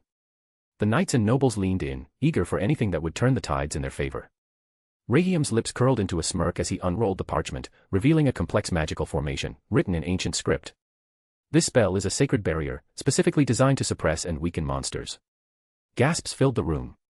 Royal Knight Commander Fulgen, one of Falmouth's strongest warriors, narrowed his eyes. Explain. Radium nodded, his fingers tapping the parchment. Once activated, this barrier will cover all of Tempest. Every monster within its range will be significantly weakened. Their strength will be cut down, their magic suppressed, their very will to fight diminished. A moment of silence passed before laughter erupted from the gathered nobles and knights. Excellent. If the monsters lose their strength, then cutting them down will be effortless. With this, we will erase them from existence in the name of God. King Edmaris, his fury now replaced with confidence, slammed his fist onto the table. And who will deploy this spell? The Archbishop's smirk widened. We will divide our forces into 4 teams, each stationed at a different corner of Tempest's borders. 4 elite teams will activate the barrier in unison, ensuring that the entire city is covered. Fulgen nodded in approval. A sound strategy. And what of Tempest's fighters? They are strong, even without their magic. Radium's grin turned predatory. That is where our trump cards come in. 3 figures stepped forward from the shadows of the meeting hall. Shogo Taguchi, a ruthless fighter with brute strength, possessing the unique skill, Berserker, which granted him increased power and durability the more he fought. Kyoya Tachibana, a swordsman whose unique skill, Usurper, allowed him to steal the abilities of those he defeated. Kirara Mizutani, a manipulator who wielded the unique skill, Bewitch, capable of influencing the minds and actions of others. These three are our ultimate weapons. Rahiam's voice was filled with pride as he gestured toward the otherworlders, each radiating deadly confidence. Shogo scoffed, crossing his arms. So, we just weaken them and cut them down. Sounds boring. Kyoya smirked, his hand resting on his sword. It doesn't matter. We're here to win, not play around. Kirara yawned, looking bored. As long as I get to have fun messing with their minds, I don't care. King Edmaris's eyes gleamed with satisfaction. With this plan in motion, Tempest will fall. We will purge those monsters in the name of Luminism. The room erupted into cheers of approval. With the plans finalized, Falmouth's army of 20,000 soldiers began their march toward Tempest. At each corner of the nation, elite strike teams led by powerful clergymen and knights carried the barrier artifacts, ready to activate the grand spell. The otherworlders moved at the front, eager to test their strength against Tempest's forces. King Edmaris, who was part of the expedition, was watching from his throne, smirked in satisfaction. By the time they realize what's happening, it will already be too late. As Remuru made his way back to Tempest, the familiar landscape of the Jura Tempest Federation spread out before him. After his intense battle with Hinata, which had involved a delicate balance of illusion and trickery, Remuru was relieved to return to the safety of his city. He had left Tempest in the hands of his trusted generals, knowing that the city's defense was robust and its people safe under the leadership of his trusted lieutenants. However, as he neared the city's gates, something felt off. The usual calm of the city's outskirts had been replaced by a tense atmosphere. Soldiers and patrolling guards were everywhere, and the usually carefree inhabitants seemed to be on edge. Remuru's sharp senses immediately picked up on the heightened security. He knew something had happened while he was away. He walked through the familiar streets of Tempest, but the tension was palpable. Benimaru approached him, and Remuru immediately raised an eyebrow, sensing something was amiss. Benimaru, what's going on? Why is the city on high alert? Remuru asked, his voice carrying a hint of concern. Benimaru bowed, a solemn look on his face. Lord Remuru, we were attacked earlier by a force of unknown origin. They came in large numbers, and we managed to repel them. Remuru's eyes narrowed, a flash of anger crossing his face. So, they waited until I left to strike, typical. Bastards. His voice was calm but filled with a dangerous undercurrent. He had expected someone to make a move, but this timing was far too deliberate. Who was it? Did we get any intel? Remuru continued, his voice steady but with an edge of frustration. We believe it was the Falmouth army, my lord, the general replied. The attackers were organized and well coordinated, though we couldn't identify their full strength. They seemed to be a mix of knights and some from the Holy Church. Remuru clenched his fist tightly, a dark look crossing his features. So, they're really starting this now. They'll regret this. Before the conversation could continue further, a sudden movement caught Remuru's attention.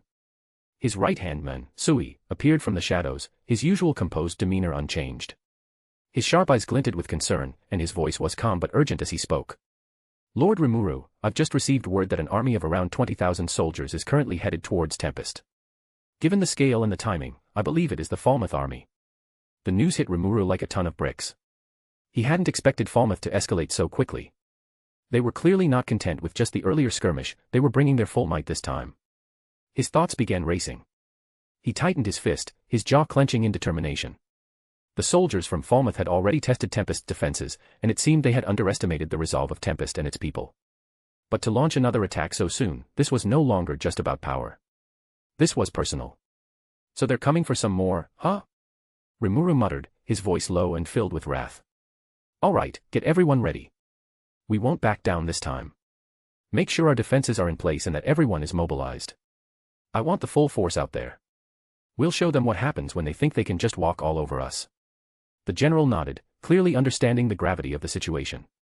Understood, my lord. I'll begin organizing the troops and reinforcing the defenses immediately. Remuru turned to Sui, who had already begun to gather his thoughts. Sui, Remuru called, his voice sharp. I need you to track their movements. We need to know exactly when they arrive, and I want to know if they have any special units or surprises waiting for us. I'll be counting on you to keep me updated. Sui gave a small bow, his eyes narrowed with focus. As you command, my lord. I'll ensure we're prepared for any surprises they may have. With that, he disappeared into the shadows once more. Remuru took a deep breath, his mind already calculating the best course of action. The thought of fighting another battle so soon wasn't ideal, but the threat posed by Falmouth could not go unchallenged. He turned back to Benimaru. Make sure the city is on full lockdown. I want every single soldier, mage, and fighter ready for this. We won't let them through the gates. And get in touch with Hakuro and the others. I'll need their strength on the front lines. Benimaru nodded again, already on the move. As Remuru stood there, watching the soldiers mobilize, his mind shifted to the next step. Falmouth. Remuru muttered under his breath, his thoughts darkening. They've just made a fatal mistake. With that, Remuru began to walk toward the war room, his expression cold and determined. The upcoming battle would be nothing short of a show of strength, and this time, the world would see just how powerful Tempest truly was. Chapter 123, Falmouth Attack, Despair. Standing on the high balcony of my palace, I gazed down at the city of eternal night, hidden deep within the Jura Forest. Beside me stood Velzard, her icy presence both calming and absolute. Testarossa, Ultima, and Carrera stood nearby, their expressions a mix of amusement and intrigue. Diablo was at my right, arms crossed, his usual smirk in place as we all watched the magical projection before us, a vision of Tempest, where the invasion of Falmouth had begun. An army of 20,000 soldiers stood at Tempest's borders, their weapons gleaming under the afternoon sun. The air vibrated as they activated a massive holy barrier, its divine energy cascading down in a dome meant to weaken all monsters within its reach. It was a crude but effective strategy, one meant to suppress Remuru and his forces before the real slaughter began. Fools. I had already known about this attack long before it happened. My spies had been moving through the underbelly of Falmouth, listening in on the whispers of desperate men who thought they could challenge a demon lord. Clayman's name had surfaced in those conversations more than once. That scheming coward had played a part in manipulating Falmouth as king, pushing him to attack Tempest under the pretense of controlling a growing threat. More than that, he had sent a spy, Mjurin, into Tempest, tasked with activating an internal barrier to ensure that Remuru and his forces would be trapped, weakened, and vulnerable. As if that would be enough to stop him. Velzard leaned against the balcony railing, her cold, sharp gaze locked onto the battlefield displayed before us. A pathetic attempt, she murmured. They believe a barrier will turn the tide in their favor. Mortals never cease to amuse me. Testarossa chuckled softly. Should we intervene, love? She asked, her crimson eyes glowing in the dim light. Or would you rather we just enjoy the spectacle? Ultima and Carrera, ever eager for chaos, grinned at the unfolding battle. I wouldn't mind incinerating them myself, Carrera muttered, but I want to see how Remuru handles this first. Ultima smirked. It's been too long since I've witnessed a proper massacre. Diablo tilted his head slightly, a glimmer of curiosity in his devilish eyes. Remuru-sama will not be pleased, he mused. And when he is displeased, well, I do hope these insects are prepared for the consequences. I smirked. They have no idea what kind of monster they just provoked. The battle unfolded before us like a tragic play, one that Falmouth had foolishly written for themselves. From the balcony of my palace in the city of eternal night, hidden deep within the Jura Forest, we watched through the magical projection as Tempest's forces moved with surgical precision, dismantling the enemy's strategy piece by piece. Remuru, ever the tactician, had dispatched his generals to attack and seize the 4 strongholds surrounding Tempest, the very ones Falmouth had used to anchor their barriers. We could see Benimaru, his flames cutting through the battlefield like a raging inferno, reducing enemy fortifications to ash. Hakuro, with the speed of a phantom, cut down high-ranking officers before they even registered his presence. Geld, ever the indomitable force, smashed through enemy lines, his sheer strength reducing soldiers and walls alike to rubble. Ranga moved like a shadow in the storm, his fangs and claws tearing through ranks with terrifying efficiency. Even Gabaru, often eager to prove himself, fought alongside his Dragonutes, overwhelming the enemy in aerial combat. With those strongholds now under Remuru's control, the holy barrier that weakened monsters began to crumble, and Falmouth's plan started unraveling. Then came the real moment of reckoning. Remuru stood above the battlefield, floating high above the army of 20,000, his golden eyes glowing with an unshakable authority. His expression was unreadable, cold, merciless. A king who had decided the fate of his enemies. Through the projection, I could hear his voice, calm yet filled with an undeniable weight. You came here thinking you could trample upon my nation. That you could kill my people and walk away without consequence. Let this be a lesson. Tempest is not to be played with. And then, without hesitation, he unleashed his spell. It was subtle at first, tiny, glimmering droplets forming in the air around him, shimmering like rain suspended in time. They looked almost harmless. But then, in an instant, the droplets turned into bullet-like projectiles, firing down upon the army at impossible speeds. The effect was immediate. Soldiers dropped like flies. Armor was pierced effortlessly. Shields were meaningless. The once organized ranks of Falmouth's army collapsed into pure chaos, men screaming in terror as an invisible force slaughtered them by the thousands. It was overkill. The battlefield became a graveyard within seconds. Blood soaked the earth, and the air was filled with the desperate cries of men who never even saw the attack coming. Some tried to run, futile. Others raised their weapons in vain, only to be cut down before they could react. From our vantage point, I watched, arms crossed, expression unreadable. Velzard remained still, her icy gaze locked onto the massacre below. "He is decisive," she murmured, her tone holding no sympathy for the fallen. As expected. Testarossa tilted her head, a pleased smile on her lips. Such efficiency. Ultima and Carrera both grinned at the spectacle. "He really didn't hold back," Ultima chuckled. "I love it." Carrera scoffed. "Attacking for greed, and now they pay the price. Serves them right." Diablo, ever the devoted servant, smiled darkly. "Remuru-sama is merciful compared to what I would have done." As the last of the screams faded, leaving only a field of corpses and a deathly silence, I let out a quiet breath. I did not intervene. Falmouth deserved this. They came to Tempest not for justice, not for protection, but for greed. They sought to take what was never theirs, to trample upon a nation they did not understand. The moment Remuru's spell rained down upon them, confusion turned into horror. Glowing droplets of magic, deceptively beautiful, fell like a storm, but each one pierced through flesh and armor alike, cutting men down in an instant. Cries of agony filled the battlefield. "Where is it coming from?" one soldier shrieked, his voice barely rising over the sounds of bodies hitting the ground. "We're under attack." "But I can't see the enemy," another yelled, his panic evident as he frantically raised his sword, not knowing where to strike. Some dropped their weapons, falling to their knees in utter despair, trembling as they realized there was no escape. Others tried to flee, but Remuru's magic hunted them down mercilessly, cutting off their escape routes. With precision. From my vantage point, I watched them descend into madness, their ranks collapsing into chaos and despair. Velzard observed the scene with an impassive stare. "Screaming won't save them," she said coldly. "They never should have come here." Testarossa smirked, her fingers tracing the balcony railing. "It's fascinating, isn't it?" she mused. "They thought they were the predators. But now, they finally understand, they were prey all along." Ultima giggled, "I love watching them break." Carrera scoffed, crossing her arms. "Pathetic. If you're going to invade, at least be prepared to die for it." Diablo, standing beside me, simply smiled. "Ah, the sweet sound of despair," he murmured. "Truly, this is a lesson they will never forget. Not that many will live to remember it. They had come for blood, for conquest, for greed. And now, they screamed not as warriors, but as cowards facing their doom."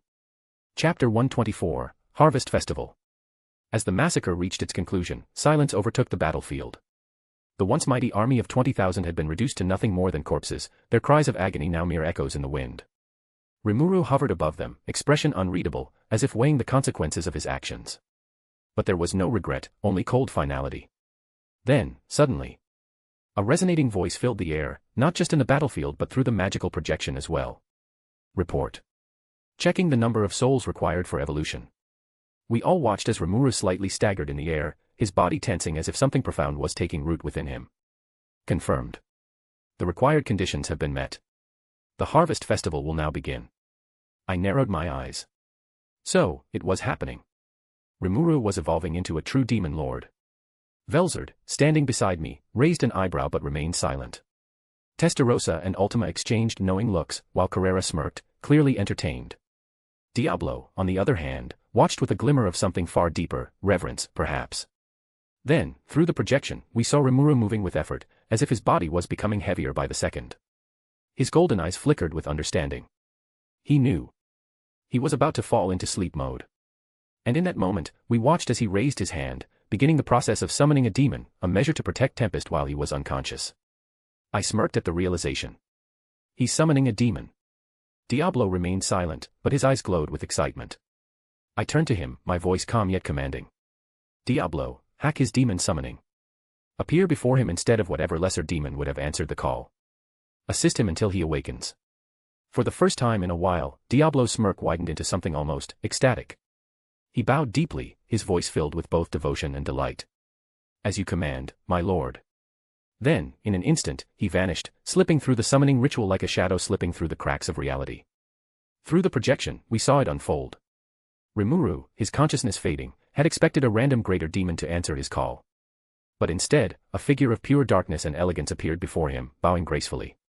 "It is an honor to serve you, Remuru-sama," Diablo said, his voice smooth yet filled with utter devotion. "I shall ensure your wishes are fulfilled until you awaken." Even in his weakened state, Remuru's eyes slightly widened. You're not the one I." "Shoo, no need to worry," Diablo chuckled. "Just rest, my lord. Everything will be taken care of." And with that, Remuru could hold on no longer, his body gave into the evolution process, and he entered his deep sleep. I leaned against the balcony, watching with intrigue as Diablo grinned in pure satisfaction, now standing as Remuru's chosen protector. We continued watching as the final moments of the battle played out through the magical projection. The Falmouth army was no more. The once proud soldiers, who had marched on Tempest with dreams of conquest, lay scattered like broken dolls across the battlefield. But amidst the carnage, 3 figures still remained, King Edmaris and 2 of his high-ranking commanders, trembling as they cowered before Diablo. Please, spare us." Edmaris stammered, sweat dripping down his pale face. Diablo, who had taken over as Remuru's protector, tilted his head with amusement. "Oh.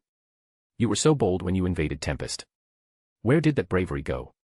His smile widened, but there was no warmth in it, only cold amusement. Then, in a blink, he grabbed all 3 men by their throats, lifting them effortlessly into the air. "Your fate shall be decided later," Diablo declared, his voice calm yet carrying an edge of finality. With a flick of his wrist, black chains of magic wrapped around them, rendering them immobile. But his priority wasn't them. Turning his gaze downward, Diablo gently picked up Remuru, now in his slime form, as he remained unconscious from the evolution process. With surprising care, Diablo cradled him in his hands, his expression shifting from amusement to reverence. "Now then, let us take you home." And with that, he vanished into the shadows. The moment Diablo appeared at the gates of Tempest, Remuru's generals rushed forward. Benimaru, Cheyenne, Shuna, Hakuro, Ranga, and the others had been eagerly awaiting their lord's return, but their excitement turned into shock when they saw a demon holding their leader. Weapons were drawn in an instant. Benimaru's eyes narrowed. "Who are you? And why are you holding Remuru-sama?" His voice was sharp with suspicion. Cheyenne's aura flared dangerously. "If you did anything to Remuru-sama, I will." "Calm yourselves," Diablo interrupted smoothly, completely unfazed by their aggression. He lowered Remuru slightly, making it clear that he meant no harm. "I was summoned by Remuru-sama himself. My purpose is to protect him while he undergoes his evolution." A heavy silence followed. Benimaru and the others exchanged glances, their initial hostility giving way to confusion. They could feel no ill intent from Diablo, in fact, his very presence radiated loyalty toward Remuru. After a moment, Benimaru exhaled, sheathing his sword. "Fine.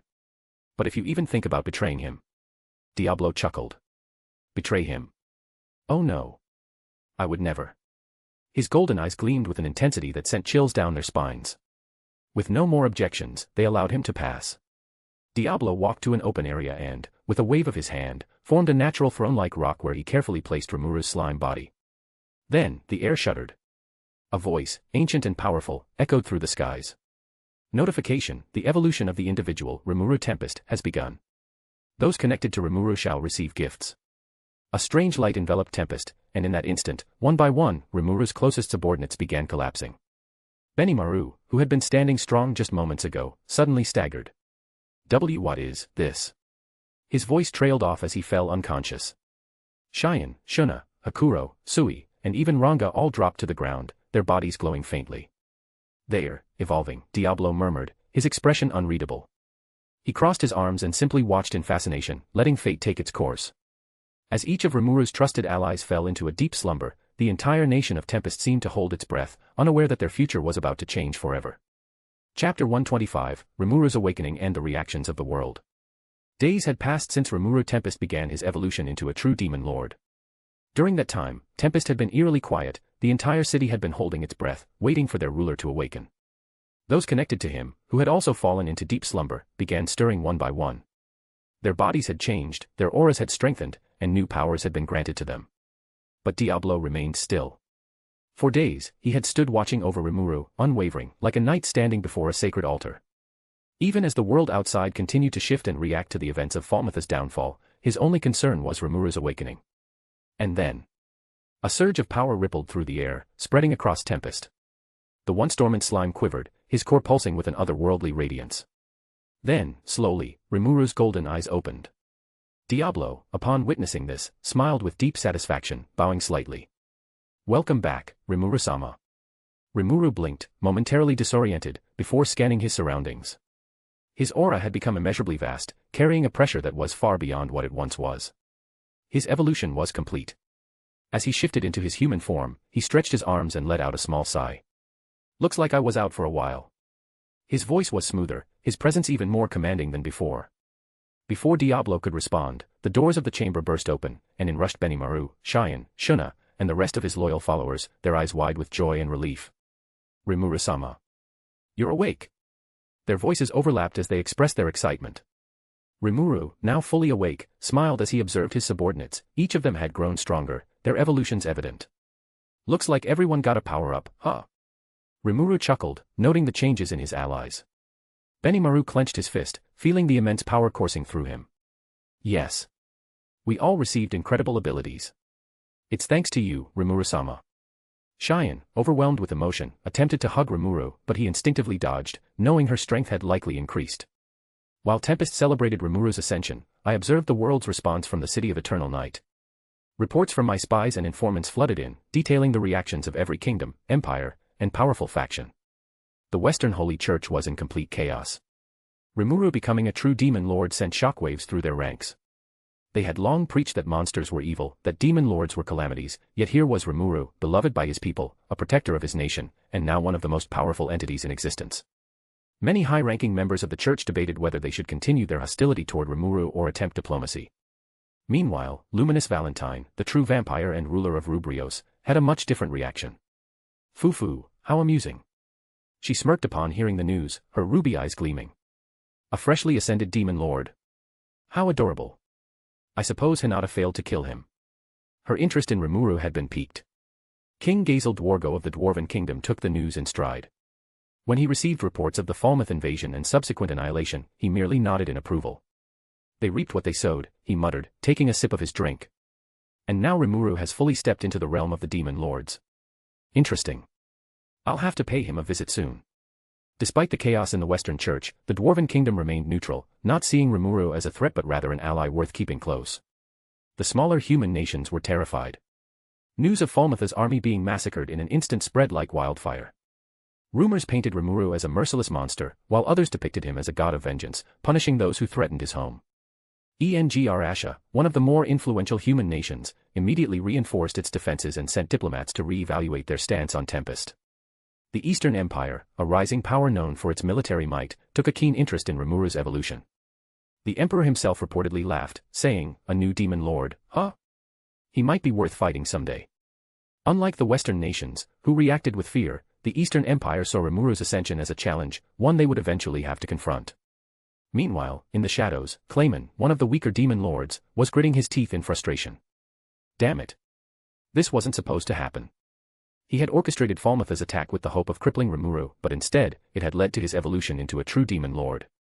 Realizing that Remuru was now far beyond his reach, Clayman began plotting his next move, knowing that the Valpurgis, the demon lord's gathering, was inevitable. I leaned back, absorbing all the information. So, the world is in chaos. I murmured, my voice carrying a note of amusement. Velzard, standing beside me, chuckled. Of course it is. Remuru didn't just evolve, he changed the balance of power in the cardinal world. Testarossa smirked. Fear, admiration, anger, every faction is reacting differently. It's fascinating. Ultima giggled, I wonder how many fools will try to test his power now. Carrera cracked her knuckles. If they do, they'll regret it. I nodded, watching the world shift in real time. Remuru's evolution had set a new era into motion. And now, it was only a matter of time before the demon lords convened at Valpurgis, where the next great battle of politics, power, and ambition would begin. The morning sun cast its golden glow over Tempest, painting the sky in hues of orange and blue.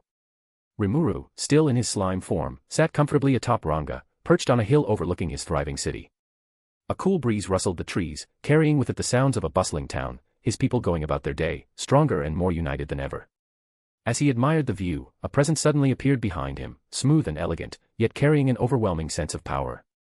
Remuru turned slightly, his golden eyes narrowing as he sensed no hostility. It was Diablo. The mysterious demon, clad in his signature black and red suit, stood there with a composed smile, his crimson eyes filled with amusement. Remuru, still trying to make sense of everything that had happened since his evolution, tilted his slime body slightly. Oh, right. You. Who are you again? Diablo's smile widened, as if entertained by Remuru's casual attitude. He placed a hand on his chest and bowed gracefully. I am a demon you summoned me before your evolution, my lord, to protect you while you slept. Remuru blinked, his mind rewinding back to that moment. Oh, yeah. Now I remember. He bounced slightly in excitement. But before he could say anything else, a voice echoed in his mind, clear, refined, and vastly more intelligent than before. Diablo is a primordial demon. He is among the strongest demons in existence. Considering his overwhelming power, it is advisable to keep him as a subordinate. Naming him would solidify his loyalty. Remuru paused, realizing that his old skill, Great Sage, had evolved into something far more advanced. Remuru's golden eyes widened slightly at the revelation. A primordial demon. He had heard stories about them, the ancient, color-coded demons that existed since time immemorial, beings far beyond normal demons or even high-ranking archdemons. The fact that he had summoned one without even realizing it made him sweat internally. But more than that. Why would such a powerful entity serve him so willingly? Remuru turned his attention back to Diablo, who was watching him with a knowing smile, as if he already knew what was going on inside Remuru's mind. Hey, demon, Remuru began. Would you like to work for me? Diablo's expression softened, but instead of instantly accepting, he shook his head. I'm afraid I must decline, Remuru-sama. Remuru blinked in genuine surprise. Ah. Why not? Diablo placed a hand behind his back, his gaze sharp yet respectful. I already have a master. For the first time, Remuru felt a sense of unease. A master? A primordial demon like Diablo, one of the oldest and most powerful demons in existence, already had a master. That implied that whoever this person was, they were beyond even Diablo. Remuru's curiosity spiked, but at the same time, there was an undercurrent of wariness. Who's your master? Remuru asked cautiously. Diablo's smile never wavered, but his answer was firm and unwavering. I cannot disclose that information. A beat of silence passed between them. Remuru could feel that Diablo wasn't lying, his words held absolute loyalty to this mysterious master. Who could possibly command someone like this demon? The thought sent a small chill down Remuru's non-existent spine. For now, he chose not to press further. Instead, he sighed, feeling a little disappointed. I see, well, I still owe you for looking after me while I was out. Let me repay you somehow. Diablo, however, shook his head once more. There is no need for that, Remuru-sama. My task is complete. He bowed deeply, his golden buttons gleaming in the sunlight, before turning to leave. Remuru, still conflicted, watched as the demon who had loyally protected him prepared to walk away, likely never to return. And for some reason, that thought didn't sit right with him. Chapter 126, The Bond Between Them, A Plan in Motion. The day had finally come. Remuru, now a true demon lord, stood before the entrance of the vast underground cave, the very place where his journey had truly begun. The cool, damp air of the cavern carried a sense of nostalgia as he stepped inside, his form shifting back into his slime body. From our vantage point in the city of eternal night, hidden within the Jura Forest, we watched through our mystical vision, observing as Remuru descended into the depths of the cave. My lovers, Velzard, Testarossa, Ultima, and Carrera, stood beside me, their eyes gleaming with curiosity. Even Diablo, ever composed, seemed to be watching with intrigue. As Remuru entered the deepest chamber of the cave, we watched as my friend Veldora will finally come out to play. Remuru, all right, Veldora, it's time to set you free. Inside the barrier, in Remuru's stomach a pair of piercing golden eyes flickered open. A deep, thunderous voice echoed through the cave, laced with both excitement and impatience. About time, Remuru. Do you know how long I've been waiting? I've read all the memories you gave me. I want to stretch my wings already. Remuru chuckled, his body shifting slightly as he mentally commanded Raphael to begin the release process. Understood. Beginning process to reconstruct the individual Veldora's body using stored information and magic essence. A brilliant golden light erupted from the barrier, illuminating the entire cave. The sheer pressure of the magical energy was immense, enough that even from our distant location, we could sense the distortion in space itself. Testarossa folded her arms, her crimson eyes gleaming. He's really doing it. Ultima giggled. This is going to be fun. I remained silent, watching as the golden seal shattered like fragile glass, its pieces fading into light. The immense magicule storm that had long been contained exploded outward, shaking the entire cavern. From the blinding light, a towering figure emerged. Veldora Tempest, the storm dragon, was finally free. The massive golden dragon stretched his wings, his azure lightning-like aura crackling across his body as he let out an earth-shaking roar, a declaration to the world that he had returned. Then, with a sudden flash of light, his form rapidly shrank, shifting into that of a humanoid man, his new body, reconstructed through Remuru's analysis. Standing before Remuru was a tall, muscular man with wild golden hair, sharp dragon-like eyes, and an aura of overwhelming power. His outfit, conjured from magic, took the form of a dark cloak and loose-fitting battle gear. Veldora stretched his arms, rolling his shoulders before grinning down at Remuru. Ahahaha. Finally, I'm back. Remuru, watching his new form with amusement, chuckled. You look good, Veldora. How does it feel to be out? Veldora clenched his fists, sparks of storm-like energy crackling around him. Amazing. My power is flowing freely again. Ah, I can't wait to have some fun. But before he could start causing havoc, Remuru raised a hand, stopping him. Hold up, buddy. Before you go wild, let's set some ground rules. Veldora groaned. Rules. Remuru sighed. Yeah. First off, try not to destroy Tempest. Second, don't go rampaging randomly. And third, behave yourself, alright. Veldora crossed his arms, huffing like a child, but ultimately nodded. Fine. But only because you're my friend. At that moment, a new announcement from the voice of the world echoed in Remuru's mind. Notice, individual Veldora has been fully reconstructed. Name has been registered under the Soul Corridor with Remuru Tempest. Unknown to Remuru, this was my plan all along. The moment I sensed Remuru's evolution into a true demon lord, I knew that his next move would be to release Veldora. This was a pivotal moment, not just for him, but for the entire cardinal world. With a true dragon now fully unleashed, the very balance of power had shifted.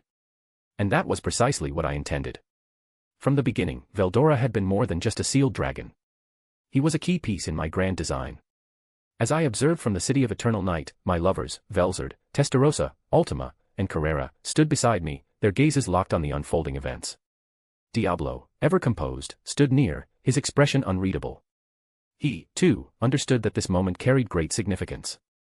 Veldora, as expected, was playing his role perfectly. Despite his carefree nature and love for chaos, he understood the weight of his freedom. More importantly, he knew where his true allegiance lay. He was free, yes, but he was still bound to my will, even if Remuru remained unaware of it. I had no doubt that Veldora would visit us soon, eager to boast about his new form, his newfound freedom, and his experiences with Remuru. That was simply his nature, he could never resist the chance to show off. And speaking of showing off, the moment Veldora was released, the entire world felt it. A storm of immense, unchecked magical energy spread across the land, an unmistakable declaration of his return. The very fabric of the cardinal world seemed to ripple in response, sending shockwaves of fear and awe across nations. Kings, rulers, and legendary figures all turned their attention toward Tempest, their expressions grim and uncertain. This was Veldora's doing, as always, he couldn't resist flaunting his overwhelming power. Had he chosen to keep his presence hidden, perhaps the world would have remained ignorant a little longer. But that wasn't who he was. Instead, the moment he regained his true strength, he roared, shaking the heavens and the earth alike. His storm-like aura crackled with raw, untamed power, sending a clear message to all who could sense it. I, Veldora Tempest, have returned. Velzard sighed beside me, a small smile of amusement on her lips. My brother never changes, does he? I chuckled. No, he doesn't. But that's exactly why he's so useful. Reports were already pouring in from my spies across the cardinal world. In the holy empire of Rubrios, Luminous Valentine narrowed her eyes, sensing the massive surge of draconic energy. Her knights and priests were already murmuring among themselves, fearing that a calamity was upon them. In the Eastern Empire, the nobles and generals scrambled to make sense of the event. Whispers of "the storm dragon has returned" spread like wildfire. Plans were being drawn, strategies debated. Even in the Western nations, rulers sat in council chambers, their faces pale with worry. If Veldora truly stood with Tempest, then that meant one thing: the Jura Forest had become untouchable. Demon lords across the land stirred. Leon Cromwell, Melim Nava, Guy Crimson, all of them had felt it. A storm had been unleashed, and none could ignore it. This was exactly what I had intended. With Veldora free, Tempest had officially become an undeniable superpower. No kingdom, no empire, no faction would dare move against them without first considering the consequences. And this was just the beginning. I smiled to myself, watching as the world reacted to the new reality. Velzard, Testarossa, Ultima, and Carrera observed in silence, each understanding the gravity of what had just transpired. Diablo remained composed, yet I could tell, he, too, was pleased. The game board had changed, and we were in control. Tempest was no longer just a rising force. Chapter 127, The Holy Church in Turmoil. While the world reeled in shock from Veldora's return and Clayman's call for Walpurgis, yet another storm was brewing, this time, within the Western Holy Church. At the highest level of this organization sat the 10 great saints, the most powerful warriors of the Holy Church. Each of them was a force to be reckoned with, knights who had surpassed human limits, standing at the pinnacle of the Western nations. Only those who had attained enlightenment could be part of this elite group, and it was expected that they would continue refining their power until they could achieve the fabled true saint level. And now, these mighty figures had gathered for an emergency meeting. The holy chamber was silent. The air was heavy with tension as the saints sat around a long, ornate table, their expressions solemn. At the head of the table sat Hinata Sakaguchi, the leader of the Holy Knights. She had called this meeting after receiving troubling reports. Remuru Tempest had evolved into a true demon lord. It wasn't just that. Veldora, the storm dragon, had returned. The entire balance of power in the world had shifted in an instant. Hinata's usually calm demeanor was shaken. She was known for her absolute confidence, her unshakable will, but now, she felt an unfamiliar sensation creeping into her mind. Regret. She had failed to kill Remuru when she had the chance. Now, he was one of the most dangerous beings in existence. And if he sought revenge? Hinata clenched her fists under the table, hiding her emotions. She wouldn't show weakness, not in front of the other saints. A man with a sharp, hawk-like gaze broke the silence first. Rihim, the sword saint, spoke with authority. We should assume the worst. If Remuru truly holds a grudge, the Holy Church is in grave danger. A knight clad in golden armor, Arnaud, slammed his fist against the table. Are we seriously suggesting that we should fear a monster? His voice was filled with frustration. We are the Holy Church. The guardians of humanity. If a demon lord threatens us, we should strike first. And how exactly do you plan to do that? A composed voice cut in. It belonged to Renee, the saint of wisdom. Her piercing gaze silenced the room. He is no ordinary monster, Arnaud. You know this. We all felt it, Veldora's presence. If Remuru controls the storm dragon, then attacking him is suicide. The knights fell into uneasy silence. Hinata's mind was racing. She had always prided herself on being ruthlessly logical. She never hesitated when cutting down enemies of the church. But Remuru. When she had fought him, she had sensed something different. He wasn't like the other monsters she had killed. He had hesitated to kill her, even when he had the chance. He had tried to reason with her. Could it be that he wasn't the monster she had assumed? Was it possible that he wouldn't seek vengeance? No. She couldn't risk it. Hinata took a deep breath and spoke firmly. I won't take any chances.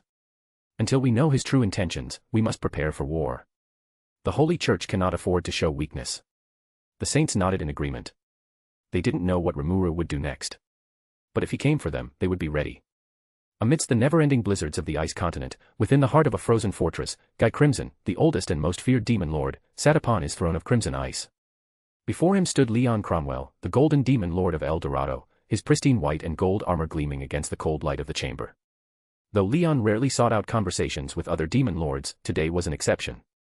This meeting was crucial. From the shadows, Arion's spies watched carefully, listening in secret as the two legendary demon lords conversed, ready to report everything back to their master in the city of eternal night. Guy smirked as he leaned forward lazily, resting his chin on one hand. Leon, it's rare to see you out here in my domain. I take it you're not just here for a friendly visit. Leon's golden eyes remained unreadable as he responded.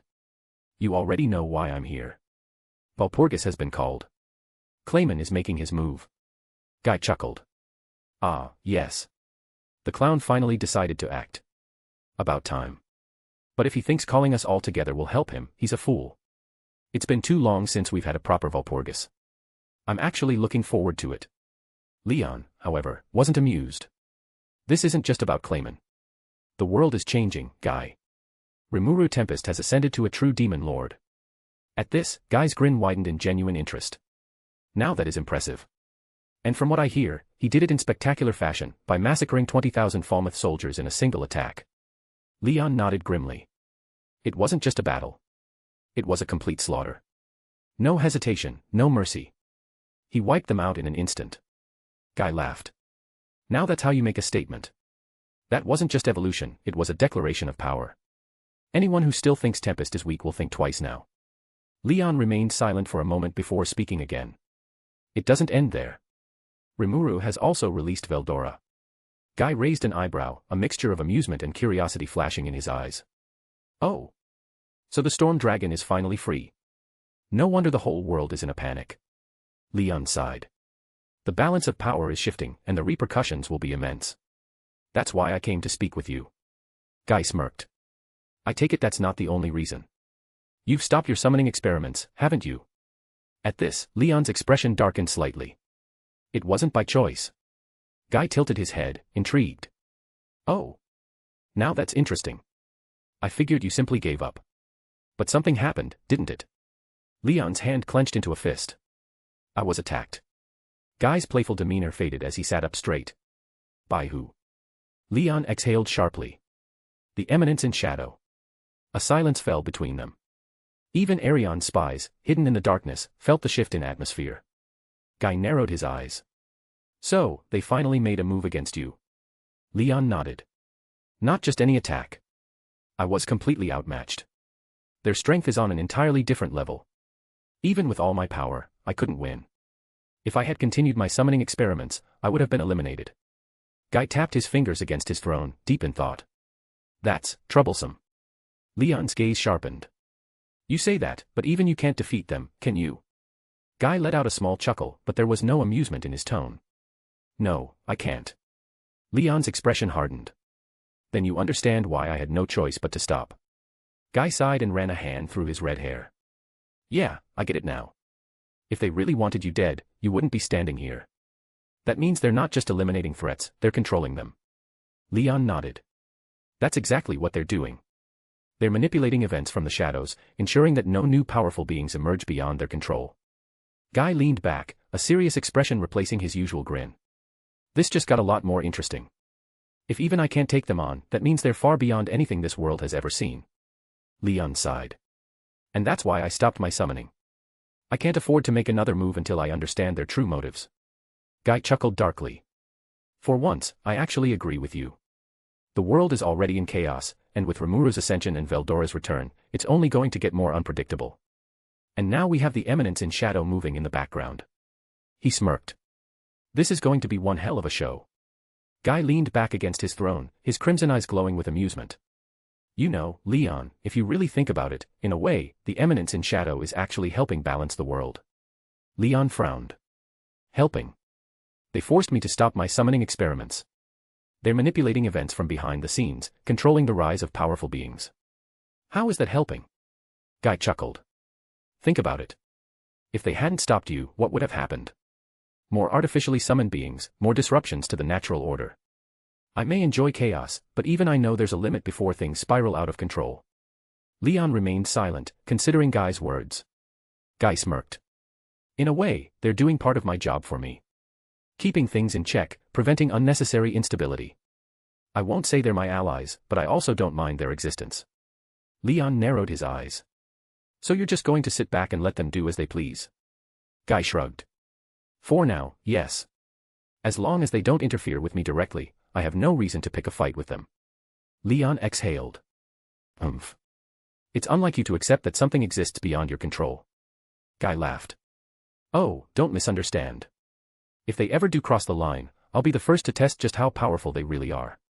But until then, let them play their little game. I'll enjoy watching how it unfolds.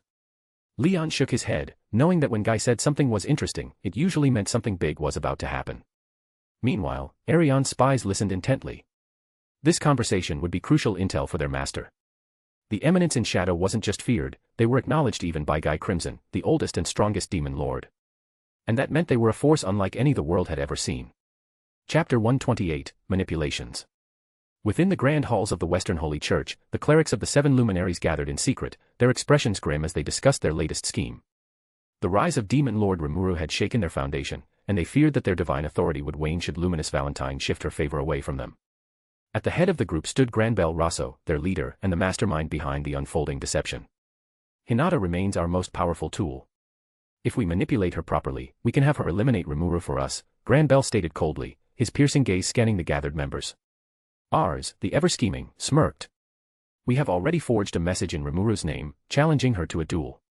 With her pride, she won't ignore it. The clerics nodded, knowing that Hinata Sakaguchi was a warrior who operated on reason and strategy, but her past enmity with monsters made her a prime candidate to fall for their ruse. And to ensure her success, another cleric interjected, we shall grant her the Dragon Buster.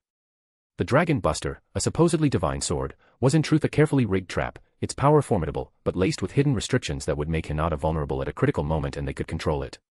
They ensured it resonated with the same energy used in the barriers that weaken monsters, giving Hinata a false sense of superiority over Remuru.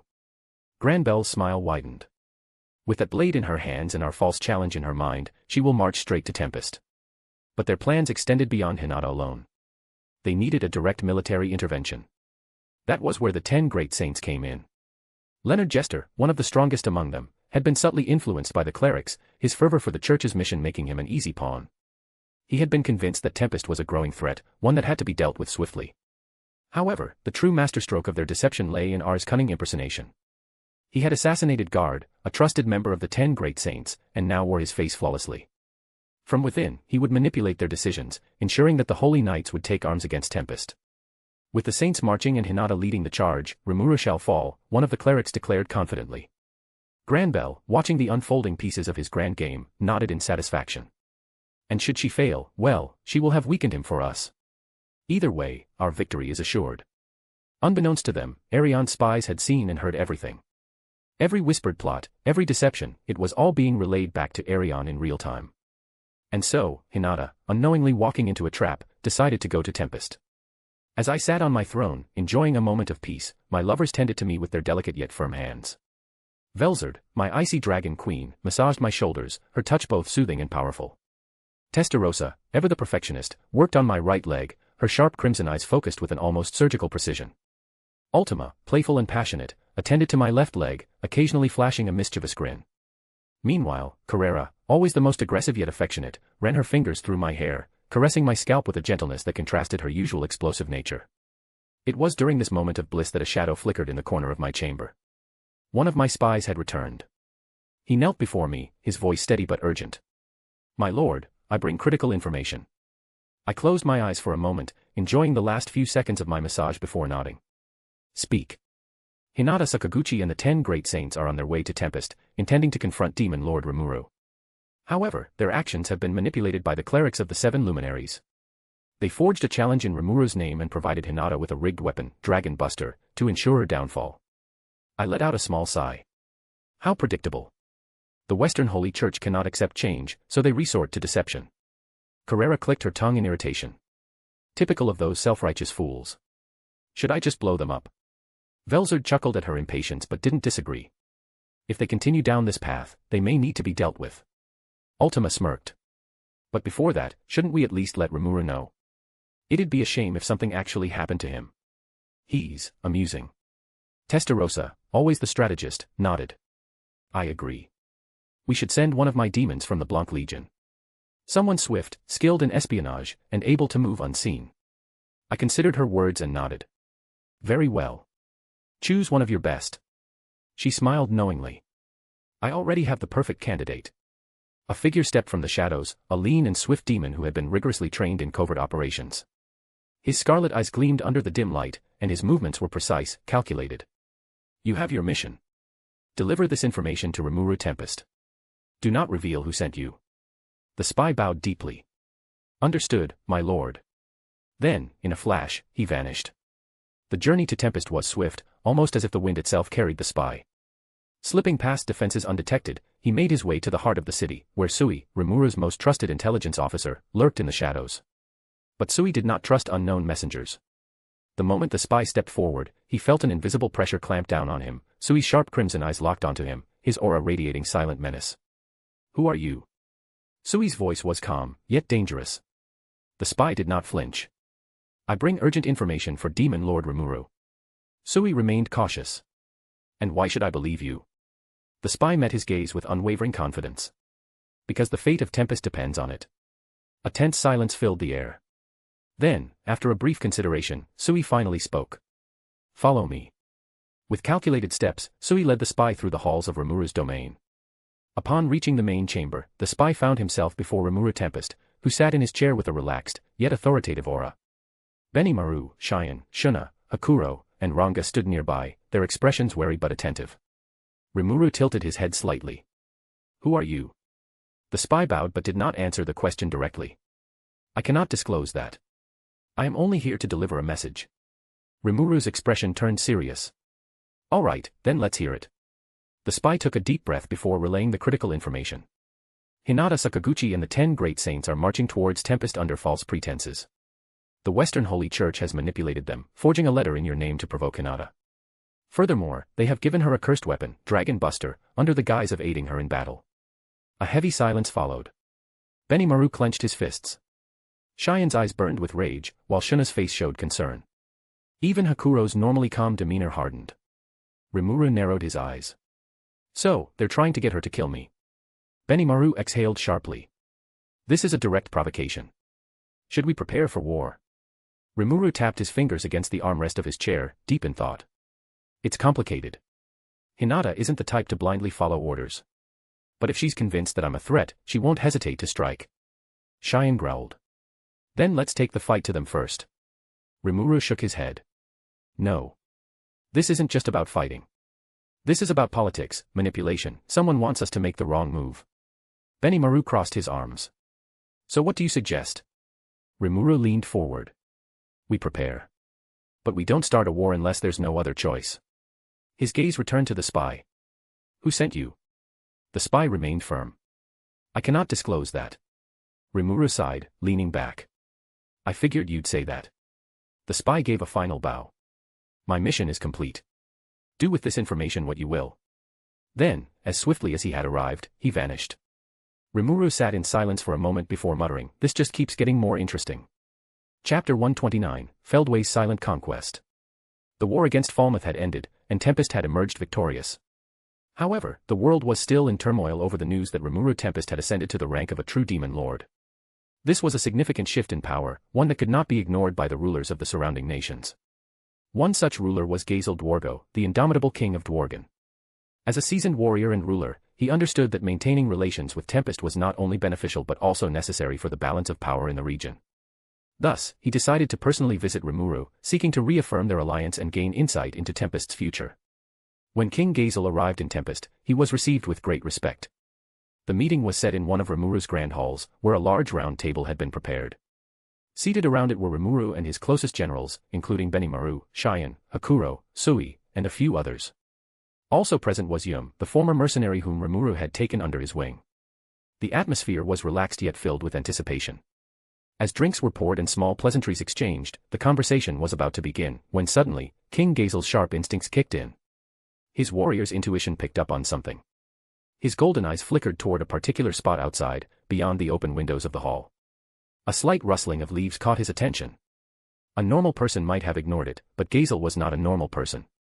He had sensed it the moment he arrived, someone was hiding nearby, observing their meeting.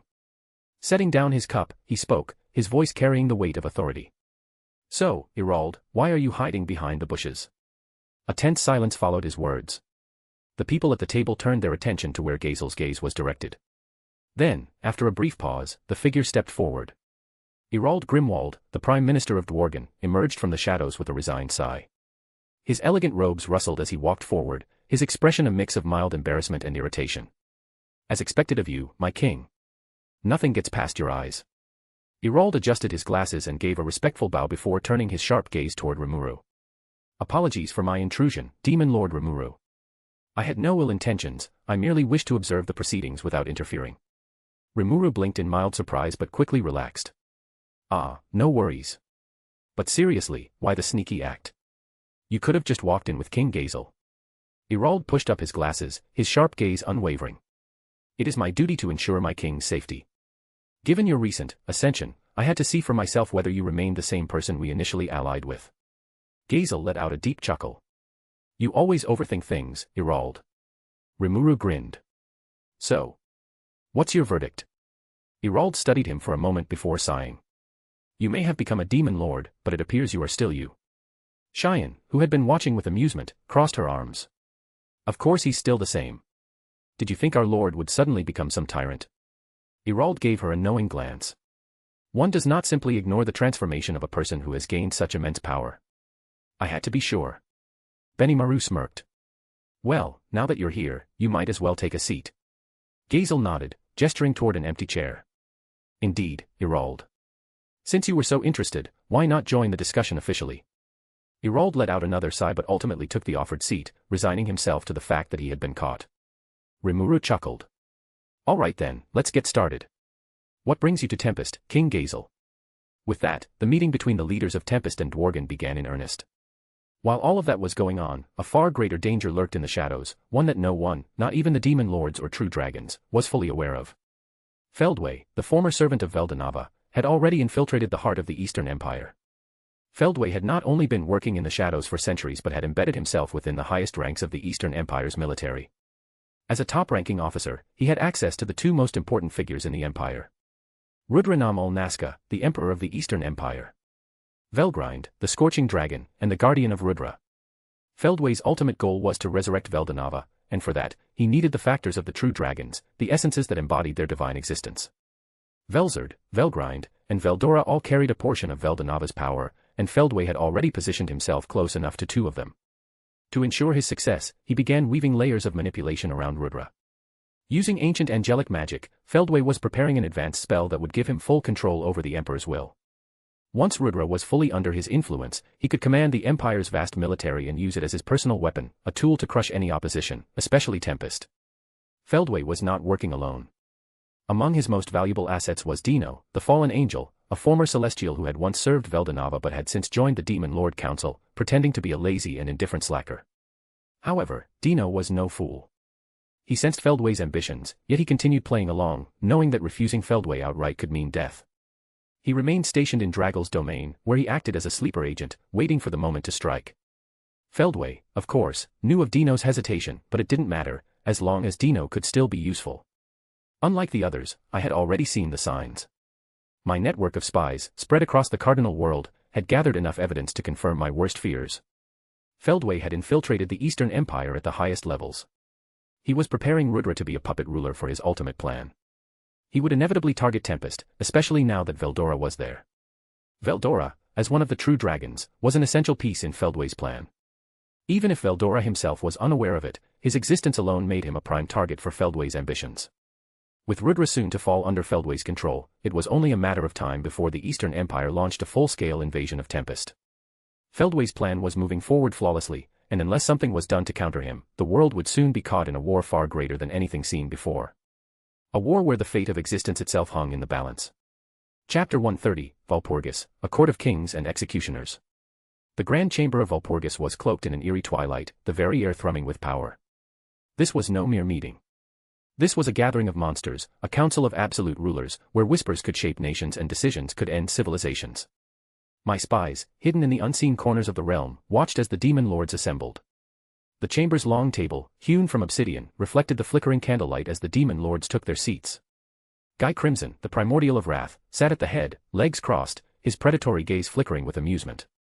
He had seen countless centuries of war and destruction, and tonight, he expected nothing less than entertainment. Milim Nava, the destroyer, radiated boundless energy, her expression unreadable. But those who truly knew her understood, the dormant beast inside her was watching. Leon Cromwell, the Platinum Demon Lord, arrived with an aura of silent authority. The man who walked the thin line between human and monster, took his seat without a word. His golden hair and armor gleamed under the dim lights. Luminous Valentine, the Queen of the Night, exuded a refined elegance. The faint scent of blood surrounded her, a reminder that this goddess was far from merciful. Dragel, the Eternal Watcher, sat in absolute silence. The power of time and judgment resided within him, making even his breathing seem measured. Dino, the fallen angel, arrived last, rubbing his neck with a sigh. Man, these things are such a hassle, he muttered, slumping into his chair. Carrion the Beastman and Fry the Harpy Queen. Then, the doors opened once more. Remuru Tempest walked in. His entrance sent a ripple of unease through the room. This was not the same Remuru from before. His aura, once playful and light, had transformed into something darker. His eyes glowed faintly as he took his seat, utterly unconcerned with the weight of the gathered lords. And then, there was Clayman. Clayman, seated across from them, wore his signature smirk, though there was a nervous glint in his eyes. He was the one who had called for this Walpurgis, believing he could manipulate the other demon lords into eliminating Remuru for him. He exhaled, then stood dramatically. I, Clayman, the marionette master, have called this Walpurgis for one simple reason, to expose Remuru Tempest for the murderous villain that he is. The room was silent. Clayman took this as encouragement and continued. This so-called new demon lord has slaughtered thousands, has annihilated an entire kingdom, and worst of all, he killed one of my subordinates. Remuru raised an eyebrow. Oh. And who might that be? Clayman's smirk widened. One of my most trusted spies infiltrated your city, Tempest. He was only there to observe, yet you mercilessly had him killed. You've proven yourself nothing more than a savage beast, unworthy of the title of Demon Lord. Remuru tapped his fingers on the table, looking bored. A spy, huh, he mused. And here I thought I was being kind by letting some of them go. But if you insist. His smile turned razor-sharp. You should know that those who enter my domain with ill intent don't leave. Clayman flinched, but quickly covered it up with a laugh. Ha! See. He admits it. Leon Cromwell, who had been silent, sighed. Is this really what you called us for, Clayman? His piercing blue eyes met Clayman's. You're demanding justice for a spy who got caught doing his job. That's your argument. Clayman hesitated. Guy chuckled. I gotta admit, Clayman.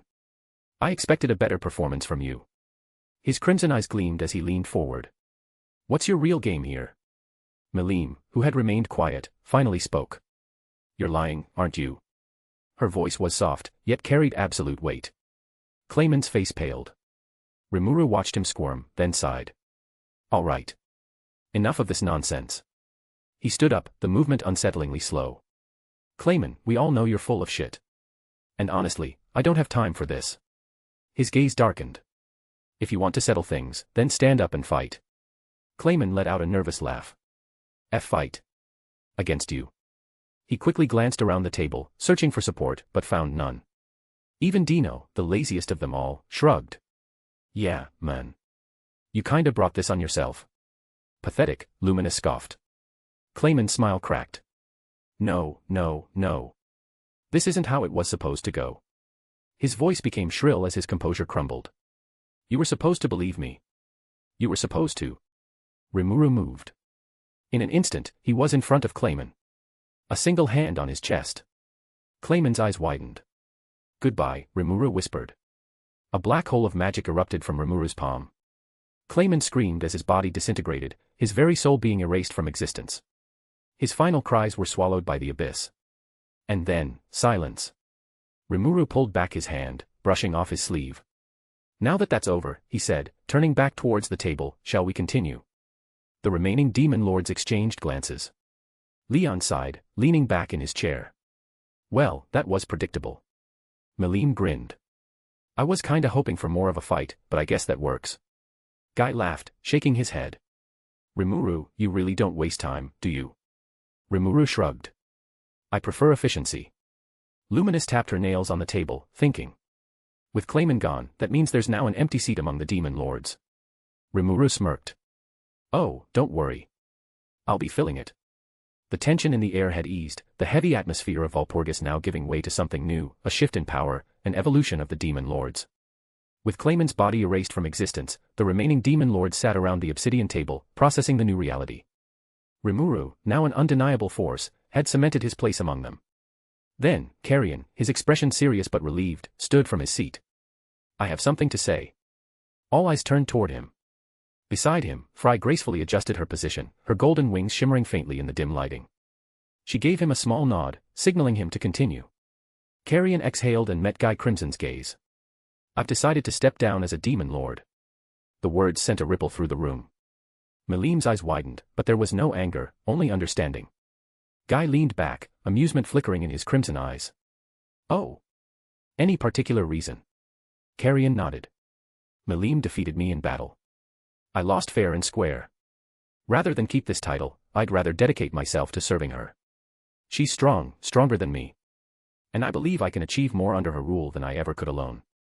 Melim crossed her arms, nodding with a grin. Yep. Arion's a smart one. Fry sighed softly, then spoke. I feel the same. I was never one for playing the role of a demon lord. I'd rather work alongside Melim than continue this charade. Her sharp eyes scanned the room. Clayman's demise was a reminder, only those truly fit to be demon lords should hold the title. Guy observed them, resting his chin on his hand. Then, he grinned. Interesting. That means we'll need a new name for our group. Leon, who had been quietly observing, finally spoke. Indeed. 10 demon lords is meaningless now. With Clayman gone and Arion and Fry stepping down, we're down to 8. Guy chuckled and turned toward Remuru. Since you're the newcomer here, how about you come up with the name? I was watching all of this unfold, comfortably seated on my throne, my lover surrounding me. Velzard kneaded my shoulders, her fingers cold yet soothing. Testarossa was massaging one of my legs, her crimson eyes locked onto the scene with a calculating smile. Ultima giggled, working on my other leg, while Carrera stood behind me, gently running her fingers through my hair. I wonder what name he'll choose, Velzard mused, her voice a soft whisper against my ear. Testarossa smirked. He's proven to be unpredictable. I chuckled, watching as Remuru leaned back in his chair at Valpurgis, seemingly thinking. Then, his lips curled into a smirk. How about Octogram, he suggested. The room fell silent for a brief moment before Guy let out a low laugh. Octogram, huh? His grin widened. I like it. 8 stars, 8 demon lords. Leon nodded in approval. It carries weight. Melim grinned. Sounds cool. Luminous crossed her arms, a satisfied smirk playing on her lips. It has a certain elegance to it. Dino, ever the lazy one, waved a hand. Easy to remember. Works for me. Guy clapped his hands. Then it settled. From this day forth, we are Octogram, the 8-star demon lords. I exhaled slowly, leaning back into Velzard's cold touch. Things were about to get even more interesting. Chapter 131, A Storm Approaching. After watching the demon lords gathering, I shifted my focus to another brewing storm, one that was steadily making its way toward Tempest. Hinata Sakaguchi and the 10 Great Saints. I leaned back, exhaling slowly as my lover surrounded me, their hands still offering their soothing touches. She's really going through with it, Testarossa mused, her fingers lightly pressing into my leg. She's bringing her little army, too, Ultima added with a giggle. 10 Great Saints, was it? Do they really think that's enough? I smirked. Oh, it's enough for a show.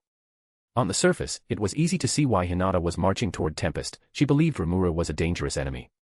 That belief, however, wasn't entirely her own. She was manipulated. The 7 luminaries, the shadowy figures pulling the strings from within the Western Holy Church, had successfully forged a message from Remuru, a false challenge meant to lure her into battle. And to make sure she took the bait, they gave her the Dragon Buster, a weapon rigged with their own tricks. But even without their influence, Hinata was already inclined to act. She had already faced Remuru once before and failed to kill him. Now, she likely believed he would seek vengeance. It was only natural for her to strike first. And so, here she was, traveling across the land on horseback, her forces moving in perfect unison. Their banners bore the Holy Church's emblem, the golden cross shining in the sun. They rode with purpose and confidence, unaware of how deeply they were being played. And as I observed them, I couldn't help but chuckle. While they're moving by horse, it'll take them some time to reach Tempest, I murmured, my fingers tapping against the armrest of my throne. Carrera grinned from behind me. Plenty of time for Remuru to prepare a proper welcome party, don't you think? Velzard let out a rare chuckle. I imagine it will be quite the spectacle. I smirked. Oh, definitely. Knowing Remuru, he's already preparing for their arrival. As I watched the Holy Knights march toward what they believed would be their glorious victory, I knew the truth. They were heading straight into the jaws of the storm. Long ago, Chloe Aubert, the time traveler, had left this era. But before she vanished into the ever-turning flow of time, she entrusted something incredibly valuable to Luminous Valentine, her physical body. Chloe's body was no ordinary shell. It held an immense latent power, an existence that defied fate itself.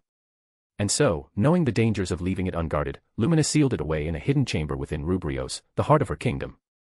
A sanctuary protected by layers of divine enchantments and barriers so potent that only she could access it. She believed that no one else knew. She believed that her secret was safe. But Luminous had underestimated the persistence of those lurking in the shadows. Unknown to her, certain individuals had already discovered the truth. They had been watching, waiting, scheming. These were not ordinary thieves, they were manipulators of fate, individuals who sought to twist destiny itself. And for them, Chloe's body was the ultimate prize. I, of course, knew about this. Unlike Luminous, I had the advantage of knowing the future. Chloe had told me herself. During our brief yet fated encounter, she had shared many things, fragments of events yet to unfold, cryptic warnings about powers that should not exist, and the reason she had left her body behind. She had to abandon her body for her plan to work. For her to return at the right time. For her to reclaim herself when the moment was right. But if someone else got to her body first, that could change everything. And so, this was another matter that I had to monitor closely. I leaned back, exhaling slowly as I processed everything. My lovers watched me with curiosity, sensing the shift in my mood. What is it? Velzard asked, her piercing blue eyes locking onto mine. I chuckled softly, though there was no humor in my tone. Oh, just another storm brewing in the shadows, I murmured. Luminous, for all her power, had made one mistake. She assumed that hiding Chloe's body was enough. But she wasn't dealing with ordinary threats. She was dealing with those who knew the future, just as Chloe did. And now, it was only a matter of who would reach the body first. Chapter 132, No Time to Relax. Leaning back in my chair, I exhaled a long, slow sigh, letting the weight of everything settle in my mind. The world was shifting. Shadows were moving, unseen hands pulling strings, orchestrating conflicts from behind the veil. Feldway, the Holy Church, the Eastern Empire, and now the unknown individuals after Chloe's body, so many pieces were already in motion. Across from me, my lovers watched with knowing expressions, sensing the storm of thoughts running through my head. Velzard, ever the composed one, traced delicate circles on my shoulders, her fingers cool yet firm, like frost brushing against steel. You seem deep in thought, she murmured, her ice blue eyes gleaming with curiosity. Testarossa smirked, lazily running a hand along my leg, her crimson eyes glinting with amusement.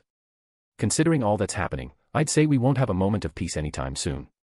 Ultima, curled up beside me, rested her chin on my thigh, her violet eyes filled with eager excitement. Hee, sounds fun. Chaos always makes things more interesting. Carrera chuckled, her hands gently caressing my head as she leaned over me. I was hoping for a bit more time to relax, but I suppose we should expect trouble wherever we go. I let out a small laugh, the tension easing just a little as I looked at them. Seems like we won't get bored anytime soon, I said, my tone both weary and amused. With so many factions plotting, so many schemes unfolding, and so many powerful players moving across the board, one thing was clear, this was just the beginning. A storm was brewing, and soon, the entire world would feel its impact. Days passed, and the world continued to shift. Remuru was now officially recognized as a demon lord, and Tempest had erupted into celebration. A grand festival was held, with music, food, and joyous laughter filling the air. The people of Tempest reveled in their newfound strength, their faith in Remuru solidified after their overwhelming victory against Clayman. But peace never lasted long. One day, amid the lively atmosphere of Tempest, Sui suddenly appeared before Remuru, kneeling in complete silence. The room, once filled with the casual chatter of Remuru's closest subordinates, went still. Hinata Sakaguchi and a unit of holy knights are approaching Tempest. The words hung in the air like a storm cloud.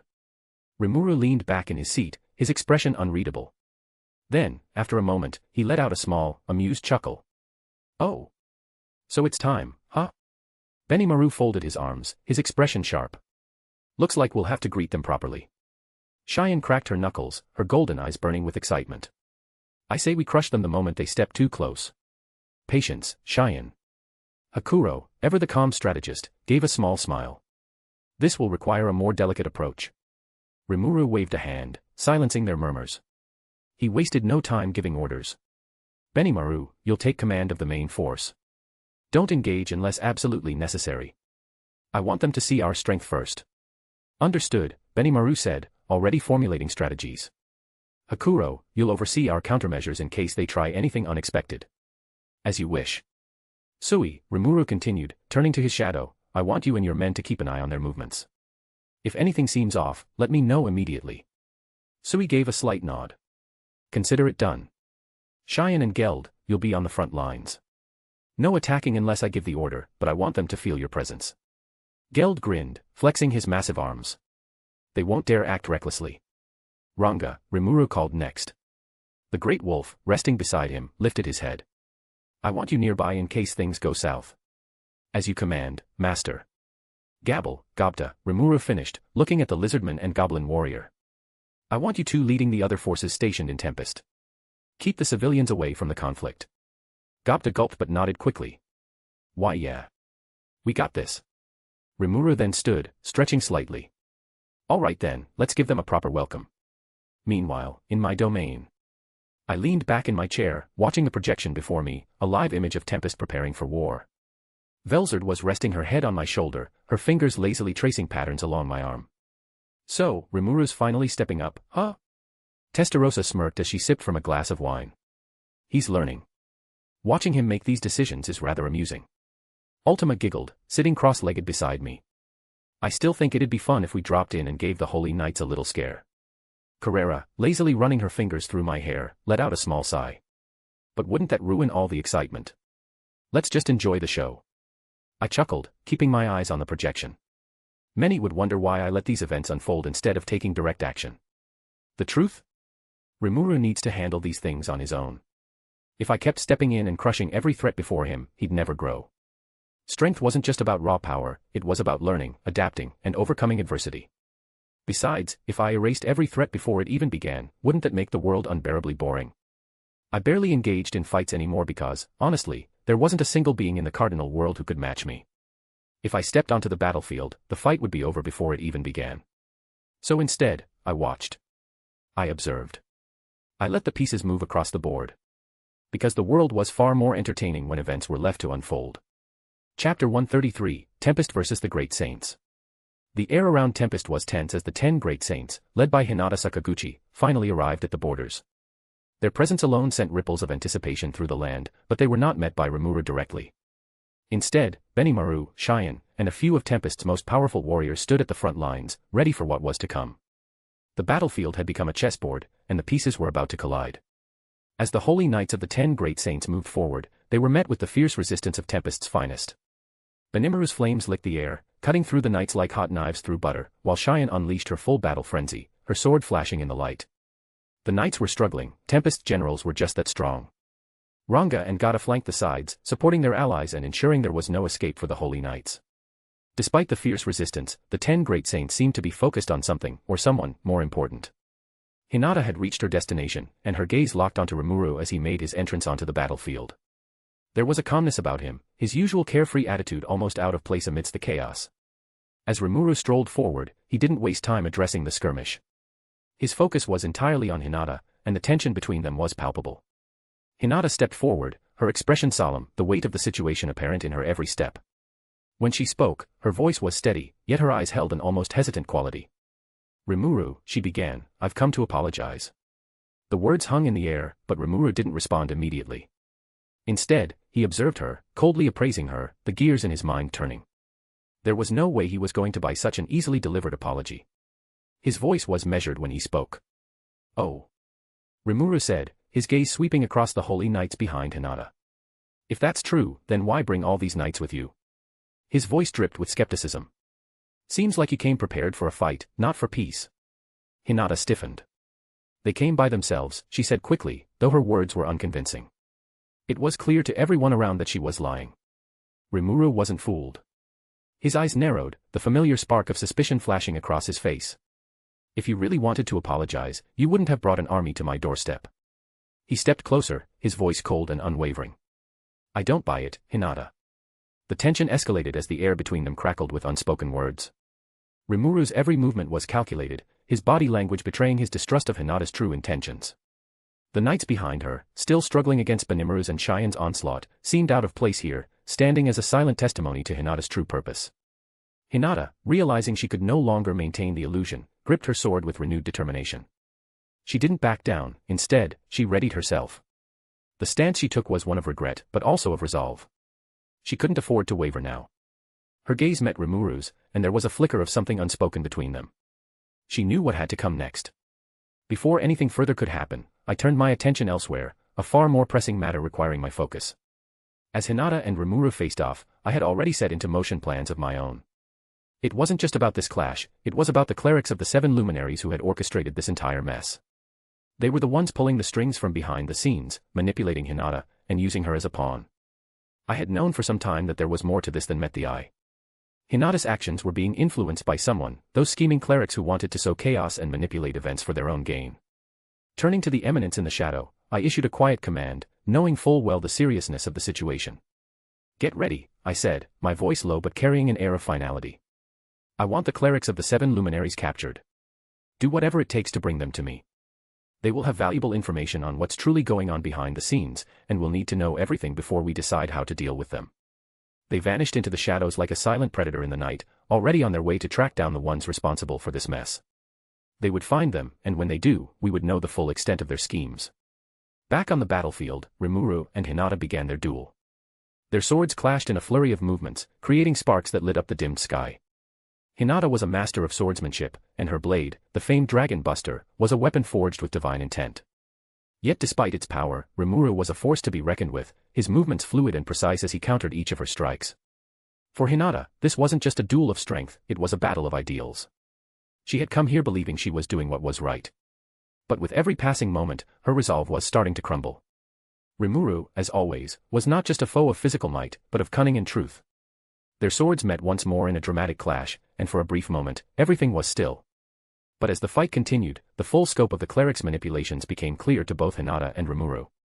The knights weren't here of their own will. They were pawns, just as much as Hinata had been. But even if Hinata had realized the truth, it was too late to turn back. As the sword fight raged on, Remuru finally spoke, his voice cutting through the tension. "You're not here to apologize, Hinata. You've been used.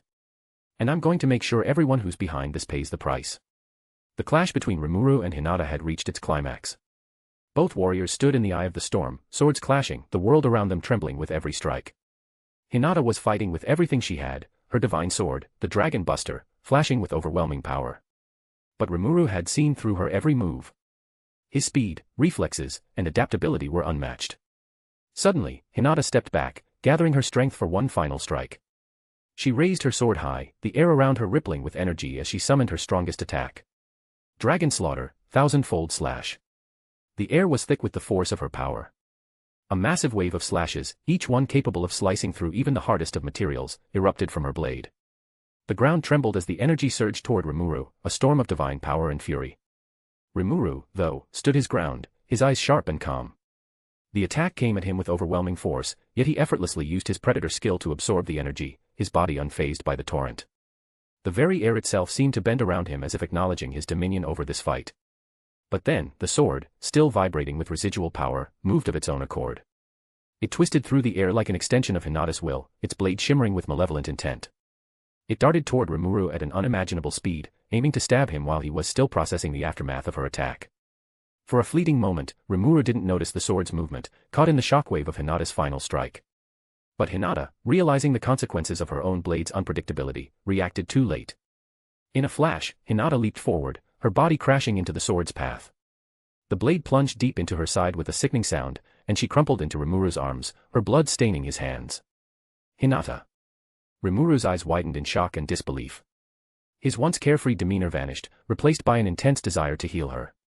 His hands glowed with a powerful aura as he channeled his healing abilities, trying to stop the blood flow and mend her wounds. He muttered her name under his breath, his mind racing. This wasn't how it was supposed to go. As Remuru desperately tried to heal Hinata, the clerics of the 7 luminaries revealed themselves, stepping out of the shadows, their cloaks swirling ominously. Their faces were concealed, but the power radiating from them was undeniable. They had been watching this from the very start, waiting for the perfect moment to intervene. Remuru Tempest, the leader of the clerics, said coldly, stepping forward, his voice like ice. "You have just gravely injured Hinata Sakaguchi. You will pay for this." The clerics formed a perfect circle around Remuru and the wounded Hinata, their hands raised high in unison as they began to chant. The ground around them seemed to crack and tremble as energy built up in the air, swirling into a massive ball of divine power. Divine judgment, they intoned together, the attack coalescing into a blinding sphere of holy energy. The very atmosphere crackled with the sheer power of the attack, a force capable of rending the very earth apart. Remuru's eyes narrowed as he assessed the incoming assault. Even with his vast power, the intensity of the cleric's collective attack was enough to cause a threat. It wasn't a strike he could ignore. But just as the sphere of holy energy was about to launch at Remuru, there was a sudden flicker in the air, and the Eminence in the shadow appeared. Dressed in all black, no one could recognize their identity. Velzard, Testarossa, Ultima, and Carrera stood before Remuru with a confidence that radiated from their every movement. They were the silent shadows, the unknown protectors of this world, and in a blur of swift, practiced moves, they intercepted the attack. Velzard unleashed her ice dragon's roar, freezing the air around the clerics and causing the holy energy to falter, its momentum halted by the cold grip of her ice. Testarossa, Ultima, and Carrera moved in sync, their shadow magic overwhelming the clerics, their forms like fleeting whispers in the dark, striking from every direction. The clerics of the 7 luminaries stood frozen in shock, their attack now dissipating into nothingness, absorbed by the sheer power of the Eminence in the shadow and their mysterious allies. "Who are you?" one of the clerics demanded, his voice filled with disbelief. The Eminence didn't speak. They didn't need to. With a movement so swift that none of the clerics could even follow, they reached out and snatched each of them by the throat. Velzard's ice encased their movements, freezing them in place, while Testarossa, Ultima, and Carrera ensured there was no escape. In an instant, the clerics were bound, powerless. With one final, fluid motion, the Eminence in the shadow vanished as quickly as they had arrived, their forms swallowed by the darkness, taking the 7 luminaries with them. The battlefield fell silent. Only the faint sound of the wind remained, carrying the scent of blood and magic through the air.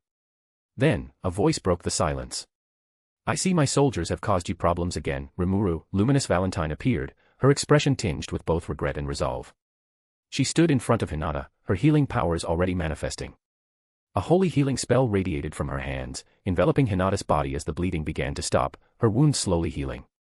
For the first time in the chaos, Remuru sighed in relief. His eyes softened, but he didn't let his guard down. He knew there were still deeper layers to the plot at play, but for now, at least Hinata was safe, thanks to Luminous intervention. "I didn't expect it to get this far, Luminous," Remuru said, his voice steady despite the turmoil. "But I've learned something important today." Luminous glanced at him, her expression unreadable. "And what is that?" "That you can never truly trust anyone, even when they're standing right in front of you," Remuru said, his gaze now shifting to where the eminence in the shadow had vanished. "Especially not when there are those pulling strings in the background." The fight was over, for now, but the war was far from won. Remuru knew that there were still enemies lurking in the shadows, waiting for their chance to strike. And now, the 7 luminaries had been unmasked, their plans exposed. But this was just the beginning. Chapter 134, Interrogation. My lovers, the Eminence in the Shadow, Velzard, Testarossa, Ultima, and Carrera, returned to the City of Eternal Nights, bringing with them the 7 clerics of the Luminaries. The clerics were bound and bruised, their spirits broken after being swiftly captured. They had no idea what awaited them in this darkened city deep within the Jura Forest. The room was silent except for the distant hum of the city's energy. It was a place where secrets were crushed, and the truth was forced out, no matter the cost. My lovers were the perfect instruments for such a task. Velzard, with her cold, imposing presence, took the lead. Her aura was so chilling that even the air seemed to freeze around her. She paced in front of the clerics, her eyes cold and calculating. "You have all been a thorn in the side of our world, but your usefulness has run out," she said, her voice low and menacing. "You've been playing a dangerous game, hiding behind your robes and words. Now, you will answer for your actions." The clerics, already terrified, kept their heads down, knowing that resistance would do them no good. They had tried to put on a brave front before, but now they were visibly shaking. They knew who they were facing. Testarossa stepped forward next, her eyes gleaming with amusement. Her voice was smooth, but there was an undercurrent of malice. "You've been manipulating the course of events, interfering with forces far greater than you.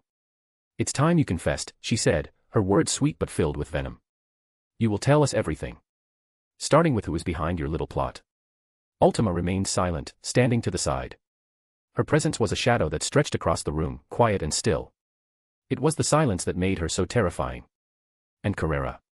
Carrera was a whirlwind. She moved like a shadow, always one step ahead, her unpredictability unnerving. She was the one who liked to get up close, her sudden movements making even the most hardened of individuals flinch. The clerics could no longer hide their fear. They tried to stay strong, but the pressure was building. They had already faced the shock of capture, but now they were up against an enemy whose methods were terrifyingly efficient. They were in the hands of Eminence in the Shadow, and they had no idea what that meant. One of the clerics, his voice shaky, finally spoke. "You don't know what you're dealing with. Granbel Rosso. He's the one who's been controlling everything. He manipulated us, gave us the Dragon Buster sword, and ordered us to target Hinata." The confession came fast, spilling out like water from a broken dam. It wasn't a single cleric speaking, but all of them now, their voices trembling as the truth poured out. Testarossa raised an eyebrow, a faint smile curling her lips. "Granbel Rosso, huh? I thought as much. But let's hear more," she said, stepping closer to the trembling clerics. "Tell me everything. How far does this go?" Another cleric, shaking uncontrollably, added, "Granbel has been behind this all along. He's not just some religious leader. He's been manipulating Hinata, using her as a pawn, giving her the Dragon Buster sword to ensure she could defeat Remuru. His ultimate goal is to gain control over humanity. He believes that only absolute power can protect them, and he'll stop at nothing to make that a reality." Carrera's hand shot out like lightning, grabbing the throat of one of the clerics. She lifted him off the ground with one hand, her smile predatory. "You think you're in control, don't you?" she said, her voice dangerously soft. "But you're not. Now, tell me more about Granbel and his plans." The cleric gasped for air, his body racked with fear. He trained under Emperor Rudra, became a light chosen hero. But something broke inside him. He realized that protecting humanity wasn't enough. He needed to control them, to rule them. He left Rudra's side and came to the west, where he manipulated everything. He used us, the clerics of the 7 luminaries, to make sure humanity would be ruled by someone with the strength to keep them in check. And that someone is him. Velzard took a step back, her expression unreadable. He's been playing this game for centuries, she said, her voice devoid of emotion. All of this, the manipulation of Hinata, the creation of the Dragon Buster, the schemes with the clerics, it was all part of his grand plan. The cleric nodded, his voice faltering. Yes, he's been using his spirit to possess a secondary body. He's been hiding in plain sight, controlling us, making us carry out his orders without question. He's the one who pushed us to manipulate Hinata. He wants to control all of humanity. He wants to be the one to lead them. And he'll do whatever it takes to make sure that happens. Testarossa let out a low chuckle. Interesting. So Granbel Rosso isn't just some misguided zealot. He's a man driven by power. No wonder he's been such a problem. The clerics continued to spill more and more secrets, each word they uttered a further unraveling of the complex web they had woven over centuries. Their will was breaking under the relentless pressure of my lover's interrogation techniques. In the cold, shadowed halls of the City of Eternal Nights, the air was thick with tension as they were pushed to their limits. Velzard, Testarossa, Ultima, and Carrera, draped in dark cloaks that masked their identities, held nothing back as they extracted every ounce of information from the 7 clerics of the Luminaries. Each of the clerics tried to maintain their composure, but the combined force of my lover's presence shattered their resolve. The methods were precise and unforgiving, psychological manipulation, physical pain, and the constant fear of what would happen next. They were no longer agents of their own will, but broken vessels spilling all they knew in the hope of escaping the relentless torment. As they continued to speak, the grim truths they revealed painted a far darker picture of Granbel Rosso than anyone had anticipated. Granbel's machinations were even deeper than they had imagined. Over the millennia, his grip on the West had only tightened, manipulating events from the shadows. He had done so under the guise of safeguarding humanity, but the reality was much darker. His obsession with power had corrupted him. It had all started innocently enough, with the alliance with Luminous Valentine leading to the establishment of peace and the creation of the Council of the West. Under this council, he played the puppet master, directing the flow of resources, alliances, and even conflicts to serve his growing ambitions. But what truly began to shape Granbel's path toward tyranny was the loss of his wife, Maria Rosso. The death of his beloved had shattered him, and he had never recovered. Instead of mourning and moving on, Granbel turned to forbidden magics, using the Raise Dead spell to preserve her body and infuse it with unnatural energy.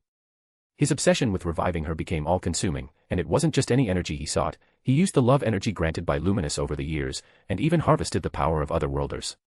The servant he created from Maria's corpse was a grotesque manifestation of his madness, a living symbol of the twisted love he could not let go of. Granbel's pursuit of absolute control didn't stop with the resurrection of his wife. He became the unchallenged ruler of the West, using his economic monopoly to ensure no one could challenge him.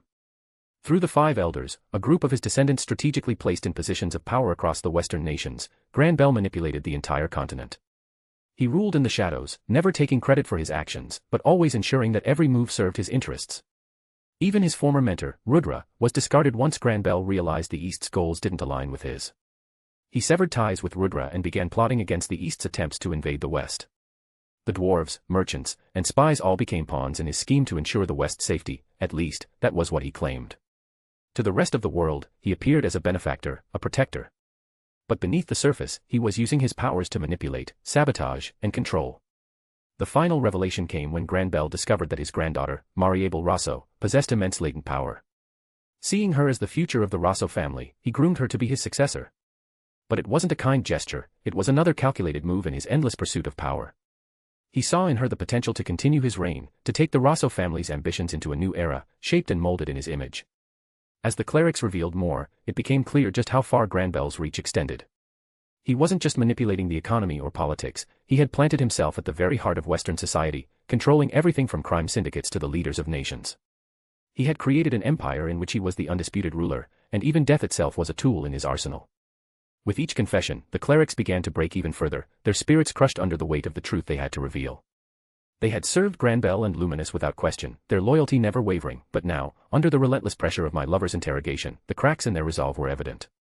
This wasn't just about politics anymore. This was about the darkest depths of human ambition, an ambition so consuming that it had twisted Granbel from a noble hero to a tyrant who would stop at nothing to achieve his goals. And with the information now in hand, the pieces of his grand design were becoming all too clear. As the clerics' final words were extracted from them, their bodies limp and broken, my lovers stood, their expressions unreadable. They had gathered everything they needed, Granbel's deep-rooted conspiracy, his manipulation of the 7 luminaries, his ultimate goal of ruling the West, and the twisted fate he had planned for his granddaughter. It was all there. I turned to my lovers, Velzard, Testarossa, Ultima, and Carrera. They stood tall, cloaked in their dark garments, their eyes unreadable, yet I could sense the cold determination in them. They were not like the clerics, they were far beyond the fragile nature of human loyalty and weakness. Eliminate them, I said, my voice cold, but with a finality that left no room for argument. There was no redemption for these traitors. They had been tools in Granbel's hands, manipulating events for centuries, and now they had played their part in this twisted game. There was no longer any purpose for them. Testarossa, the demon of lust, stepped forward with a wicked smile. She didn't need the formality of spells or weapons, she had her own way. She moved with an unsettling grace, her footsteps barely making a sound on the cold floor as she circled the frozen clerics. Her hand, glowing with a crimson hue, reached out toward the eldest of the clerics, and in an instant, his body began to distort, the dark energy consuming him from within. The cleric's scream was nothing more than a faint whisper as his body melted away, disintegrating into nothingness. Ultima, the embodiment of annihilation and destruction, was next. Her power was a force of pure entropy, unraveling the very fabric of existence itself. With her sharp eyes, she took in the remaining clerics and raised her hand, causing an energy wave to erupt. The sheer force of her magic disintegrated the remaining clerics, leaving nothing but scattered ashes in the air. Not even a trace of their existence remained. Chapter 135, Tempest Event. Days passed, and the bustling city of Tempest was abuzz with excitement. Remuru had decided to hold an event, a grand tournament that would showcase Tempest's strength, unity, and prosperity. Invitations had been sent far and wide to other nations, including powerful human kingdoms, various races, and even the demon lords themselves. It was an opportunity to demonstrate how monsters and humans could coexist, how Tempest had evolved under the rule of a demon lord. Though Remuru's vision of peaceful coexistence was admirable, I couldn't shake the nagging feeling that this event was, at its core, a risk. Tempest, while strong, had only grown over the years, and the world beyond the Jura Forest could harbor hostile intent. The likes of Granbel Rosso, with his vast influence and cunning mind, could easily target such a gathering, or worse, other forces might take advantage of the openness to launch an attack. The very idea of revealing Tempest's strength to the outside world was a delicate balance, one that could attract dangerous attention. As I observed the preparations unfolding, I made a decision. It was time to ensure that this event went smoothly without endangering Tempest's safety. I walked through the darkened halls of the City of Eternal Nights, hidden deep within the Jura Forest. The shadows were thick, and the air was dense with the essence of power and secrecy. There, in the heart of this place, I called for my trusted allies, knowing that their skills would be essential in maintaining Tempest's security during the tournament. Diablo, I said softly, summoning him from the shadows. He appeared before me with his usual elegance, his red eyes glowing faintly under the dim lights. His posture was impeccable as always, but there was a hint of curiosity in his gaze. "Yes, my lord," he asked, his voice calm and steady. I wasted no time with pleasantries. Remuru is hosting an event in Tempest, a grand tournament to demonstrate the city's strength and how humans and monsters can live together. However, as you and I both know, such exposure is dangerous. The outside world will see this as an opportunity. Let's give him a hand. Diablo's expression remained unchanged, but I could tell he was already considering the implications of the situation. Indeed. There will certainly be those who would seek to undermine this peace, perhaps even target Tempest itself. I nodded, my eyes narrowing. Exactly. Granbel Rosso is one example, but there are many others out there. We need to keep a close eye on the event, and more importantly, make sure that nothing goes wrong. Understood, my lord, Diablo replied immediately, ever loyal. How do you wish to proceed? I need you to disguise yourself as a merchant, I instructed. Infiltrate the tournament as part of the audience, blending in with the crowd. You'll be able to move through the event without suspicion. Alongside you, I'll have the Eminence in the Shadow act as your allies. Velzard, Testarossa, Ultima, and Carrera are well suited for the task.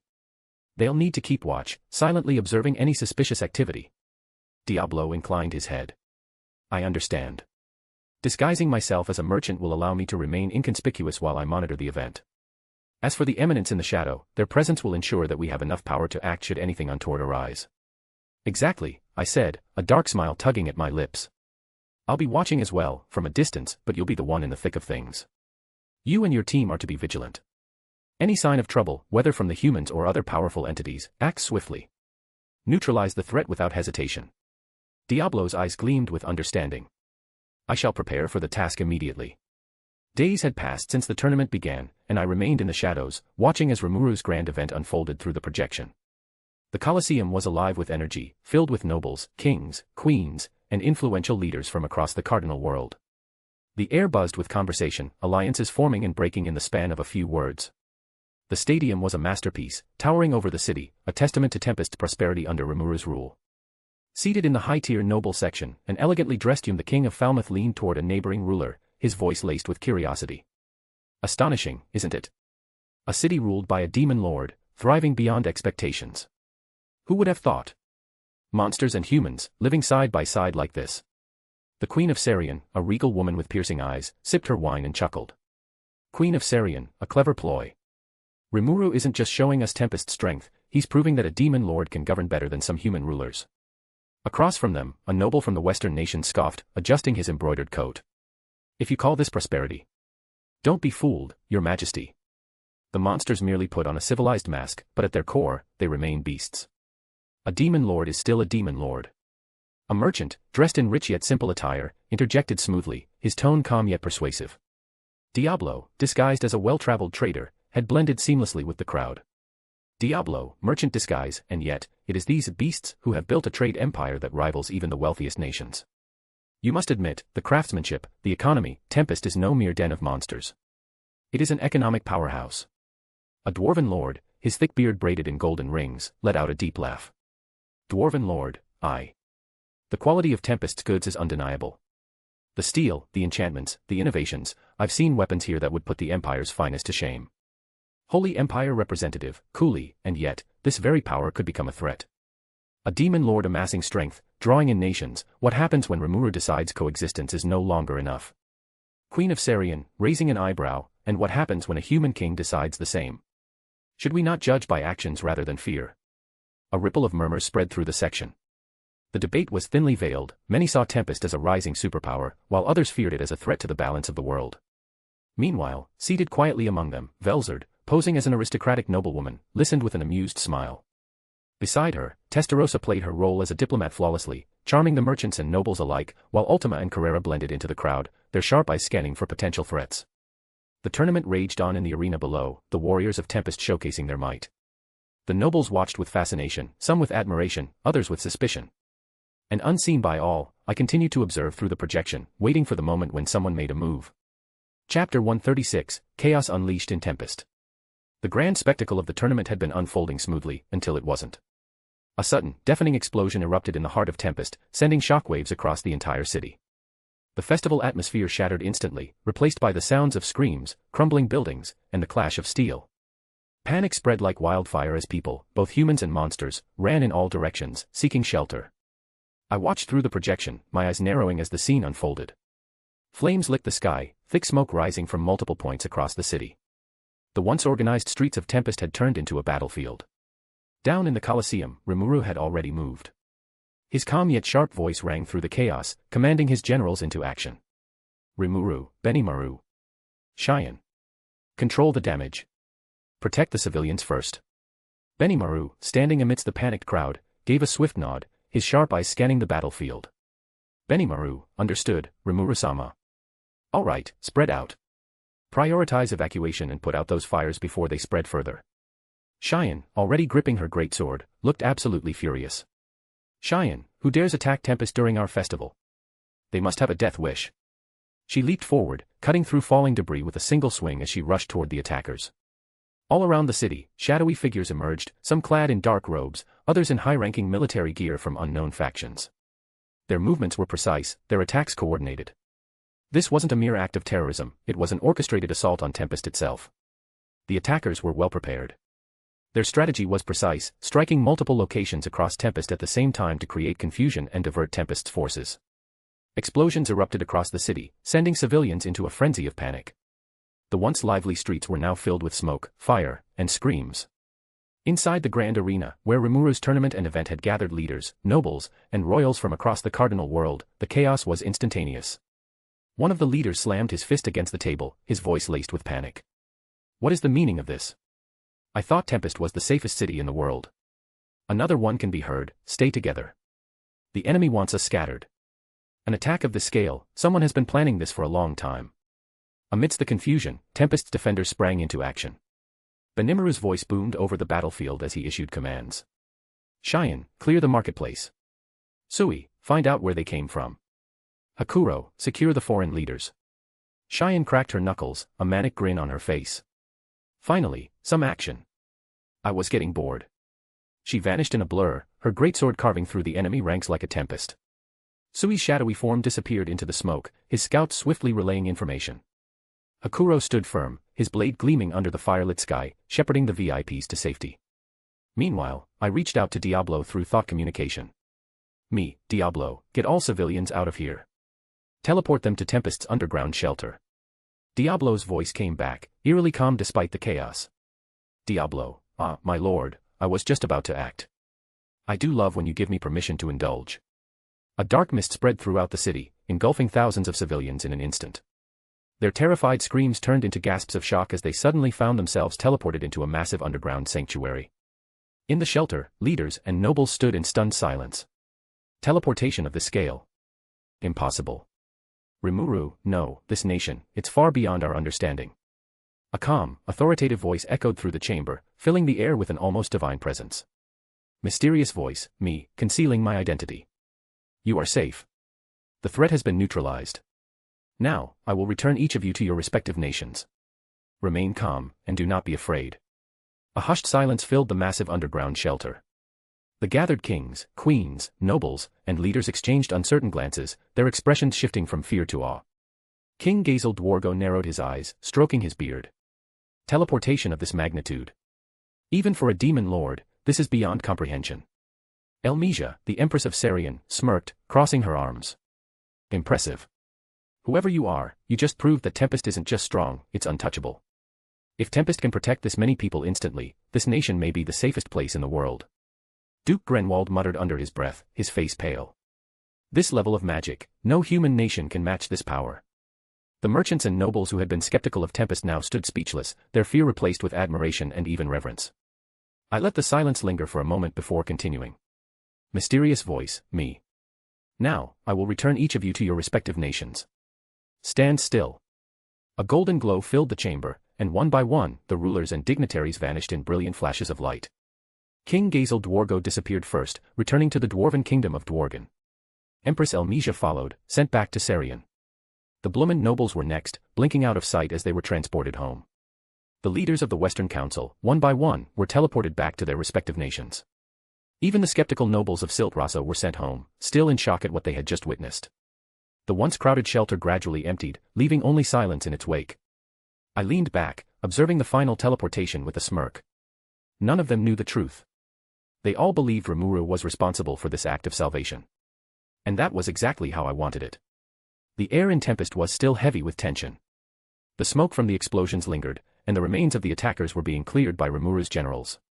Despite the swift response, the attack had shaken everyone.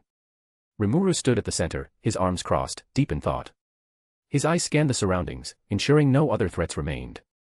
Benimaru, Cheyenne, and Sui were giving orders, securing the city and tending to the civilians. Just then, Luminous Valentine, who had remained in Tempest for the event, suddenly received a message. Her eyes widened in absolute shock. Luminous, muttering, "No, this can't be." Remuru immediately turned to her. "Remuru, Luminous. What is it?" Without hesitation, she turned to him, her expression unreadable, cold yet burning with rage. "Luminous, Rubrios is under attack." Before Remuru could respond, Luminous vanished in an instant, leaving only a trace of silver light behind. I leaned back in my chair, watching through the projection with narrowed eyes. So that's how it is. The attack on Tempest wasn't just an assault, it was a diversion. The real battle was happening elsewhere. Within moments, shadows shifted behind me. 3 cloaked figures emerged from the darkness, my spies stationed in Rubrios. They knelt before me. Spy 1, breathing heavily, "My lord, it's as you suspected." Spy 2, the real target was never Tempest. It was Rubrios. I raised an eyebrow, waiting. Spy 3, they're after Chloe's body. The one Luminous has hidden. My fingers tapped against the armrest, my mind calculating everything at lightning speed. They want to steal Chloe's body, that means the enemy knows about its significance. The room was silent, the air heavy with realization. Everything suddenly clicked. This was never about Tempest. This was a grand orchestration of deception. I exhaled sharply before activating thought communication. Their figures appeared in my mind's eye, standing amidst the ruins of Tempest's battlefield. Diablo stood with his usual sinister smirk, his crimson eyes glimmering with amusement, while Velzard, Testarossa, Ultima, and Carrera, my eminence in the shadow, stood at his side, their expressions cold and merciless after eliminating the last remnants of the enemy forces. Me, commanding, voice sharp as a dagger. The real attack was never here. The enemy used this chaos as a smokescreen. The true target is Rubrios. Luminous just confirmed it, her territory is under siege, and they are after Chloe's body. You know what to do. For a moment, there was only silence. Then, Diablo chuckled. A low, eerie sound that sent shivers through the link. Diablo, grinning, oh my, how delightful. A mere distraction. And they think they can slip past us. Testarossa closed her eyes, a sadistic smile forming on her lips. Testarossa, how bold. But also, how foolish. Ultima cracked her knuckles, eyes gleaming with bloodlust. Ultima, so we get to kill more of them. Ha. Now this is getting interesting. Carrera, ever the battle maniac, chuckled darkly. Carrera, TCH. I was just getting warmed up. Time to wipe them out for real. Velzard, standing tall and composed, simply sighed. Velzard, humph. They will learn why crossing us is the last mistake they'll ever make. Diablo placed a hand on his chest and bowed slightly, his eerie smirk never leaving. Diablo, understood, my lord. We shall move immediately.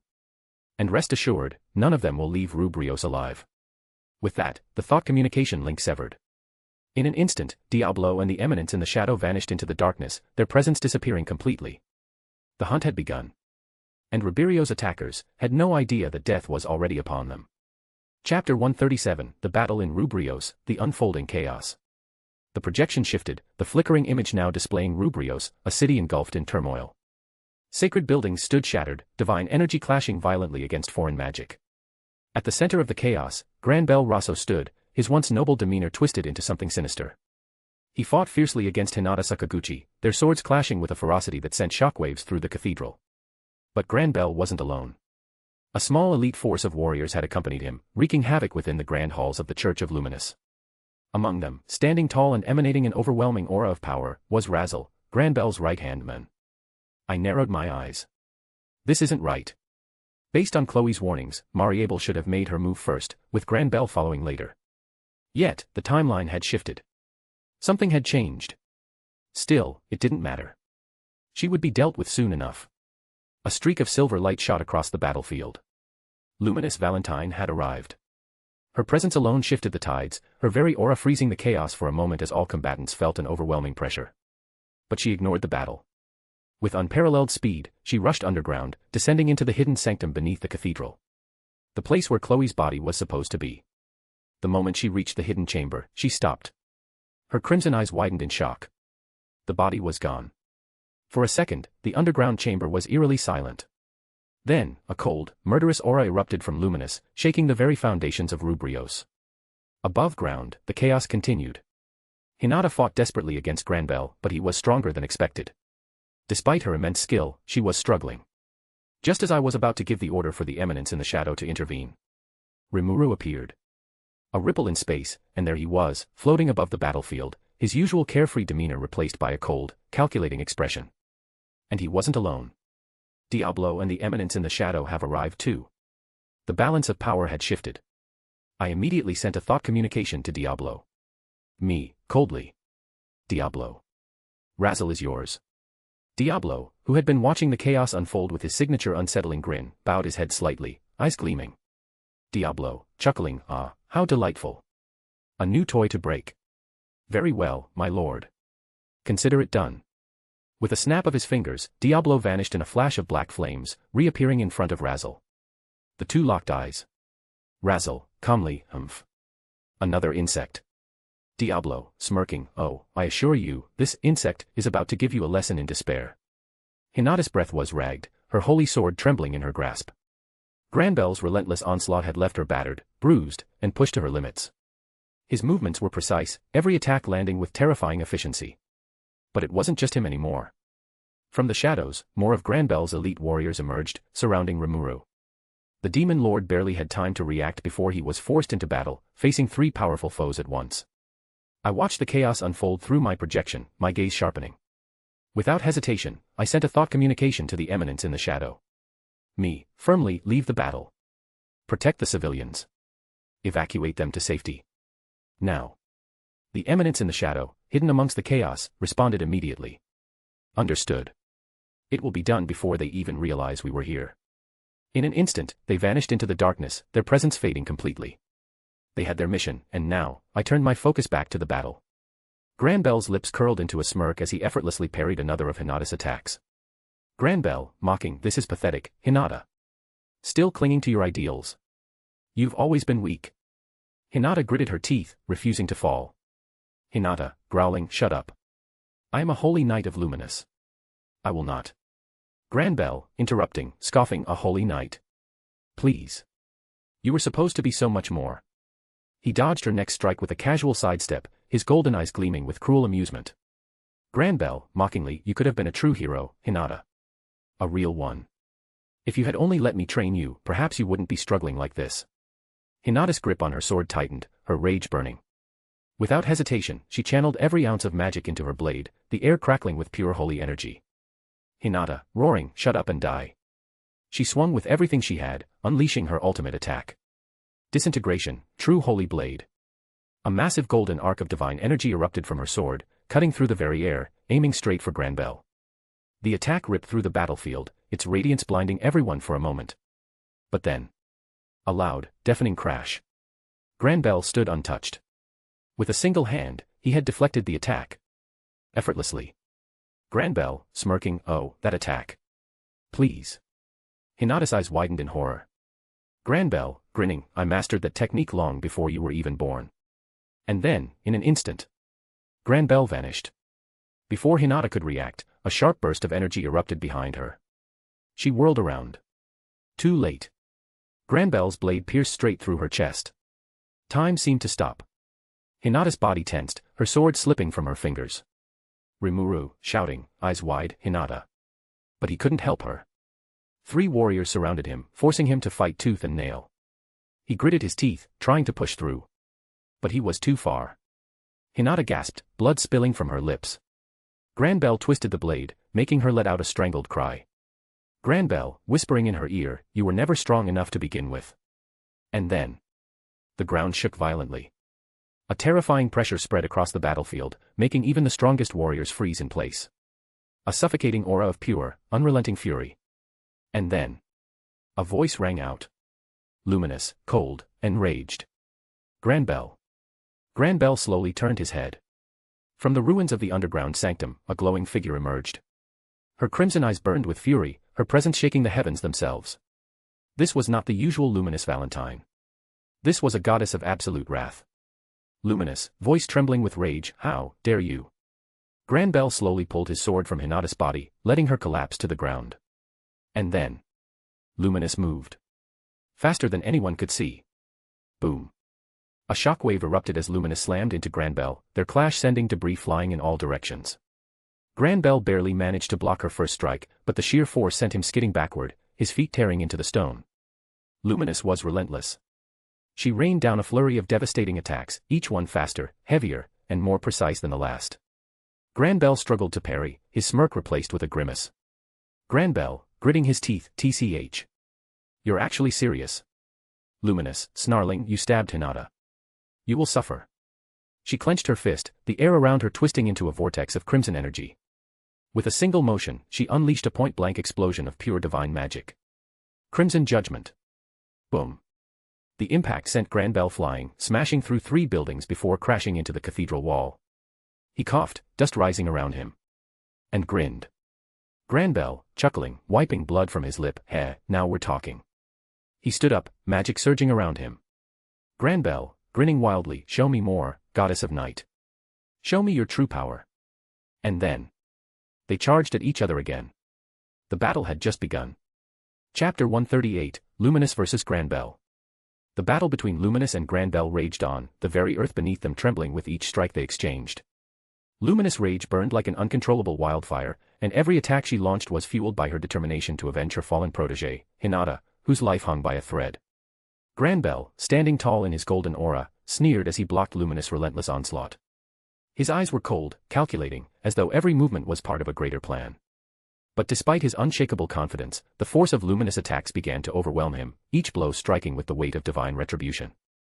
Granbel, grinning maniacally, you've always been a force, Luminous, but even you can't fight fate. Luminous' expression was icy, her lips curling into a determined smile. Fate. I make my own fate, Granbel. Then, in an instant, Luminous vanished, moving with blinding speed. Granbell barely managed to raise his blade in time, blocking her strike that would have cleaved him in two. The clash sent shockwaves through the battlefield, sending debris flying in all directions. Granbell's feet dug into the ground, pushing back with every ounce of strength he had, but the force of her strike nearly sent him off balance. Granbell, laughing, you think you can stop me? This is nothing. But even as his words echoed in the air, the change came. The earth beneath them shifted, and both warriors felt a surge of energy coursing through their bodies. Luminous, her crimson aura intensifying, felt a foreign presence invade her senses. It was the voice of the world. Voice of the world. Checking. Sufficient experience acquired. Unique skill, Lust, has evolved into ultimate skill, Asmodeus, Lord of Lust. A crimson shockwave erupted around her. Power rushed through her veins, flooding her very existence with unimaginable strength. Her body shimmered with radiant darkness, her aura now tinged with an intoxicating blend of destruction and control. A goddess of the night, reborn. Granbell felt it, his teeth clenched as his instinct screamed at him. Granbell, gritting his teeth, TCH, you just got stronger. Luminous smirked. A cold, merciless smirk. Luminous, low, deadly, I don't just feel stronger. I am stronger. She vanished. Granbell's eyes widened. Before he could react, a blinding crimson light enveloped his vision. Boom. A devastating uppercut to his gut sent him reeling, the force shattering the very ground beneath them. Granbell coughed as blood sprayed from his mouth, his body rocketing backward through the cathedral walls. Luminous flashed forward, appearing in front of him before he could even hit the rubble. With a graceful yet merciless motion, she spun midair, driving a brutal kick into his ribs. Granbell crashed through 3 more structures, his golden aura flickering under the sheer force of her attacks. Luminous, eyes glowing, voice like ice. What's wrong, hero? Is that all your faith amounts to? Granbell groaned, pushing himself up from the wreckage. His hands trembled, but his eyes burned with something more. Then. A voice whispered inside his mind. Voice of the world. Checking. Sufficient experience acquired. Unique skill, Unyielding, is evolving into ultimate skill, Serial, Lord of Hope. A golden explosion erupted from Granbell's body. The air shimmered, the sky above them splitting as an overwhelming holy presence descended upon him. His wounds sealed instantly, his golden aura blazing with newfound intensity. His lips curled into a wild grin. Granbell, laughing maniacally, so. God is on my side after all. Luminous eyes narrowed. Granbell vanished. Luminous pupils dilated. Boom. A golden fist collided with her stomach, sending shockwaves across the battlefield. Luminous gasped, skidding back as Granbell lunged forward, slashing with blinding speed. She barely dodged as his sword cut through the air, leaving behind trails of divine energy. Granbell pressed forward, laughing, swinging his sword in rapid succession. Granbell, grinning wildly, what's wrong, goddess? I thought you were strong. Luminous parried, her blade clashing against his in a cascade of sparks. The air around them distorted, the sheer force of their battle warping space itself. The 2 warriors moved faster than light, their attacks ripping through the battlefield. Each strike shattered buildings, split the air, and sent shockwaves across the land. Granbell's sword glowed with celestial radiance, each of his movements precise, divine, overwhelming. Luminous countered with dark elegance, her attacks fluid, relentless, and filled with pure fury. Every time their swords clashed, it sounded like the universe itself was breaking. At that moment, they weren't just fighting. They were rewriting the battlefield with every movement. Luminous knew, this couldn't continue. If they kept fighting like this, Rubrios itself would be reduced to nothing. She needed to end it. Now. She twisted midair, dodging Granbell's next strike by a hair's breadth. And then. She raised her hand. The air stilled. A dark crimson light began swirling around her fingertips. Granbell, eyes widening, what? A massive crimson sigil appeared behind her, pulsating with destructive energy. Luminous, coldly, I hope you prayed before this fight, Granbell. Because this. The sigil flared, an endless vortex of crimson energy forming around her. Is the wrath of a goddess. Granbell snarled, charging forward. But it was too late. Luminous released the attack. Eternal blood eclipse. The entire battlefield was swallowed in an abyss of crimson light. Granbell screamed as his body was caught in the vortex, his defenses breaking under the sheer magnitude of the attack. Then, Luminous struck. With one final motion, she vanished and reappeared behind him, her sword glowing with unholy radiance. And then. She drove it straight through his chest. SHHHHK. Granbell gasped, his eyes wide, blood dripping from his lips. His golden aura flickered. Luminous, whispering in his ear, coldly. "This is your punishment." With a final twist of the blade, a massive crimson shockwave erupted from his body. Granbell screamed. And then, silence. His body collapsed. The battlefield stood still. Luminous breathed heavily, her grip on her sword tightening. She looked down at Granbell's body, his once mighty presence now reduced to nothing. She turned to Hinata, who was barely holding on. The battle was over. But the war was just beginning. I watched the final moments unfold. Luminous stood over Granbell's lifeless body, the battle having taken its toll on both her and her opponent. Her breathing was ragged, each inhale a reminder of the fierce struggle that had just ended. The ground around her was scorched, marked by the clash of divine powers. She stood tall, her glowing crimson aura slowly beginning to fade as the aftermath of the battle settled. But there was no time for celebration, no moment of rest. Her gaze immediately shifted to Hinata, who lay motionless on the ground a few feet away. Hinata's breathing was shallow, her chest rising and falling in small, weak motions. She was covered in wounds, bruises, and blood from the vicious attacks she had endured from Granbell. Luminous' heart seemed to stop for a moment as she rushed to her fallen student. Her hands trembled as she knelt down beside her, pulling the weakened Hinata into her arms. The golden light of her aura flickered faintly, matching the dimming energy in her own body, as though the goddess herself were drained from the battle. Luminous, whispering softly, "Hinata, stay with me." Her voice cracked, a rare vulnerability in her usually strong tone. Her hand gently cradled Hinata's face, brushing the blood-matted hair away from her forehead.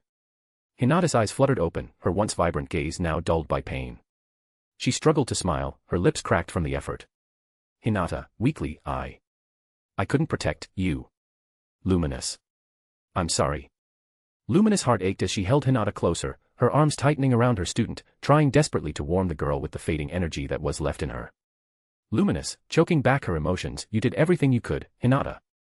Don't apologize. You're my hero. My beloved student." But even as Luminous spoke those words, she could feel the coldness creeping into Hinata's body. The battle had taken too much of a toll on her. Hinata's breathing became even more ragged, the once powerful warrior's strength quickly slipping away. And that was time for me to make a move. Chapter 139, Arion makes a move. The air around Rubrios was heavy, filled with a sense of stillness. The ground was scarred from the fierce battle between Luminous and Granbell, the echoes of destruction lingering in the air. The faint sound of Luminous' heartbeat was the only thing that could be heard, as her gaze was locked on the lifeless form of Hinata, her beloved student. Luminous held the girl close, unwilling to let go, her aura shimmering with a dangerous glow as her tears fell freely, staining Hinata's bloodied form. Remuru, now free from the soldiers, stepped toward Luminous. He placed a hand on her shoulder, his usually bright demeanor dimmed by the weight of the tragedy. But just as he was about to speak, a sudden shift in the atmosphere rippled through the surroundings. The air around them seemed to freeze. The pressure spiked as if the very laws of nature had been altered. Luminous and Remuru both raised their heads, the hairs on the back of their necks standing on end. They could feel it, someone was here, but the person was nowhere to be seen. It was as if time itself had stopped moving, a strange tension settling in the air. The faintest disturbance in space appeared behind them, and before they could react, I appeared. I was cloaked in an illusion, my form hidden from view. Only the overwhelming pressure of my presence remained, a subtle distortion in the world around me. The energy was unmistakable, and Luminous and Remuru could feel it, yet their eyes could not perceive the one standing before them. I approached them slowly, my footsteps reverberating in the silence, and with each step, the weight of my arrival became undeniable. Finally, I spoke, my voice calm and cold, carrying across the stillness. "Don't worry, I will take it from here." Luminous turned to me, her heart pounding with grief and a fierce protectiveness toward Hinata. Remuru's eyes flickered with confusion, but there was no time for further questions. Without hesitation, I moved toward Hinata's body, the girl still cradled in Luminous' arms. Luminous flinched, her instincts telling her to stop me, but she said nothing. I extended a hand toward Hinata's chest, and as I made contact, a faint glow emanated from my palm. In an instant, Hinata's form shifted, her body glowing briefly as she transformed into pure essence, her soul separating from her physical vessel. I then stored her soul carefully, ensuring her return. Luminous' eyes widened in disbelief as she saw Hinata's body fade away before her. She wanted to speak, to ask, but before she could form the words, I vanished. The world resumed moving, the heavy air lifting, but the questions remained. Remuru looked at Luminous, both of them frozen in shock and uncertainty. But there was no time to dwell on it. There was a promise I had made to Chloe, and I would keep it. I teleported high into the sky, above Rubrios, my eyes scanning the entire cardinal world. The world stretched before me, each layer of existence and power visible to my perception. And then, as if the entire world had unveiled its secrets to me. I located her, Chloe's body, but it was not in the hands of those who should have cared for her. It was Mariable, the one who had stolen her. I teleported once more, moving underground, into a hidden lair deep below the city. Mariable, and a mysterious figure standing beside her, were the only two present. The air was thick with secrecy, but that was not enough to stop me. As I appeared before them, they both screamed in panic. "Who are you? How did you find this place?" I didn't answer. My movements were precise, unhurried, as I walked toward Chloe's body. Mariable and the other figure tried to move, to attack, but it was useless. I had already placed a spell upon them, a binding that rendered them immobile. I sent a message to Diablo and the Eminence in the shadow, instructing them to eliminate Mariable and her associate. There was no more need for them. My focus remained entirely on Chloe's body, which I carefully lifted. The soft light of her form flickered before disappearing as I teleported once again, leaving Mariable and her ally to their fate. In the city of eternal night, the air was calm, the sky dark as the lights of distant cities flickered far below. The shadows seemed to whisper as I laid Chloe's body upon a pedestal in a private room. I reached deep within, pulling Hinata's soul from storage, bringing it to the new body I had prepared for her. The body, forged with my power, began to glow as I inserted Hinata's soul into it. The power surged through the room, an overwhelming force that seemed to shake the walls. I immediately neutralized the energy before it could destabilize the environment. Slowly, the new body began to take shape. Hinata's essence fused into the vessel, and moments later, her eyes flashed open. She blinked, disoriented, looking around, her confusion settling on Chloe's body lying beside her. Her gaze flickered between the two of us, and she sat up, still weak. "Hinata," softly, voice full of confusion, "What happened?" "I thought I died." Chloe seemed to understand what had occurred. She just said thank you. As for me, I had always preferred to remain unseen, my presence more a silent force than a tangible one. I snapped my fingers, and the room around us shifted. Hinata and Chloe vanished from the city of eternal night, reappearing in Rubrios, standing before Luminous and Remuru. Luminous, who had been lost in her grief, suddenly turned around at the sound of footsteps. Her breath caught in her throat as she saw the two familiar figures before her. Hinata, standing strong, and Chloe, still a little weak but very much alive. Luminous' eyes widened, and she froze, the disbelief and shock evident on her face. Luminous, in disbelief, Hinata. Chloe. But, how? Hinata slowly stepped forward, her eyes searching Luminous' face. The bonds between them had transcended those of a mere teacher and student. They were family, and in that moment, Luminous couldn't help but reach out toward her. She was overwhelmed with emotion, her voice shaking. Luminous, you're alive, but, how? I stood back, my presence lingering, but I did not speak. This was not my moment. I had kept my promise to Chloe, to Hinata, and now they could rebuild, together. Hinata gave Luminous a soft smile, understanding the weight of everything that had transpired. Her words were simple, but they carried the depth of what they had all experienced. Hinata, quietly, as she stepped forward, I'm back, and so is Chloe. It's not over yet. Remuru, watching in silence, understood the significance of this moment. He smiled warmly, proud of what they had all achieved, even if the journey ahead would be fraught with more battles. And as Luminous embraced both Hinata and Chloe, the world around them seemed to stand still for just a moment. A new chapter was beginning, one filled with both hope and vengeance, as they prepared to face the coming storm. Chapter 140, A Night of Indulgence in the City of Eternal Night. The war had been long, but for now, it was over. The City of Eternal Night stood quiet, bathed in the glow of the ethereal moon, its towering structures reflecting a haunting beauty against the endless sky. The chaos had faded, the battle won, and a moment of peace finally settled over the land. I stood at the highest balcony of my palace, gazing out at the world below. The night was calm, yet my mind remained restless, replaying the events that had transpired, the enemies defeated, the balance momentarily restored. Then, I sensed them. A presence so familiar, so intoxicatingly powerful, it was impossible to ignore. Turning slightly, I watched as Velzard approached first, her icy blue eyes gleaming in the moonlight, her aura exuding an effortless mix of dominance and allure. Right behind her, moving with that same deadly grace, were Testarossa, Ultima, and Carrera, each radiating their own unique beauty, their presence commanding, undeniable. They were not just my strongest allies, not just my generals. They were my lovers. Velzard stepped beside me, her voice carrying that teasing, sultry edge she always used when she wanted something. Velzard, smirking, enough brooding, love. We've earned a night to celebrate. Ultima, grinning, yeah. No war talk, no battles, just us, enjoying ourselves. Testarossa, sipping wine she conjured from nowhere, I do believe a proper feast is in order. Wouldn't you agree?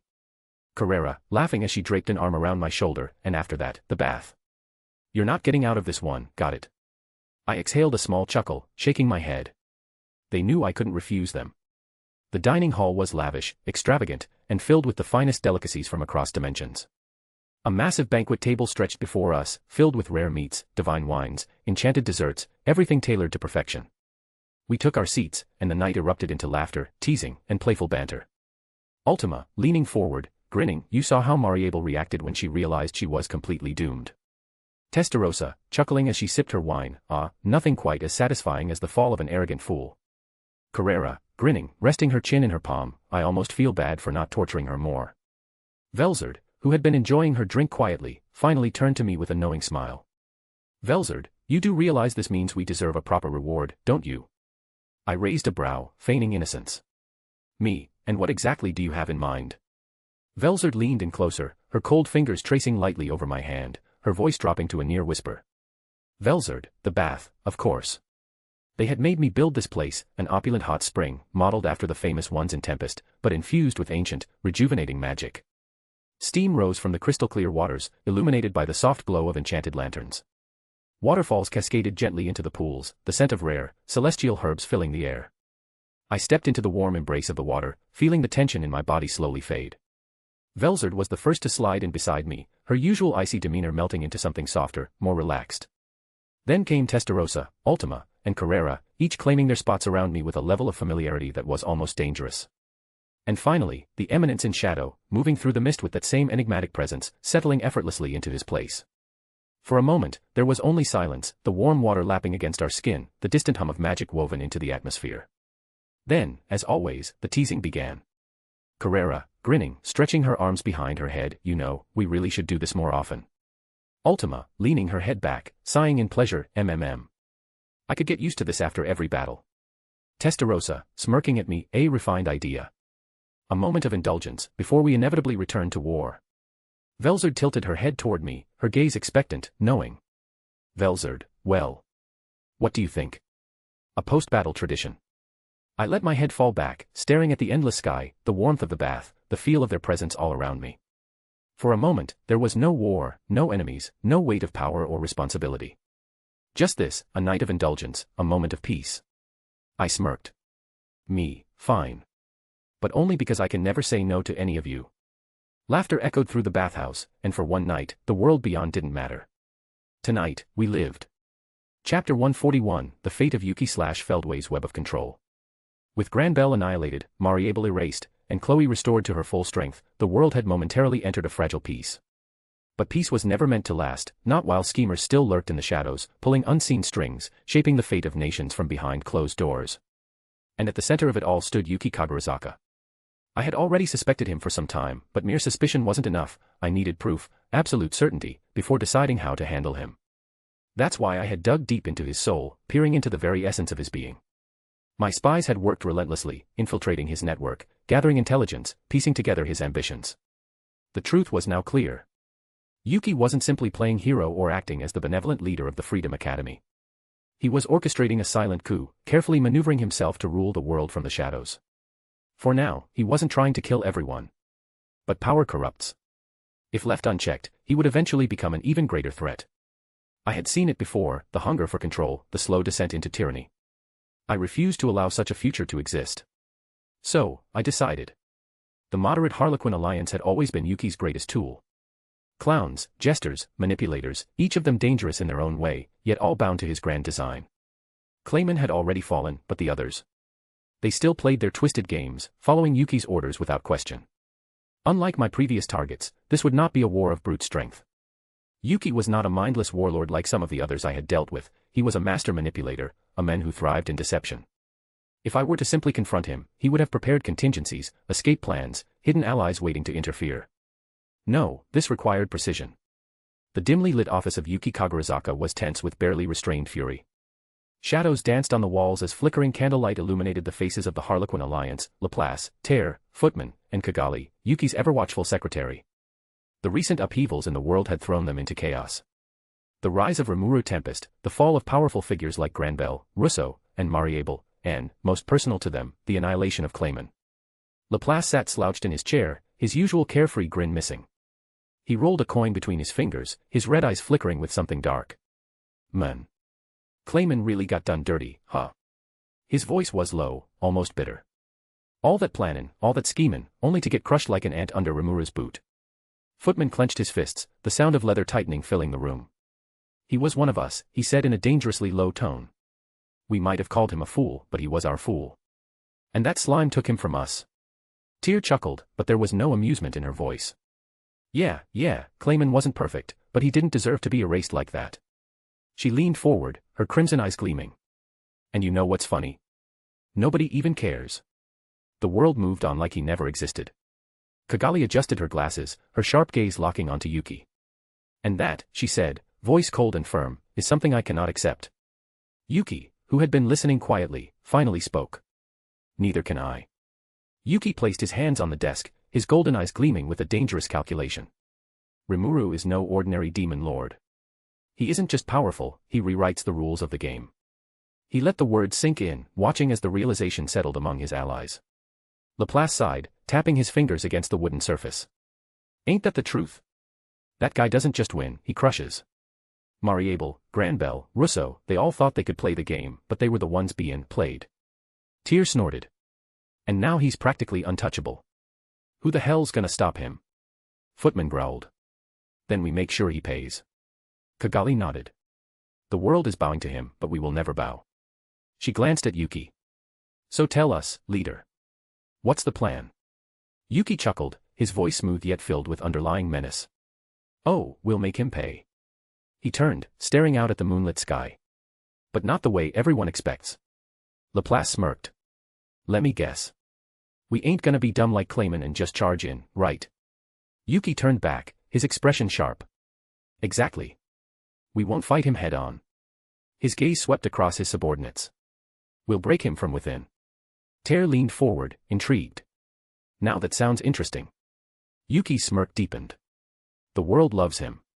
His people worship him. His allies trust him. So, what happens if we turn all of that against him? Footman's eyes gleamed with malice. You're talking about betrayal. Yuki nodded. Not just any betrayal. He tilted his head. Systematic destruction. Corrupt his allies. Sow discord in his ranks. Turn nations against him. Make him lose everything, just like we lost Clayman. Kigali chuckled darkly. I like the way you think. Yuki's golden eyes burned with cold fury. We aren't just going to avenge Clayman. His voice was calm, yet laced with absolute certainty. We're going to make Remuru suffer. The Harlequin Alliance was no longer just playing the game. Perched atop a distant rooftop, concealed in the fabric of the night, I watched Yuki and his Harlequin Alliance through a projection of my own design. The dim candlelight in Yuki's office flickered against the walls, casting shadows over their plotting faces. Their schemes, their hatred, their desperation to strike back at Remuru, it was all so predictable. I couldn't help but chuckle. Typical. Yuki's confidence was amusing. He truly believed he could dismantle Remuru Tempest by manipulating the world against him. That he could poison alliances, twist loyalties, and manufacture betrayal like he was the unseen hand of fate itself. His arrogance was almost admirable. Almost. I leaned forward, resting my chin on my hand as I continued to observe. Laplace grinned wickedly, tossing a coin between his fingers. Footman seethed with barely contained fury. Tyr's eyes glowed with sadistic excitement. And Kigali, ever the strategist, was already planning her next move. They truly believed they were orchestrating Remuru's downfall. Another chuckle escaped my lips. Oh, Yuki. You don't even realize you've already lost. The truth was simple, I had been watching all along. Every whisper, every hidden conversation, every desperate attempt to regain control. I knew it all. Their plans weren't a mystery to me.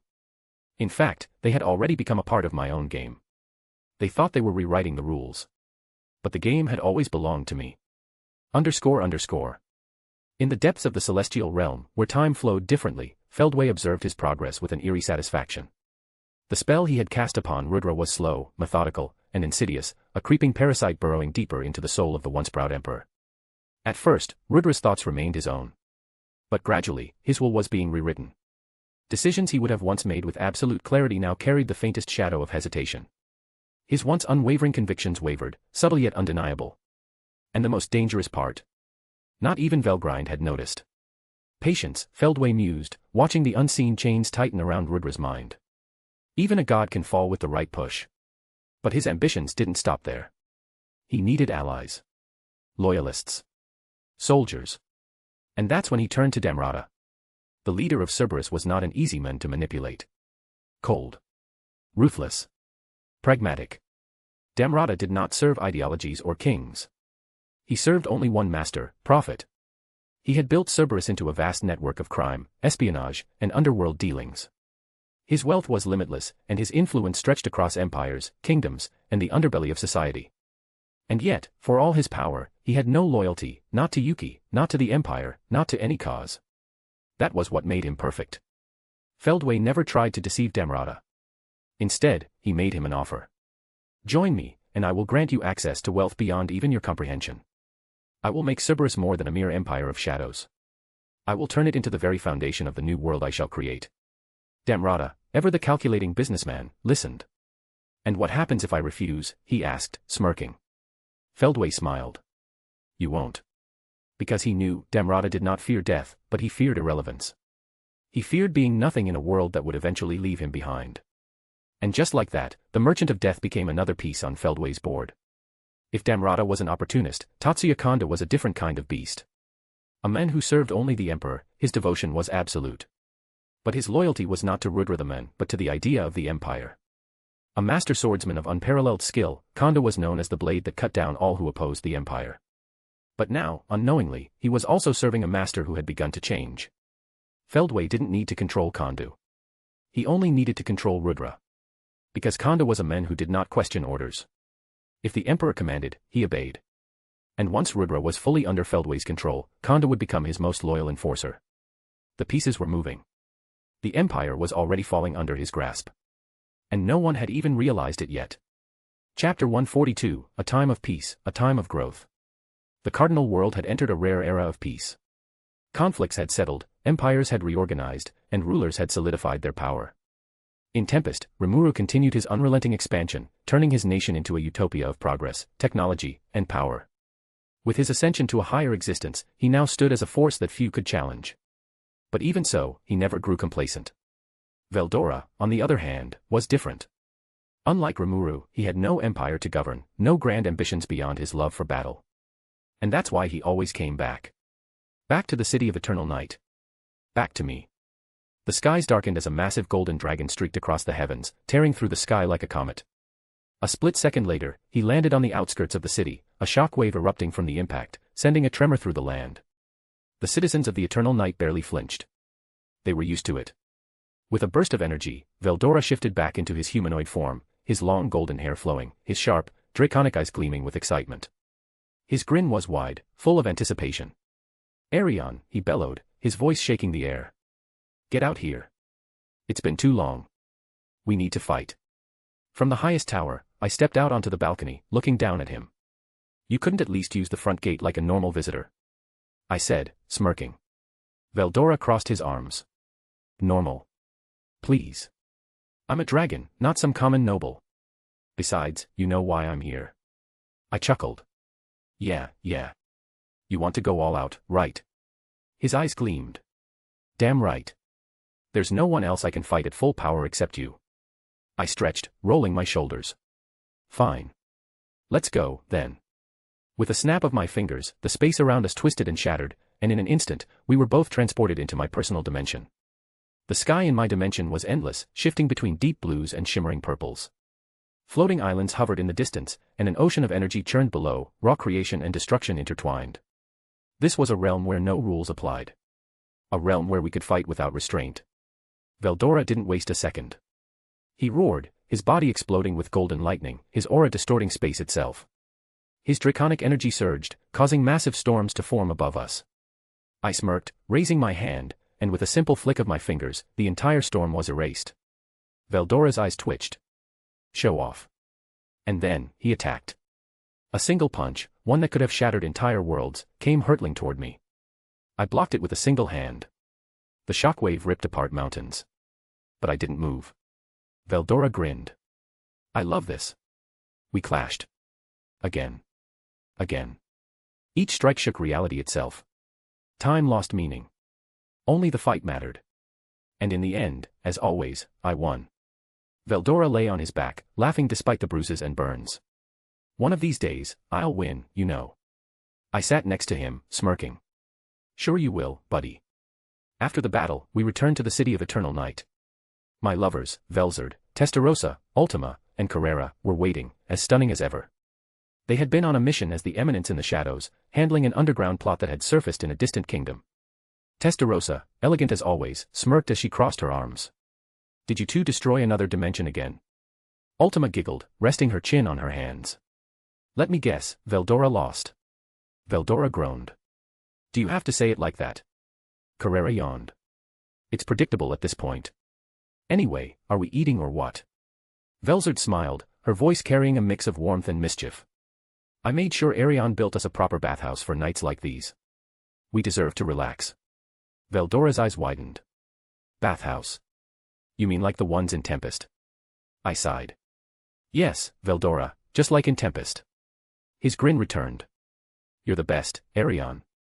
With that, we spent the rest of the night recapping events, laughing, drinking, and enjoying the rare peace. Because we knew. The cardinal world never stayed peaceful for long. Even in this time of relative peace, we never let our guard down. From the heart of the City of Eternal Night, within the grand citadel that stood as both a fortress and a palace, we watched. Projections of the world unfolded before us, shimmering screens of ethereal energy, displaying events in real time. A vast network of surveillance magic, hidden informants, and arcane constructs allowed us to observe everything of interest. And there was plenty to watch. The first projection flickered into focus, revealing Tempest, a nation that had rapidly evolved into an empire of innovation and power. Remuru sat on his throne, listening to reports from Benimaru, Diablo, and the rest of his generals. His ascension had only made him more unfathomable, and his domain continued to expand. Ultima leaned against the side of her seat, watching with a smirk. Tempest is growing too fast. At this rate, Remuru will surpass every kingdom in the world before they even realize what happened. Carrera scoffed. Will surpass? Please. He already has. The only reason the others haven't panicked yet is because they're either too stupid to understand or too scared to act. Testarossa twirled a lock of her silver hair between her fingers, her crimson eyes gleaming. And that's exactly why people like Feldway and Yuki are still scheming. Velzard, sitting beside me, chuckled softly. Remuru always did have a way of disrupting the balance. He doesn't just rule, he rewrites the very rules of existence. I nodded, watching as the scene shifted to Tempest's technological advancements, new weapons, constructs, and magical research facilities. He's building something beyond just a kingdom. I mused. He's building a future. But not everyone saw that as a good thing. The next projection shimmered into focus, showing Feldway, hidden within the depths of his domain, surrounded by his loyalists. His plan was slow but effective. He was still chipping away at Rudra's mind, his insidious influence creeping deeper every day. Velgrind was powerful, but even she hadn't noticed. Damrata and Tatsuya Konda now stood at Feldway's side, each playing their role in his grand scheme. Velzard's expression darkened as she watched. He's patient. Too patient. Ultima scowled. And Rudra's running out of time. If Feldway takes full control. I narrowed my eyes. Then it'll be a different war altogether. Feldway wasn't just playing politics. He was altering fate itself. Another projection appeared, Yuki's office, where he and the Harlequin Alliance sat in discussion. Yuki was leaning back in his chair, arms crossed, a smirk playing on his lips as he listened to Kigali, Laplace, and the others debate their next move. The death of Granbel Roos and Mariable had left a void. But they weren't grieving. They were plotting. So, Remuru really is untouchable now, Kigali muttered, adjusting her glasses. That makes things complicated. Laplace chuckled. Complicated? Nah, sweetheart, it just means we need a new plan. We can't go at him head-on, but we can still play the game. Yuki tapped a finger against his desk. Clayman was an idiot. His death isn't worth avenging. But Remuru? He's a problem. And problems need solutions. Testarossa sighed, shaking her head as she watched the projection. They're still underestimating him. Carrera grinned. They'll learn soon enough. I leaned back in my chair, fingers steepled. Not yet. Let them scheme. Let them believe they're in control. Velzard smirked. You really enjoy watching them struggle, don't you? I chuckled. Watching them is half the fun. The real entertainment starts when they realize they were never in control to begin with. For now, we watched. Because no matter how much they plotted, schemed, or planned, we were always 10 steps ahead. Chapter 143, The Brewing Storm, War on All Fronts. Dark clouds loomed over the imperial capital, as if nature itself was holding its breath. Inside the grand war room of the Eastern Empire, a meeting was underway, one that would determine the fate of Tempest. The war room of the Eastern Empire buzzed with tension. The air was thick with anticipation as the single digits, the strongest warriors of the empire, stood before Emperor Rudra, or rather, the man who once was Rudra. Now, he was merely a puppet. Feldways will guided him, twisting his once noble ambitions into a desire for absolute conquest. At his right stood Velgrind, the ever-loyal true dragon, unaware that the man she had followed for centuries was no longer himself. The doors slammed shut as the final generals took their seats. This was not a meeting for strategy or deception. This was a declaration of war. Rudra, his voice cold and unwavering, spoke first. "We will crush Tempest. No diplomacy. No schemes. Only war." A slow grin spread across General Gladham's face. He was a man who reveled in battle, and this was exactly the kind of war he desired. Finally. Enough of the mind games. We bring down the hammer. General Calgurio, the battle-hardened tactician, nodded. Remuru's forces are formidable. But no matter how strong they are few. The Empire's army is in the millions. We will bury them under sheer force. Velgrind's fiery eyes flickered. Tempest will not go down easily. Remuru has proven time and time again that he is beyond ordinary. We must strike with such overwhelming might that they have no chance to respond. Rudra nodded. That is why we will not hold back. This will be the greatest war the world has ever seen. Feldway, watching from the shadows, smiled. They were playing right into his hands. A massive holographic map of the Jura Tempest Federation illuminated the room, showing every key city, stronghold, and strategic point. Rudra raised his hand, and the war plan unfolded. Phase 1, the Storm of Fire and Steel. The Empire's fleet of airships, numbering in the thousands, would unleash relentless bombardments, turning Tempest skies into a storm of fire and destruction. The Imperial Ground Legions, a force of millions, would march through every border, flooding Tempest with sheer numbers. The strongest warriors, the single digits, and Velgrind herself would lead the charge, ensuring the enemy's strongest are annihilated first. Phase 2, the Fall of Tempest. Once Tempest's outer defenses crumble, the army would march straight to the capital. Remuru's strongest subordinates, Benimaru, Zijin, Cheyenne, would be isolated and eliminated first. The Empire's elite sealing squad would subdue and capture Veldora, removing Remuru's strongest weapon. Phase 3, the Death of Remuru. With his kingdom in ruins and his forces crushed, Remuru himself would be surrounded and killed. No mercy. No retreat. Tempest will be erased from existence. Rudra's voice boomed across the room. This is the will of the Empire. The world belongs to us. Tempest will fall. The single digits slammed their fists on the table, roaring in agreement. Velgrind's eyes gleamed with fire. This was war. True war. And from the shadows, Feldway grinned. They all believed they were conquering for the Empire, for Rudra.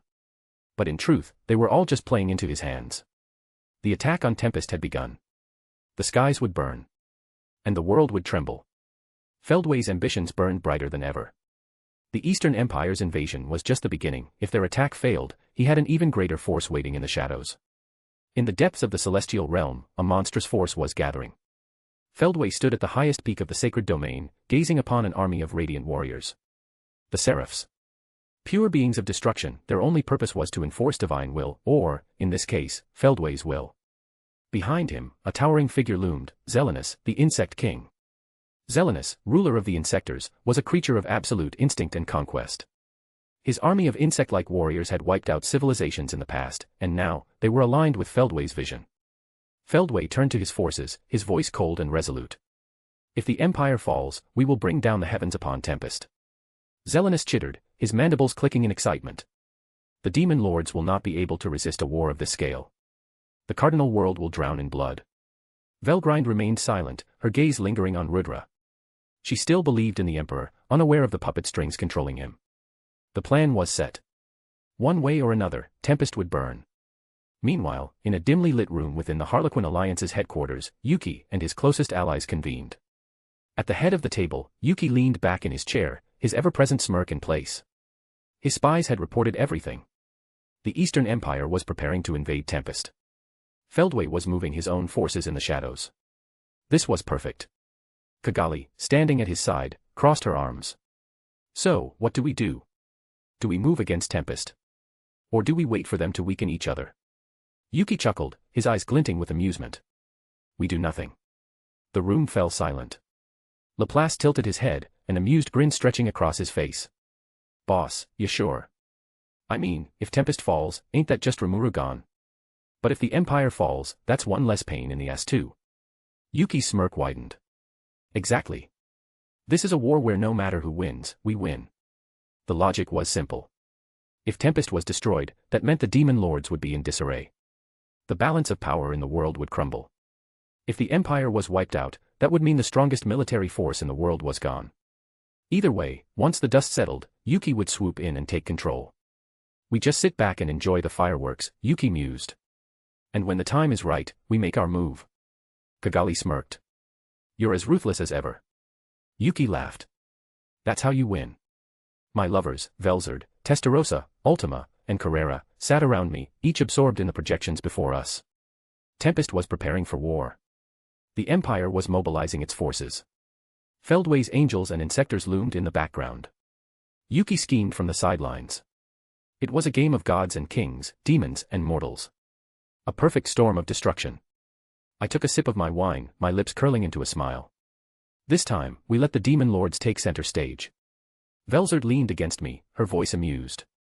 So we're just watching for now? Testarossa smirked. How long until you get bored? Ultima giggled. You always say you'll wait, but you love getting your hands dirty. Carrera grinned, her eyes burning with excitement. At least let me blow something up later. I chuckled, watching the chaos unfold. Let's enjoy the show first. Then, when the time is right, we make our entrance. The war for the Cardinal World had begun. And we were just getting started. Chapter 144, The Eastern Empire's Invasion, The War for Tempest begins. The day of reckoning had arrived. Across the skies, an armada of colossal airships loomed, their hulls bristling with cannons and magical artillery. On the ground, an ocean of soldiers stretched beyond the horizon, clad in sleek, mechanized armor, marching forward with unwavering discipline. Tank-like vehicles, eerily reminiscent of those from my original world, rolled forward with devastating magical weaponry, their barrels glowing with an eerie, blue light, mana cannons designed to tear through magical defenses. The Eastern Empire had arrived in full force. Deep inside the labyrinth, Remuru, Benimaru, and Veldora stood before a massive projection, displaying the battlefield above. Ramiris fluttered anxiously beside them, chewing on her nails. Benimaru's crimson eyes studied the strategic map of the battlefield. His voice was calm, but his warriors' blood was boiling. They're coming in waves, like a tide. A mixture of cavalry, mechanized forces, and elite magical battalions. Their battle formations are tight, well-coordinated. Veldora smirked, crossing his arms. It's been a while since I had a proper battle. Maybe I should. Remuru raised a hand, cutting him off. Not yet. Veldora sighed, but grinned. Fine, fine. But if it gets boring, I'm stepping in. Ramiris was fidgeting, glancing at Remuru. Ah, you sure about this? This isn't just some small fry attack. These guys are serious. Remuru's golden eyes gleamed. I know. His forces were already in place. Benimaru and his command units were stationed at the front, leading the Kurenai army, Tempest's elite warriors. Hakuro, Cheyenne, and Gobta were spread throughout the battlefield, ready to strike with their unparalleled speed and swordsmanship. Geld and the Orc army had fortified their defensive positions, waiting for the first wave to clash. Zijin, the insect monarch, stood hidden in the shadows, his presence unknown even to the enemy. Gabaru and his dragon warriors patrolled the skies, preparing for an aerial battle against the Empire's flying units. Most importantly, all the civilians of Tempest had been evacuated into the labyrinth, ensuring no collateral damage. Remuru leaned forward, eyes locked onto the battle projection. It begins. The Empire's first wave hit like a thunderstorm. Their mana cannons fired, sending blazing streaks of energy crashing into the outer defenses of Tempest. The ground shook, explosions echoing across the battlefield. Benimaru raised his katana. Return fire. A wall of magic erupted from Tempest's forces. Firestorms, ice spears, and wind slashes ripped through the advancing army, tearing through their ranks like paper. Hakuro, moving like a ghost, blurred through the battlefield, his sword carving through the heavily armored Empire soldiers before they even realized they were dead. Cheyenne roared, her massive greatsword swinging like a meteor, cleaving tanks and enemy squads in half with a single strike. Gobta, riding Ranga, weaved through the enemy lines, using lightning-fast attacks to dismantle their formations. The Empire's troops faltered. Their confidence shattered in the face of Tempest's overwhelming power. But then, the real battle began. From within the Empire's forces, elite spellcasters stepped forward, chanting in unison. A massive summoning circle formed in the sky. A deep, earth-shaking rumble echoed across the battlefield as a colossal, golden-armored behemoth descended. A divine golem, an artificial deity, created through forbidden Eastern Empire magic. It stood over 100 meters tall, its golden body shimmering with protective enchantments. The soldiers of the Empire roared in victory. Remuru narrowed his eyes. So, they finally brought it out. Remuru smirked, watching through the projection. Zijin. It's your turn. Zijin appeared before the divine golem in an instant. The Empire's forces barely had time to react. One moment, the battlefield was chaotic, the next, Zijin stood alone, facing their strongest creation.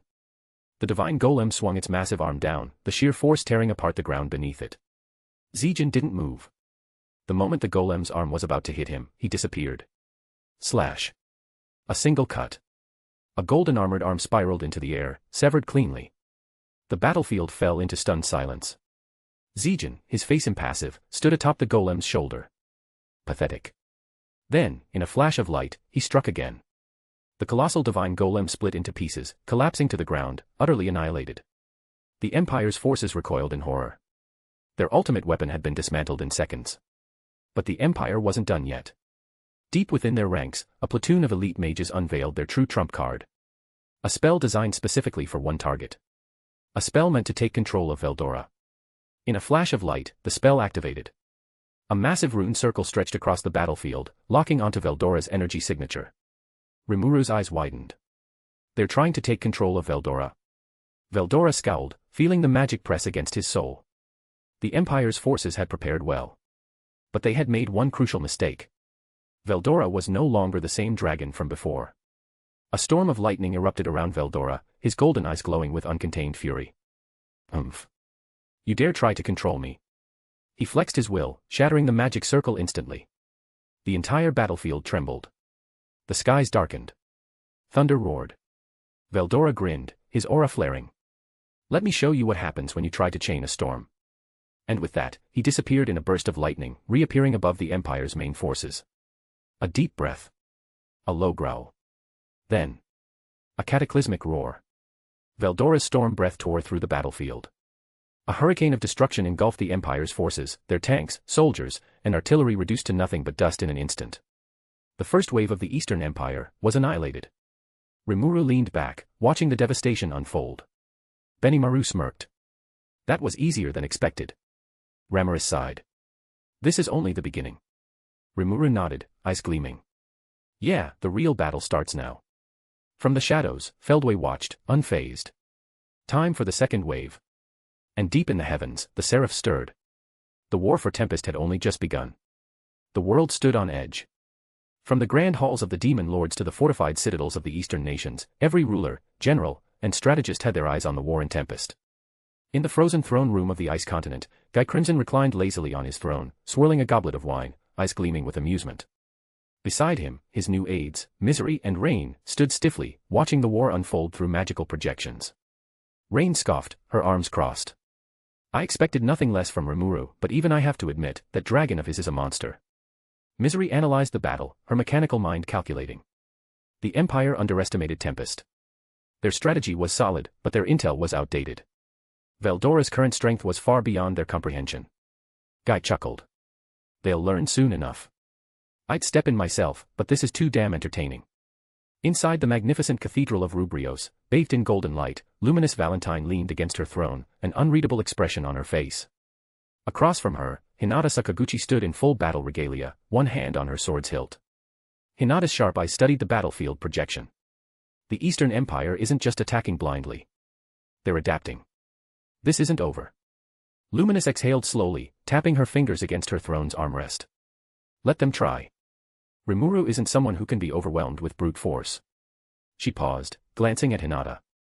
But if things escalate further, we might need to step in. Hinata nodded. I've already dispatched scouts. In the fortified capital of Dworgen, King Gazel sat in his war chamber, surrounded by his top generals. A magical transmission orb hovered before him, connecting him directly to Remuru. Gazel's voice was calm, but firm. I assume you're handling things well. On the other end, Remuru's face appeared, relaxed but serious. More or less. Remuru smirked. They thought they could steamroll us. We crushed their first wave. Gazel let out a deep breath, nodding. I won't interfere unless you request aid. But be careful. This is just their opening move. Remuru nodded. Yeah. I've got my best on it. The transmission ended, but Gazel remained in deep thought. The Eastern Empire wouldn't give up so easily. Meanwhile, deep in the heart of the Eastern Empire, inside a vast war room lined with golden banners, Emperor Rudra stood with Velgrind at his side. The room was filled with tension. Before them, Damrata, Lieutenant Kandu, and the highest-ranking generals of the Empire studied the war reports. Their forces were being decimated. A general clenched his fists, veins bulging on his temple. Impossible. Our troops outnumber Tempest's forces 100-1. How are they holding out? Damrata, his face calm but his fists trembling slightly, muttered, they aren't just holding out, they're annihilating our advance units. Kandu exhaled sharply, his usually emotionless face showing rare frustration. Our intel was flawed. Tempest's military strength has evolved beyond our expectations. Velgrind's ruby-red eyes narrowed, her fiery aura flickering. Remuru, how much power have you gathered? Rudra remained silent, his golden eyes glowing with an intense, unreadable gaze. His fingers drummed against the golden throne. Then, he spoke. Adjust the attack pattern. Deploy the next phase of the assault. The generals straightened, awaiting orders. Rudra's voice was ice-cold. Bring in the full force of the single digits. And prepare the control seal. Velgrind's eyes widened slightly. You're still going through with that? Rudra nodded. Yes. If we can't crush Tempest with brute force, we will control it from within. Far away, in the shadows of a ruined fortress, Yuki Kagurazaka leaned against a balcony, watching the magical projections with a knowing smirk. Beside him, Laplace, Tyr, and footmen of the Harlequin Alliance chuckled among themselves. Laplace, adjusting his hat, grinned. Oh boy, this is getting good. The Empire's getting hooped. Tyr giggled, swinging her legs. Poor babies. Did they think Tempest would just roll over and die? Yuki's smirk widened. This is exactly what I wanted. Footman chuckled darkly. Oh. Planning to make your move? Yuki folded his arms. Not yet. Let them destroy each other first. Once both sides are weakened, that's when we strike. His eyes gleamed with ambition. I'll make this world mine. From the highest tower in the city of eternal night, bathed in moonlight, I stood with my lovers, watching the war unfold through a vast projection. Velzard leaned against me, a dangerous smirk playing on her lips. They're all scrambling like ants. How entertaining. Testarossa, arms crossed, studied the battle intensely. Tempest is holding its ground well, but the Empire is adapting. This will escalate. Carrera's golden eyes gleamed. The real war hasn't even started yet. I nodded, sipping my wine. This time, we'll watch first. The demon lords need to get involved. This is no longer just Tempest's fight, it's the entire world's. The battle had begun. And the cardinal world would never be the same again. Chapter 145, The War Intensifies, the arrival of the single digits. The battlefield had changed.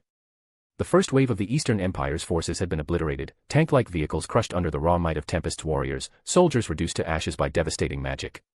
But Rudra was no fool. The Emperor of the Eastern Empire sat on his golden throne, his golden eyes glowing with cold determination. The reports of his troops being wiped out didn't faze him, because now, he would unleash his true trump card. Velgrind stood beside him, arms crossed. So, you're really sending them in? Rudra exhaled slowly. The single digits. The Empire's ultimate warriors. Each one of them is a monster, capable of rivaling even a demon lord. Kandu, his face unreadable, gave a sharp nod. With their power, the tides will turn. Then, the orders were given. The single digits were deployed. Deep inside the labyrinth's lowest floor, Remuru sat at the head of a massive war table, surrounded by his most powerful warriors.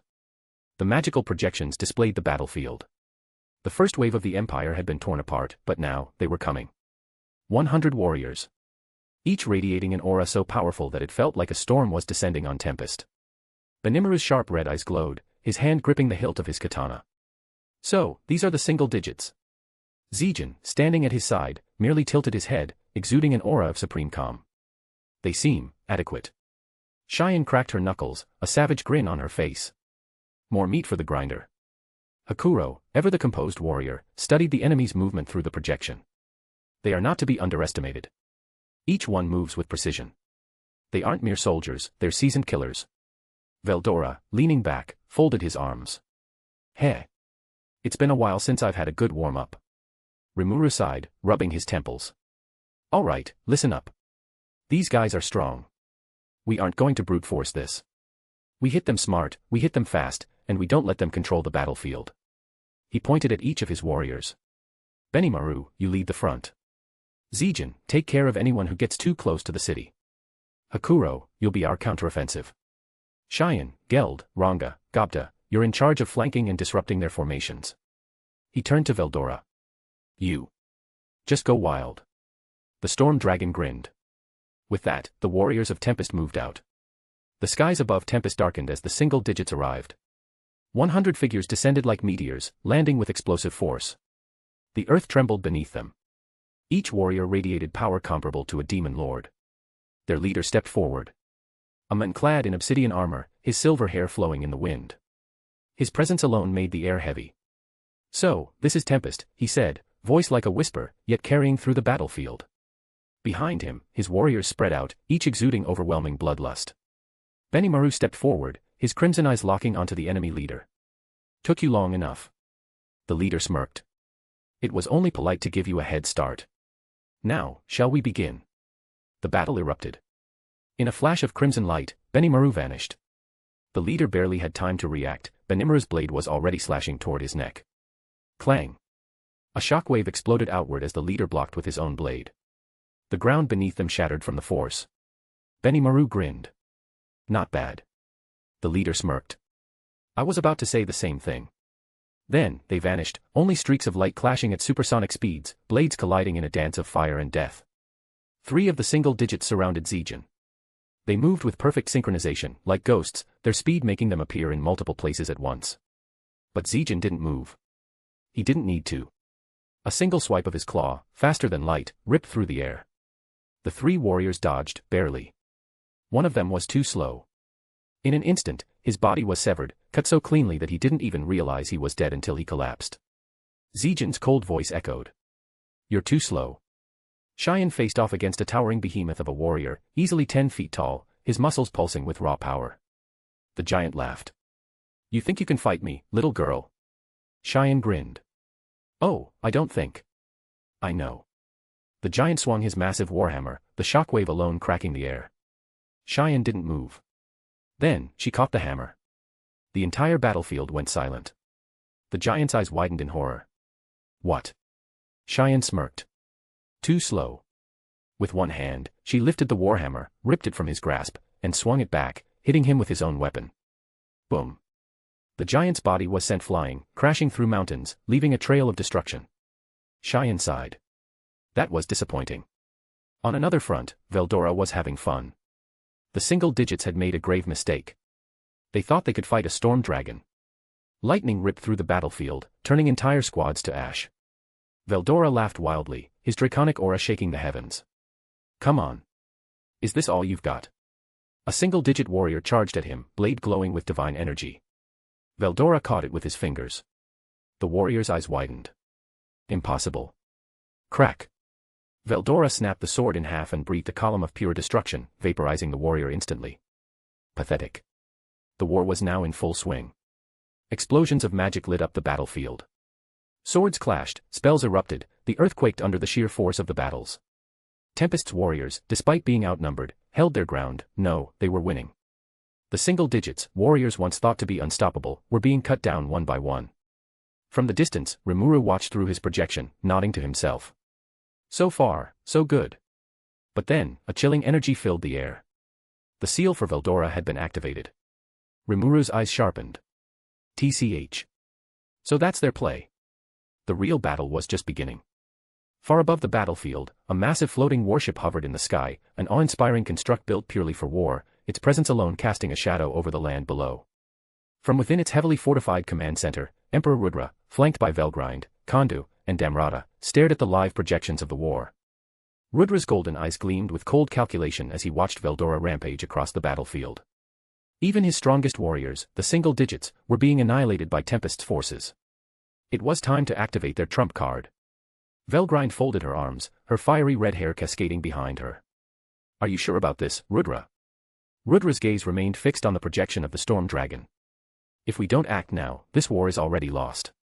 Damrata bowed slightly. With all due respect, Your Majesty, this plan is foolproof. Once the seal is activated, Veldora will be under our complete control. Kondu, ever the stoic warrior, gave a sharp nod. Then let's proceed. Far away, seated on a grand throne of obsidian and crimson velvet, I watched the war unfold with a smirk on my lips. My lovers, Velzard, Testarossa, Ultima, and Carrera, stood by my side, their expressions ranging from mild amusement to outright mockery. These fools. I chuckled, shaking my head.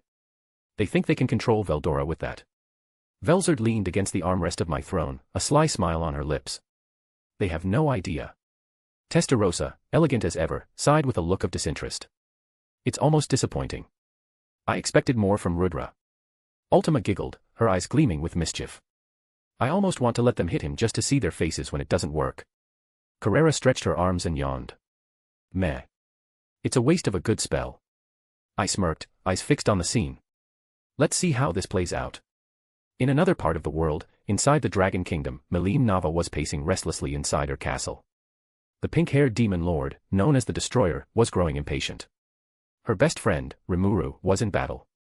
Tempest was under siege. And she wasn't there. Gah. I can't take it anymore. Melim shouted, stomping her foot so hard that the ground cracked. I should be out there fighting. Remuru's in trouble, and I'm just sitting here. Standing before her was Midray, her most loyal retainer and fellow Dragonoid, who wore a deeply concerned expression. Melim-sama, please reconsider. Midray pleaded. If you leave now, the entire continent will go into chaos. Your absence would put your kingdom at risk. Melim gritted her teeth. TCH. But Remuru. Midray lowered his head. You must trust him. Remuru is strong, and so are his allies. Melim clenched her fists. Fine. But if things get worse, I'm going. Midray sighed in relief. Back on the battlefield, the Empire's warship shifted into position. Inside the command center, a group of elite spellcasters, garbed in ceremonial robes, stood in a massive ritual circle inscribed with divine runes. The Seal of Domination was no ordinary spell. It was a forbidden technique, crafted with the combined knowledge of the Empire's greatest sorcerers and divine researchers. A spell designed for one purpose, to enslave even the mightiest of creatures. The lead magician raised his staff. Initiating the seal, target acquired. A massive silver magic circle expanded in the sky, crackling with pure divine energy. A long, sleek cannon-like structure emerged from the ship's underbelly, charged with concentrated seal energy. Kondu's voice was cold. Fire. Boom. A lance of silver light erupted from the warship, tearing through the sky at blinding speed. The battlefield fell silent as the spell tore through the air, racing toward Veldora. The bullet of divine energy closed the distance in the blink of an eye. All eyes were locked onto it. Would it hit? Would Veldora fall? But then. He caught it. With 2 fingers. The spell, capable of enslaving even a true dragon, was halted midair. Time seemed to stop. A silence so absolute that even the wind refused to blow. Veldora stared at the tiny glowing projectile, pinched between his fingers, as if it were nothing more than a candle flame. He blinked. Huh. And then, he snuffed it out. FSSHH. The spell simply vanished. Rudra's shock. In the command center of the Empire's warship, Emperor Rudra stood frozen. His eyes widened in disbelief. Impossible. Velgrind, usually composed, narrowed her eyes. That's not normal. Kondu, despite his usually unreadable demeanor, had his fists clenched. Damrata exhaled sharply. What just happened? Far away, in the ice continent, the crimson-haired demon lord, Guy Crimson, had been watching the battle unfold. He leaned forward in his throne, eyes narrowing. That can't be Veldora. Beside him, his 2 maids, Rain and Misery, had identical expressions of shock. Rain whispered. He wasn't this strong before. Misery nodded. Or this smart. Guy remained silent for a long moment. Then, a slow grin spread across his lips. Heh. This just got interesting.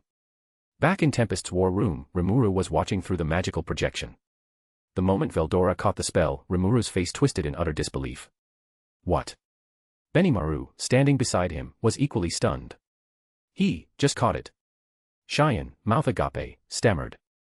But that thing was supposed to enslave him, right? Zijin remained silent, but his eyes shone with intrigue. Back in the City of Eternal Nights, I chuckled, shaking my head. And they thought they could control Veldora. Velzard smirked. They're fools. Testarossa sighed, sipping a glass of wine. Remuru doesn't even know how strong Veldora really is. Ultima giggled. Only we do. Carrera cracked her knuckles. And I say we keep them guessing. I smirked, watching the battlefield. Let them wonder. Let them fear. Because only I know the truth. Only I can defeat Veldora. Chapter 146, The Unfathomable Power of Veldora / The Clash of True Dragons, Veldora vs. Velgrind. Shock and disbelief. The battlefield stood still. Everyone, Rudra, Velgrind, the single digits, and even the Empire's elite strategists, stared in utter disbelief. Veldora stood in midair, grinning as he held the so-called ultimate sealing spell between two fingers, twirling it casually. The bullet, designed to bind and control a true dragon, glowed ominously, pulsating with an energy that could ensnare even gods. Yet, Veldora held it like it was a mere trinket. He snapped his fingers, and the spell shattered into dust. A stunned silence followed. Velgrind's eyes widened. Rudra's jaw clenched. Even Feldway, hidden within the Empire's warship, watching through a projection, clicked his tongue in frustration. TCH, so that won't work. I'll have to send in my angels soon. From the ice continent, Guy Crimson, who had been observing the war, narrowed his eyes. This isn't the Veldora I knew. Even his two aides, Rain and Misery, looked equally shocked.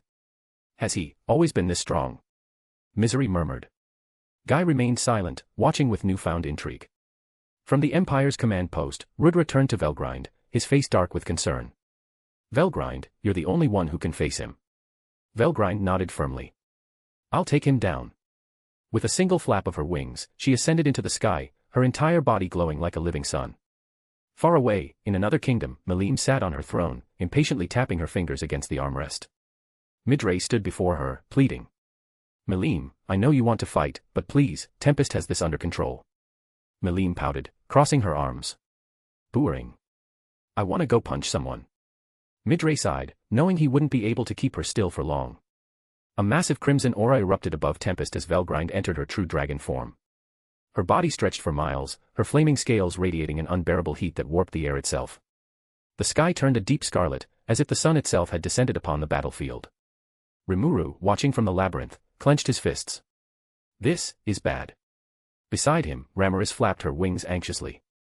Remuru, are we, should we do something? Remuru hesitated. Should he step in? Let's see how this plays out. Veldora smirked, tilting his head as he gazed up at Velgrind. Oh, sister. Did you come to watch my awesome self? Velgrind clicked her tongue, her burning gaze locked onto him. Veldora, this is your last chance. Surrender and work with me and Rudra. Veldora chuckled. As if. Why would I serve that guy? I have my own kingdom now. I have my own stuff to do. Velgrind's eyes hardened. Then I will take you by force. Veldora grinned wider. Catch me if you can. Boom. The air exploded as Velgrind charged forward, her flaming claws slicing toward him at hypersonic speeds. Veldora vanished. A shockwave rippled through the battlefield as he evaded effortlessly, reappearing above Velgrind. Too slow. Velgrind spun, her tail whipping around like a flaming comet. Crack. Veldora blocked with one arm, but the impact sent him flying, shattering mountains in the distance. Velgrind wasn't done. She opened her mouth, a blinding crimson light formed at the core of her throat. Scorching sun cannon. A beam of pure annihilation shot forward, cutting through the sky like a blade of nuclear fire. Veldora twisted midair, barely dodging. The beam grazed him, searing part of his scales. But instead of pain, he laughed. Oh ho. That actually stung. Velgrind narrowed her eyes. Enough playing around. Velgrind's entire body ignited. Her form blurred, becoming pure, living fire, a being of raw destruction. Her wings spread wide, and with one powerful flap, she created a firestorm so hot that the clouds evaporated. Remuru, still watching, gulped. Maybe I really should step in. Ramiris was already panicking. Yes, please, before they turn the planet into a fireball. But it was too late. Velgrind charged again, her speed reaching FTL levels. But this time, Veldora was ready. His golden aura flared, his lightning crackling in defiance. As Velgrind lunged. Dragon howl.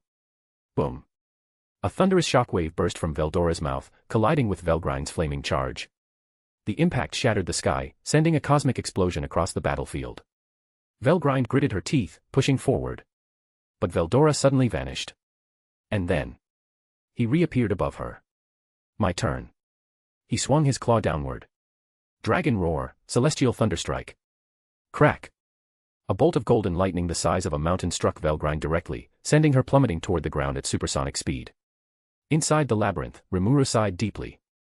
Yeah, I need to step in. Ramiris nodded furiously. Yes, please. Before they destroy the planet. Remuru stood up, his divine aura flaring. All right. Time to stop those two before they level Tempest. Velgrind stabilized herself, growling. You are different. Veldora grinned. Of course. I've been training. Velgrind's eyes narrowed. Fine. No more holding back. Veldora grinned wider. Good. I was getting bored. Both dragons powered up. The air trembled. The world itself seemed to hold its breath. And then. They clashed one final time. The explosion rippled across the continent, shaking the heavens. The battle was far from over. Veldora's resolve, no more mass destruction. Veldora floated in midair, his arms crossed, as he observed the aftermath of their last clash. The battlefield beneath them was scarred beyond recognition, mountains had crumbled, lakes had evaporated, and the very sky bore the scars of their previous attacks. Veldora clicked his tongue. TCH. At this rate, we'll destroy the entire region before we even finish fighting. He cracked his knuckles, a new strategy forming in his mind. Time to get up close and personal. Velgrind, still hovering in the air, snarled, her body radiating a fiery aura. You finally realizing you can't win, little brother. Veldora grinned, his golden eyes glinting with mischief. Nah, I just decided to beat you without turning Tempest into a wasteland. Velgrind's expression darkened. Bold of you to assume you'll win. Veldora crouched slightly, his stance shifting. Then. He vanished. Before Velgrind could react, a fist was already in her face. Boom. A devastating right hook crashed into her jaw, sending her flying backward at supersonic speeds. She barely had time to process the hit when. Whoosh. Veldora reappeared behind her, his foot already swinging. Dragon Fang kick. His heel smashed into her ribs, sending her hurtling downward like a meteor. The ground below cracked from the sheer force of her descent. But Veldora wasn't done. Before she could even crash. He warped in front of her midair, his hands moving in a Tai Chi-like motion, redirecting her momentum. Flowing thunder palm. With a smooth, controlled movement, he struck her chest with his palm, sending a concentrated shockwave through her body. The force didn't send her flying. Instead, it stunned her. Velgrind's eyes widened. What? Veldora flipped over her, locking his arms around her neck and twisting midair. Dragon's spiral suplex. With a thunderous crash, he slammed her into the ground headfirst. The impact rippled across the battlefield. Velgrind coughed, flames leaking from her mouth, but she refused to stay down. With a roar, her body ignited, the heat around her warping reality itself. Veldora raised an eyebrow. Oh. You still got fight in you. Velgrind growled. I'm not losing to you, Veldora. Whoosh. She vanished in an explosion of fire, reappearing behind him. Her fist blazed, striking toward his ribs. But. Veldora gently twisted his torso, narrowly dodging the attack in a motion resembling Tai Chi. His movements were fluid, effortless, like a river flowing around a stone. Velgrind threw a second punch.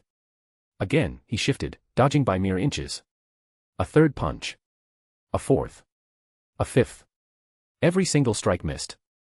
Velgrind's frustration grew. Stop dodging and fight me head-on. Coward. Veldora smirked. If you insist. Velgrind lunged forward with one final, all-out attack. But Veldora moved first. His fist blurred. Thunderous dragon fist. Boom. His punch landed squarely in Velgrind's stomach, sending shockwaves through her entire body. Her flames flickered, her vision blurred. But before she could fall, Veldora caught her. His grip was firm but gentle. Velgrind struggled weakly. Why don't you finish me? Veldora sighed. Because you're my sister, dummy. Velgrind's eyes widened. I never wanted to kill you. I just had to stop you. He let her go, stepping back. Velgrind, exhausted, collapsed to her knees. Rudra, watching from afar, clenched his fists in frustration. Velgrind, lost. Feldway, still hidden, narrowed his eyes. That dragon is a problem. Veldora stretched, cracking his neck. Welp. That's over. Who's next? The battlefield was silent. No one dared to challenge him. Chapter 147, Portals of Judgment, the angelic invasion begins. A stunned silence fell over the battlefield. The mighty Velgrind, the scorching dragon, lay motionless, defeated and neutralized by none other than Veldora.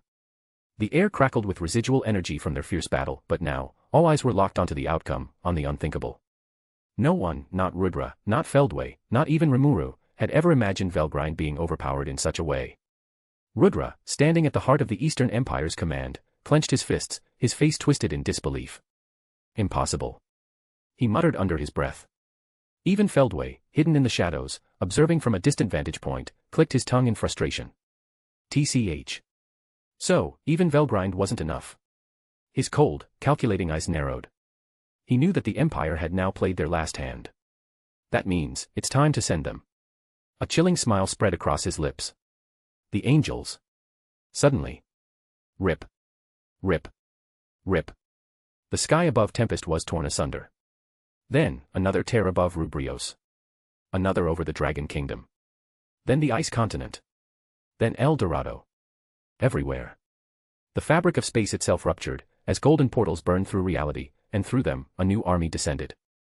First, the sky filled with a deafening, ethereal hymn, a sound like 1,000 celestial voices singing in perfect harmony.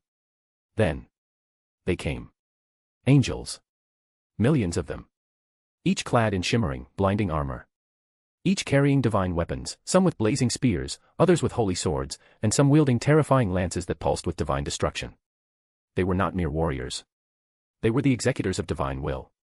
They descended from the heavens like a tsunami of judgment, their divine energy turning the sky into a sea of golden flames.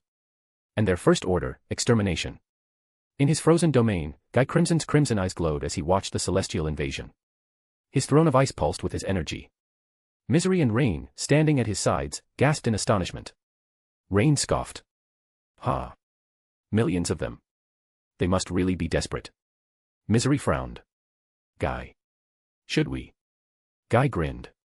Finally, something fun. The ice continent quaked, and his aura ignited, sending a chilling, fiery presence across the battlefield. In the Dragon Kingdom, Melim Nava's entire body trembled. But not in fear. In pure, unrestrained excitement. Her lips curled into an ecstatic smile as she watched the golden flood of angels pour into her world. Yes. This is what I've been waiting for. Beside her, Midray buried his face in his palm. Melim, just, don't. Boom. Before he could stop her, Melim launched herself into the sky, tearing through the air like a meteor, heading straight into the chaos. Midray sighed. She never listens. Lumina stood atop her grand cathedral, watching as her city was bathed in golden light from the angelic invasion. Beside her, Hinata Sakaguchi, the strongest holy knight, tightened her grip on her sword of judgment. Hinata frowned. This isn't just any force, they're executioners. Lumina smirked. Good. That means I don't have to hold back. She raised her hand. A massive divine sigil burned in the sky. Her voice rang out like a goddess delivering divine decree. This is my land. If they wish to bring judgment, then I shall return it 1,000-fold. Draggle and his brother Glassword stood atop a mountain overlooking the battlefield, their immense auras shaking the land. Behind them, Draggle's 3 sons, Dagura, Laura, and Debura, watched in awe. Glassword exhaled. It has begun. Draggle's lips curled into a grin. Finally. Dagura cracked his knuckles. Father, we should be the first to strike. Draggle placed a hand on his son's shoulder. Not yet. His golden dragon eyes gleamed. We strike when they least expect it. In El Dorado, Leon Cromwell sighed as he watched the sky split apart. The Holy Empire's defenses activated, forming golden barriers around the city. He turned to his generals. This isn't just a battle. It's a test of survival. He unsheathed his holy sword, the golden blade burning with divine energy. Let's show them why we rule this land. Back in Tempest, Remuru stood at the center of his city, watching as angelic lances of light rained down. Explosions erupted across the streets, as buildings were turned to ash. Cheyenne gritted her teeth. They're hitting everything. Benimaru's eyes burned with fury. Then we fight back. He raised his hand. All units, engage. And then. All of Tempest moved as one. Zijin vanished into shadows, reappearing behind dozens of angels, slicing through them with precision. Geld and the Orc army roared, their massive weapons crushing celestial warriors. Ranga unleashed storms, bolts of lightning ripping through the sky. Hakuro's blade shimmered, severing angelic limbs in perfect, calculated strikes. Gobta barely dodged an attack and pretended it was intentional. Ha! Too slow, angels. From my hidden realm, me and my lovers watched the chaos unfold. Diablo stood beside me, his arms crossed, red eyes gleaming with anticipation. Velzard smirked. So, Feldway finally played his hand. Ultima licked her lips. I want in. Let me rip them apart. Testarossa remained composed, but her fingers twitched with excitement. This war is only beginning. Carrera grinned. Dibs on the biggest one. I just chuckled, my eyes gleaming as I watched the battlefield. Patience. My lovers sighed, but obeyed. Because I knew. This was just the beginning. Across the Cardinal world, the battle between Feldway's angels and the forces of Tempest, the demon lords, and the world's strongest warriors had reached a fever pitch. The sky burned with divine energy as celestial beings clashed with the demon lords, knights, warriors, and anyone with power who stood against them. It was a grueling battle, but against all odds. The Cardinal world was pushing the angels back. From his hidden command post in another dimension, Feldway watched the war unfold with a scowl. The angels, his divine army, the bringers of the new world order, were being repelled. It was not acceptable. He clenched his fists. TCH. The resistance is stronger than I anticipated. At his side, Zelenus, the Lord of Aberrations, watched with his usual cold detachment. Feldway turned to him. Send in the cryptid army. A slow, eerie grin spread across Zelenus' face. As you wish, they will feast. Across the battlefield, portals of darkness ripped open. A new army poured forth. They were grotesque. Twisted. Monstrous. They resembled giant insects, their exoskeletons black as night, glowing with ominous red lines of energy. Some had humanoid shapes, others were behemoths the size of mountains, their claws dripping with toxic energy. And worst of all, they were even stronger than the angels. The tide of battle shifted instantly. Where before the forces of the Cardinal world had been gaining ground, now they were being pushed back. Each demon lord found themselves confronted by a cryptid general, beings that rivaled even the strongest warriors of the Cardinal world. Remuru in Tempest faced a cryptid lord that could manipulate space itself, phasing in and out of existence with every attack. Guy Crimson clashed with a horrific beast of molten rock and ice, a creature immune to both extreme heat and cold. Malim's opponent was a towering, insectoid titan, its body layered with impenetrable exoskeletons that could withstand even her dragon knuckles. Luminous and Hinata fought a cryptid that absorbed light itself, vanishing into the shadows before striking with terrifying speed. Draggle and Glassword faced a cryptid lord that wielded time manipulation, slowing their movements while striking with deadly precision. The world shook as the battles raged on, each fight a clash of titanic forces. As the battlefield became a living nightmare, Feldway knew it was time for his final act. A portal opened before him, revealing Dino, still in Draggle's domain. Feldway's voice echoed through the connection. Dino. The lazy fallen angel, leaning against a ruined pillar, groaned. Ugh, what now? Feldway's eyes gleamed. Release him. Dino's face twisted into a grimace. You're serious? Feldway's voice was ice. Do it. Unseal Fen. Dino sighed. Fine. He turned to the ruined ancient prison that had stood undisturbed for centuries. Inside was Fen, Draggle's long-forgotten brother. A being of pure destruction. Unlike Draggle and Glassword, who sought balance, Fen lived for carnage. He was a perfect pawn for Feldway's war. Dino raised his hand, muttering the ancient incantation that held Fen's prison shut.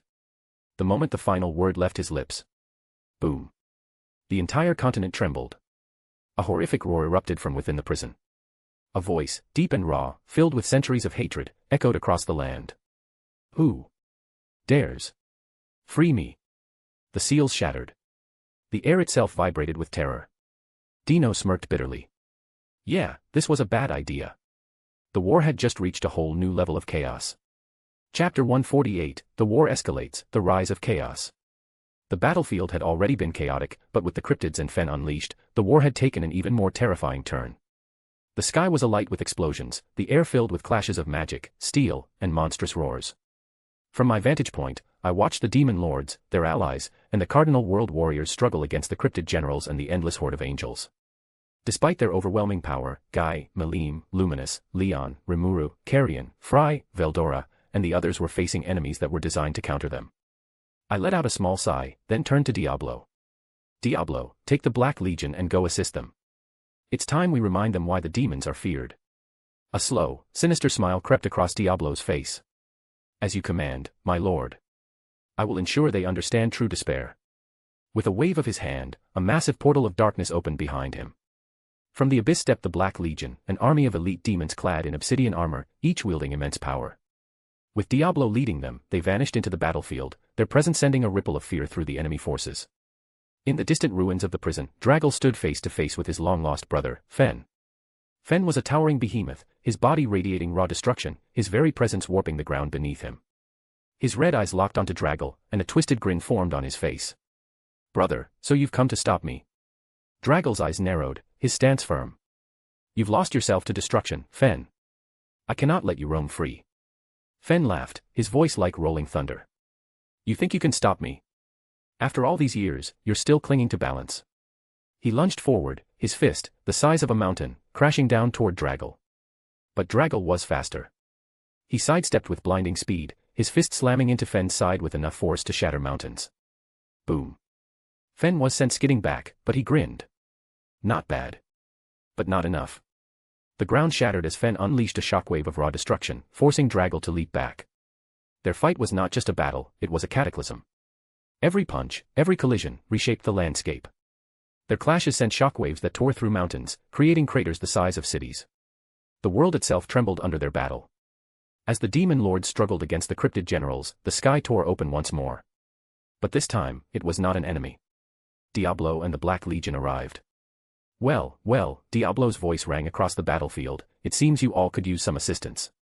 The Black Legion descended like a storm, their power devastating the cryptids and angels alike. Even the cryptid generals flinched at the sheer malice and power radiating from Diablo's forces. But as I watched, I could feel the intensity of the battle rising. And beside me, my lovers were glaring. Velzard, Testarossa, Ultima, and Carrera all looked at me, their eyes burning with frustration. Velzard crossed her arms. "And why exactly are we just watching?" Testarossa smirked, but there was an edge to her voice. "I believe you owe us an explanation." Ultima pouted. "Master, you're letting Diablo have all the fun." Carrera cracked her knuckles. "Let us go, or I'll start getting really mad." I let out a deep sigh. "Fine. You all can go." Immediately, their faces lit up. Ultima jumped with excitement. "Yay. Time to burn some bugs." Carrera's eyes glowed with excitement. "I was getting bored anyway." Velzard simply smirked. "You made the right choice." But before they could rush off, I raised a hand. "You'll need disguises. If the world realizes you're here, it could change the war." They nodded, and with a flick of my wrist, their aura signatures shifted, masking their true identities. I then commanded, "Take the White Legion, the Purple Legion, and the Yellow Legion with you." At my words, 3 more legions of elite demons stepped forward. Each legion, clad in different spectral armors, saluted before vanishing into the war. Now, the battlefield would truly be shaken. With the arrival of my lovers and the elite demon legions, the war entered a new phase. The sky burned with clashes of power. Diablo led the Black Legion, cutting through cryptids and angels with precision and elegance.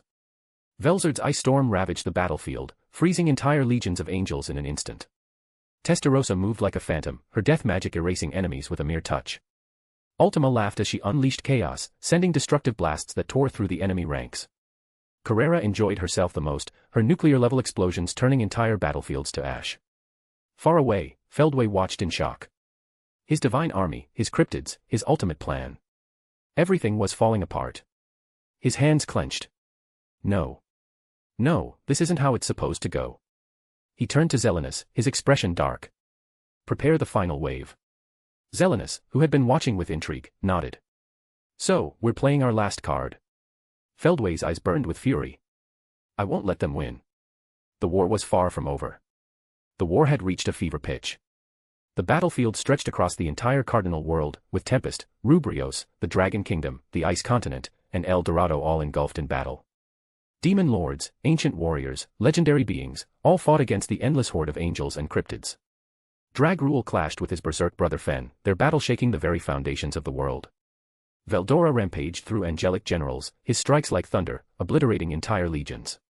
My lovers, Velzard, Testarossa, Ultima, and Carrera, along with their demonic legions, turned the tide, carving through the enemy forces with pure, destructive beauty. But then, the sky cracked. A pulse of energy, so overwhelming, so cosmic in scale, surged through the battlefield. Everyone froze. It wasn't just power, it was divine power.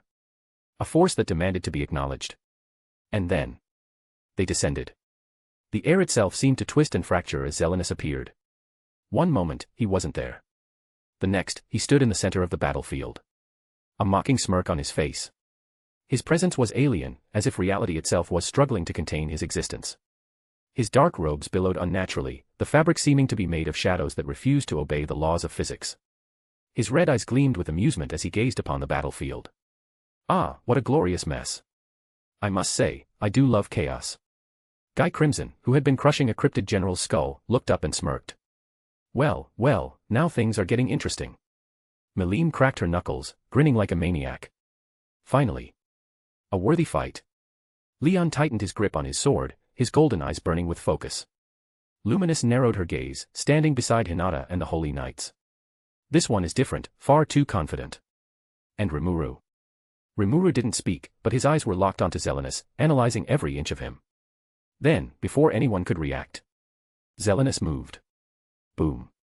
In an instant, he was in front of Melim. Her eyes widened, she barely had time to react. He thrust his palm forward, and a shockwave exploded out, sending her flying through mountains before she could counter. Melim crashed, causing a massive explosion in the distance. The battlefield went dead silent. Guy's smirk faltered. That was fast. Luminous tensed. He's that strong. Zelenus simply chuckled. Oh. Did I hit too hard? I was just saying hello. Then, before anyone could move, the sky itself split open. Light, golden and terrible, rained down. A presence unlike any other flooded the world. It was not just power, it was absolute authority. Everyone, demon lords, angels, cryptids, warriors, felt it. The true form of Feldway had returned. His radiant golden armor shone like a star, his wings spanning miles, each feather glowing with untold power. His eyes burned with divine fury. He had abandoned his weakened vessel. This was his true self. The one personally created by Veldanava himself. And it was terrifying. The world itself seemed to bend under his presence. The winds howled. The earth trembled. The skies darkened. Feldway slowly descended, his gaze sweeping over the battlefield. And then, he spoke.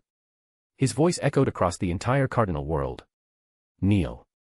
For a moment, a terrible moment. It felt as if the entire universe obeyed. Even the strongest warriors felt an instinctual urge to submit. Even Veldora flinched. Even Melim, recovering from Zelenus' attack, felt the weight of his words.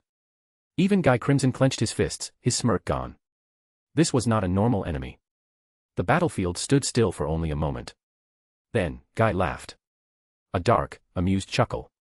He rolled his shoulders, his crimson aura exploding outward. Ha. Now this. This is what I've been waiting for. Melim wiped blood from her lip and grinned wildly. Oh, I'm gonna have fun breaking you. Luminous flicked her wrist, summoning golden chains of divine light. Your arrogance disgusts me. Leon's sword ignited in celestial flames. You are not my god. Remuru, still silent, narrowed his eyes. Then, he vanished. And appeared right in front of Feldway. His blade was already moving. Slash. A direct hit, aimed at Feldway's neck. But, it stopped. The moment Remuru's sword made contact with Feldway's skin, it was as if reality itself rejected the attack. The force shattered the ground beneath them. Yet, Feldway didn't even blink. Instead, he smiled. Interesting. And with a single finger tapped to Remuru's chest. Boom. Remuru was sent flying through a dozen mountains, his impact leaving a crater miles wide. Silence. Everyone stared. Remuru had been hit. Not dodged. Not countered. Hit. Even Zelenus raised an eyebrow. Oh. That's rare. Feldway slowly lowered his hand. Let's see how long you all last. And then. The true battle began. Chapter 149, The Demon Lords vs. Feldway and Zelenus. The sky was shattered. The battlefield was a storm of chaos and destruction. The very fabric of reality trembled under the unimaginable clash between the demon lords and the two strongest beings of the angelic forces. Feldway and Zelenus stood side by side, their presence warping the air itself. The world had never seen a fight like this. My lovers had already joined the war, and the legions of demons were spreading destruction. Yet, this battle was different. It was beyond war. It was beyond anything the cardinal world had ever witnessed. Even Yuki, lurking in the shadows, watched with sharp eyes, waiting. He knew, as well as I did, This battle would determine the future of the world. The moment the fight truly started, everything vanished. No sound. No light. No sensation. Just an instant void. Then. Boom. Guy Crimson was the first to strike. His fist ignited with hellfire, a deep crimson blaze that could erase existence itself.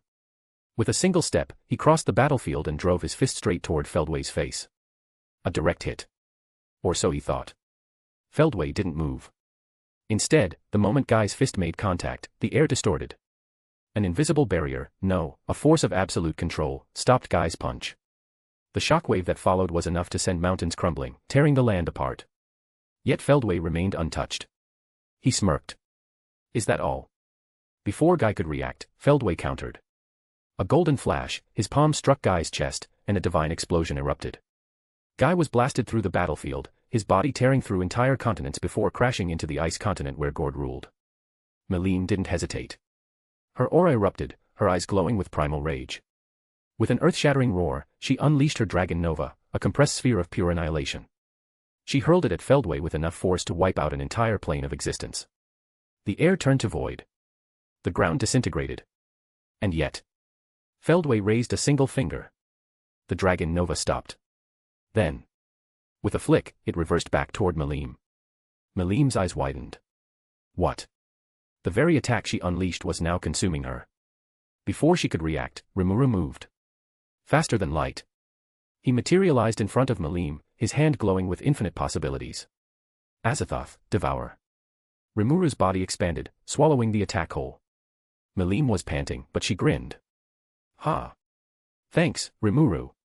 Now let's crush this guy. But before they could launch another attack, Zelenus moved. Unlike Feldway, who fought with absolute power, Zelenus was something else entirely. He was speed. He was precision. One moment, he was standing still. The next. He was behind Leon. Slash. A thin line of black energy streaked across Leon's armor. Leon's golden eyes widened. TCH, when did he? Then, blood.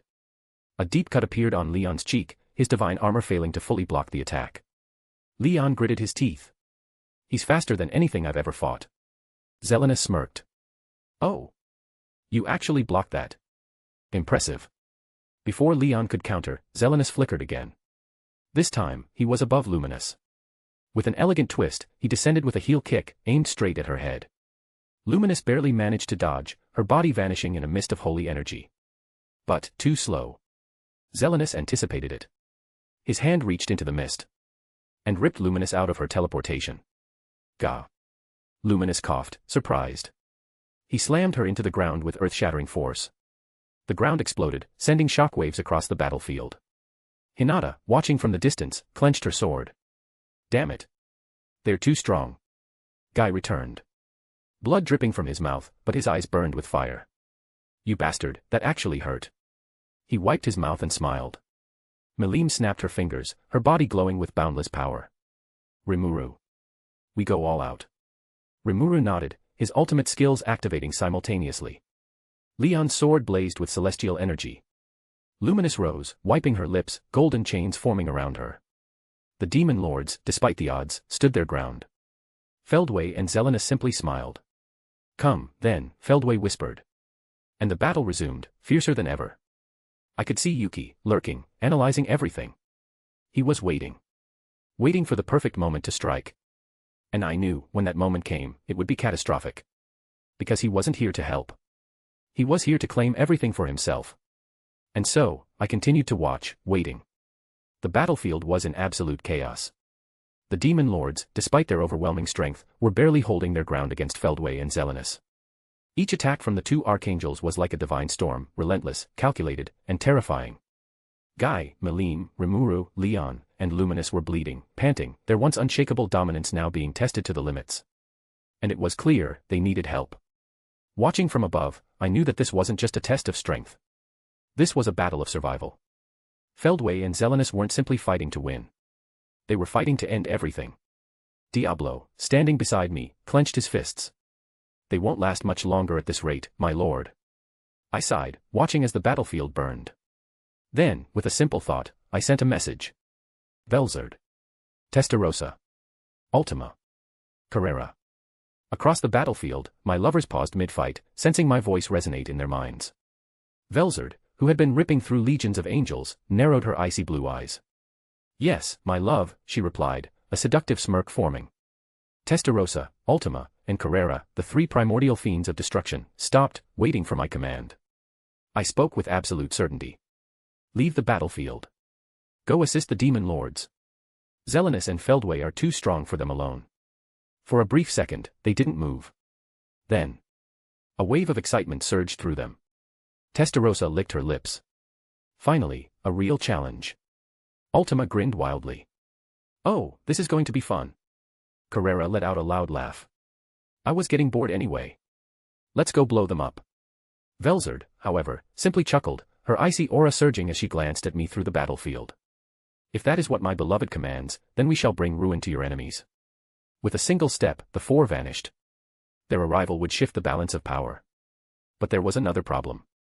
Dragruel, the Titan Lord, was struggling. His battle against Fen, his own brother, was turning catastrophic. Fen was pure destruction. A giant force of raw devastation, his fists could crush mountains with a flick. Dragruel was holding his ground, but barely. His three sons, Dagura, Laura, and Debura, tried to help, but Fen was too strong. One strike from Fen sent Dragruel skidding across the battlefield, his bones fracturing, his body cracking from the impact.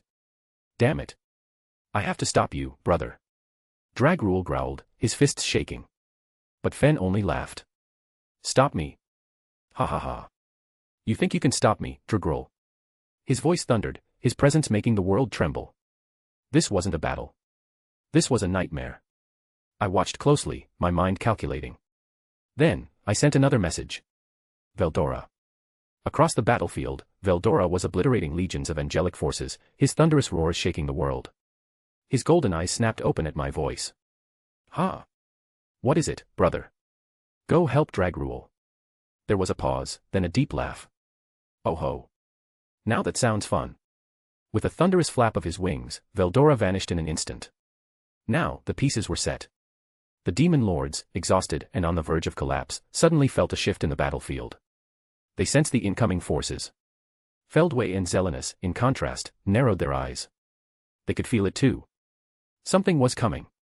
Something terrifying. And then, boom. Velzard descended first. The entire battlefield froze over. The sky turned to glacial storms, the air itself freezing in time. Guy Crimson, struggling to stand, looked up and grinned. "Hey, took you long enough." Velzard smirked, her elegant white-blue dress flowing. "You men always rush into battle without thinking." Zelenus turned, eyes calculating. "Humph, so you're here now." Then, boom. Testarossa, Ultima, and Carrera landed. A wave of chaotic destruction erupted from their presence.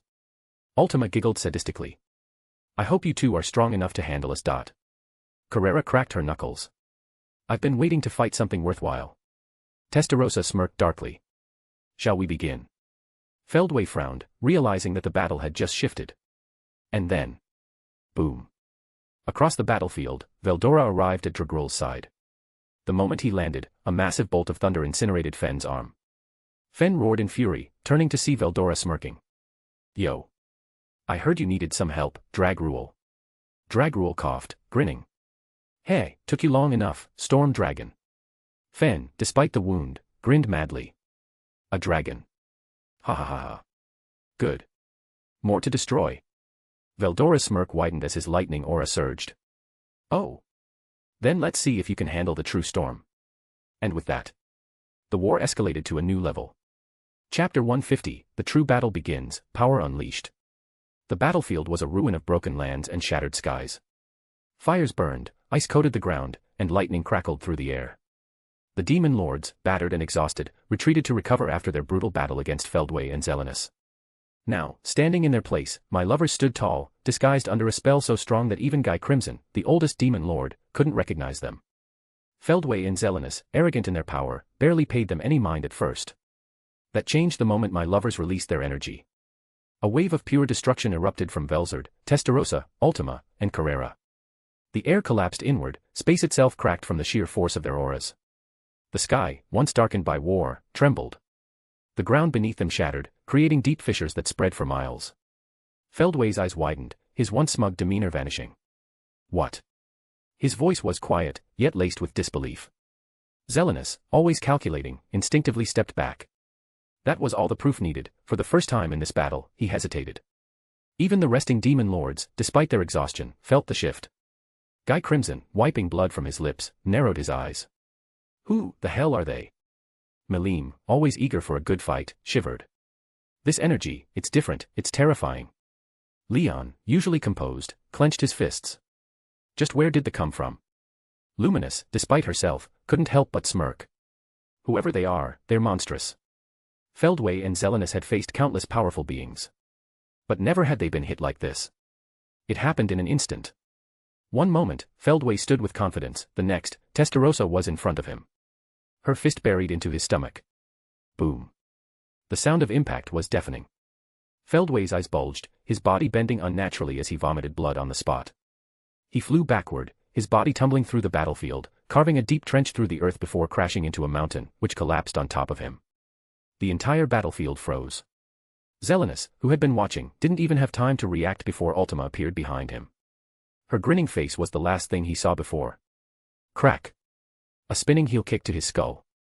Zelenus's body snapped sideways, sent hurtling like a meteor through the sky. Boom. He impacted the ground, creating a massive crater, his entire body convulsing from the sudden pain. For the first time, both Feldway and Zelenus felt fear. They had underestimated their opponents. The demon lords, who had been struggling against these two terrifying enemies, couldn't believe what they were seeing. Guy, holy shit. Melim, woo-woo. They're so strong. Leon, gritting his teeth, that level of power. Remuru, just who did you send? Luminous, watching intently, they're beyond us. Remuru, still watching everything unfold, simply smirked. Feldway emerged from the rubble, his body trembling. Blood dripped from his lips, his hand clutching his stomach. How dare you? His voice was filled with both rage and disbelief.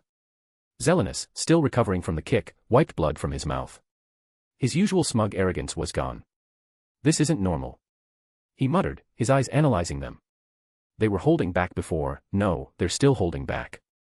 Feldway, eyes burning with fury, raised his hand. Fine then. You want war? Then let's destroy everything. Their true power erupted. But my lovers. They only grinned. On the other side of the battlefield, Veldora faced Fen, the rampaging titan. Fen, still roaring with excitement, was grinning wildly. Yes. A true dragon. Come, show me your strength. Veldora, still in his human form, cracked his knuckles, his lightning aura sparking around him. You talk too much. Then he vanished. Fen barely had time to react before. Boom. Veldora's fist crashed into his ribs, sending shockwaves across the battlefield. Fen's eyes widened. For the first time, he felt pain. Veldora, smirking, unleashed a barrage of martial arts techniques, his body moving like a storm incarnate. Dragon Fist, thunderous skyfall. His next strike landed directly on Fen's skull, sending the Titan Lord crashing into the earth. Fen roared, furious. Impossible. I am. Crack. Veldora grabbed his face, spun in the air, and slammed Fen into the ground. Shut up and fight. The entire continent shook. With Veldora overpowering Fen and my lovers completely dominating Feldway and Zelenus, the war had changed. Feldway and Zelenus, once untouchable, were now on the defensive, bleeding, struggling to keep up. The demon lords, who once thought of themselves as the strongest, now realized something terrifying. There were monsters far beyond them. And my lovers were those monsters. The battle wasn't just a war anymore. It was a slaughter. For the first time since his existence, Zelenus felt pain. And just when Velzard was about to end Feldway once and for all, he vanished. Something was wrong. A pulse of dread settled in my chest. I already knew what was coming. I had seen countless wars, faced unthinkable horrors, but this was different. The air itself suddenly became heavy. The sky split apart. The cardinal world began to tremble. And then we all felt it. A force beyond comprehension. An aura of chaos, destruction, and absolute devastation. It was not divine. It was not demonic. It was the end of all things. Evarage. The world destroyer dragon. A creature that should not exist. A beast of pure annihilation. It descended. Everything stopped. The demon lords, no matter how powerful, flinched. Even Guy, standing firm, felt a chill crawl up his spine. His eyes narrowed. TCH. He clicked his tongue, watching the sky split apart. Now this is interesting. Melim, the battle-hungry war goddess, didn't speak. For the first time, her face showed unease. Luminous instinctively grabbed her chest, her heart pounding. This presence.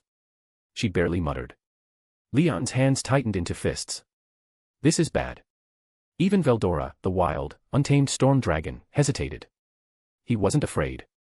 But he understood the difference. Everage was not an opponent. Everage was a calamity.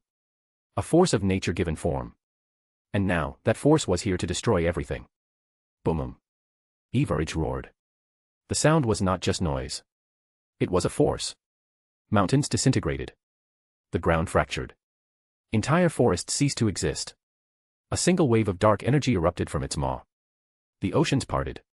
Cities far beyond the battlefield crumbled from the shockwave alone. The sun itself dimmed. This was not power. This was apocalypse incarnate. Guy moved first. Spread out. His voice thundered. No one questioned him. Melim barely had time to dodge before the sheer pressure forced her to move. Leon's defensive barrier shattered before he even finished forming it. He barely teleported in time. Luminous vanished into pure light. Veldora countered with his own devastating breath attack, and was pushed back. Even my lovers paused. Not in fear. But in realization. This was not a battle anymore. This was a battle against extinction. Velzard, calm, calculating, so, this is how Feldway decided to play it. Testarossa, grinning, how reckless. Ultima, cracking her fingers, he really thinks this thing can kill us. Carrera, grinning wildly, I wonder how long it'll last before I turn it into dust. Even in the face of annihilation, they laughed. And I smirked. Everage moved. Faster than anything that size should. It charged, tearing through the battlefield, its claws ripping through space itself. Velzard, Testarossa, Ultima, and Carrera moved to intercept. I watched as they vanished in streaks of speed, appearing before the World Destroyer Dragon. Guy Crimson, the unbreakable calamity. Guy vanished in an instant, reappearing above Everage, his hands surging with scarlet energy. Hellflare Oblivion. He threw his strongest destructive spell at point-blank range. A roaring vortex of annihilation, flames that could burn even the fabric of reality. Boom. The explosion engulfed Everage, setting the sky ablaze in a storm of red and black fire. The heat alone melted the ground below. But before anyone could react, the fire disappeared. Everage walked through it. Untouched. Guy's eyes narrowed. TCH. That should have done something. And then, in an instant, Everage appeared in front of him.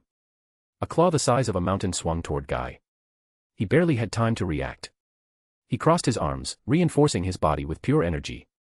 Crash. The impact sent him plummeting through the battlefield, tearing through mountains, carving a canyon through the land. Devour. Remuru reached out, trying to analyze Everage's structure. If he could break it down, even absorb it. Nothing. His skill failed. Remuru's eyes widened. It's resisting my absorption. And then, Everage's tail lashed out. Faster than sound. Remuru barely managed to dodge, but the shockwave alone obliterated the land behind him. He cursed. That was too close. If he hadn't moved in time. Dragon Nova. Melim roared, gathering energy into an unimaginable sphere of power. It shook the entire world, a radiance that could incinerate a god. And she threw it. The explosion tore apart the sky. The entire battlefield was swallowed in pure light. For a moment, everything stopped. And then, Everage walked through it. Melim's eyes widened. No way. It didn't even flinch. It opened its maw. And a black energy sphere formed. Then fired. The blast swallowed Melim whole. A moment later, she crashed into the ground, coughing up blood, her body smoking. It negated my attack. She wiped the blood from her lips. Heh. Now I'm pissed. Leon charged forward, his sword glowing with divine light. Holy Severance. He slashed. A strike that could cut through dimensions. Clang. His blade stopped. Everage's scale blocked it. Leon's face twisted. Impossible. And then, a tail struck him. He flew miles away, crashing into the ruins of a city. Luminous summoned an army of holy knights, launching a barrage of divine spears. Thousands of holy weapons rained down like a storm. And Everage didn't even dodge. the weapons shattered against its hide. Luminous stepped back. Nothing is working. Dragruel charged. He met Everage head-on. With a roar, he threw a punch that could shatter mountains. Boom. Everage didn't move. Dragruel's fist stopped. The giant's eyes widened. What? Then, Everage hit back. A single swipe. Dragruel was sent flying, crashing through entire continents. Veldora laughed. A true dragon. Finally. Lightning erupted from his body, the air around him crackling with power. He rushed forward, clashing against Everage. Boom. The impact created a crater the size of a country. The demon lords fought. They unleashed their strongest attacks. But Everage did not stop. It devoured everything in its path. Even the strongest of them struggled. For the first time, they faced something beyond comprehension. And I watched. Chapter 151, Feldway's Triumph, The Rebirth of Everage. Yuki watched from the shadows, a wicked smirk forming on his face. The battlefield was total chaos, but to him, it was a golden opportunity. Everage, the world destroyer dragon, was tearing through everything. It was unstoppable, a mindless force of destruction that existed for one purpose, to annihilate. And Yuki had a plan. A beast with no mind is a beast that can be controlled. He whispered an incantation, his hands weaving through complex magic circles. He had spent years perfecting this spell, something that could bind even the strongest of entities. The moment he activated it, dark tendrils of control magic shot toward Everage. For a brief moment, it seemed to work. Everage paused. The battlefield froze. Guy, Remuru, Melim, Leon, Luminous, Dragruel, and Veldora, all of them watched in shock. No way. Melim whispered, her fist still clenched, body barely standing from exhaustion. Feldway, standing above them, narrowed his eyes. TCH. You think you can control that thing? Yuki grinned. Oh, I don't think, I know. But then. Everage moved. And in an instant, Yuki's spell shattered. What? Yuki barely had time to react as a wave of pure, chaotic energy erupted from Everage's body, sending him flying backward. He crashed through several layers of space, his body barely holding together from the sheer force. His vision blurred. Damn it. I underestimated it. Everage was beyond reason.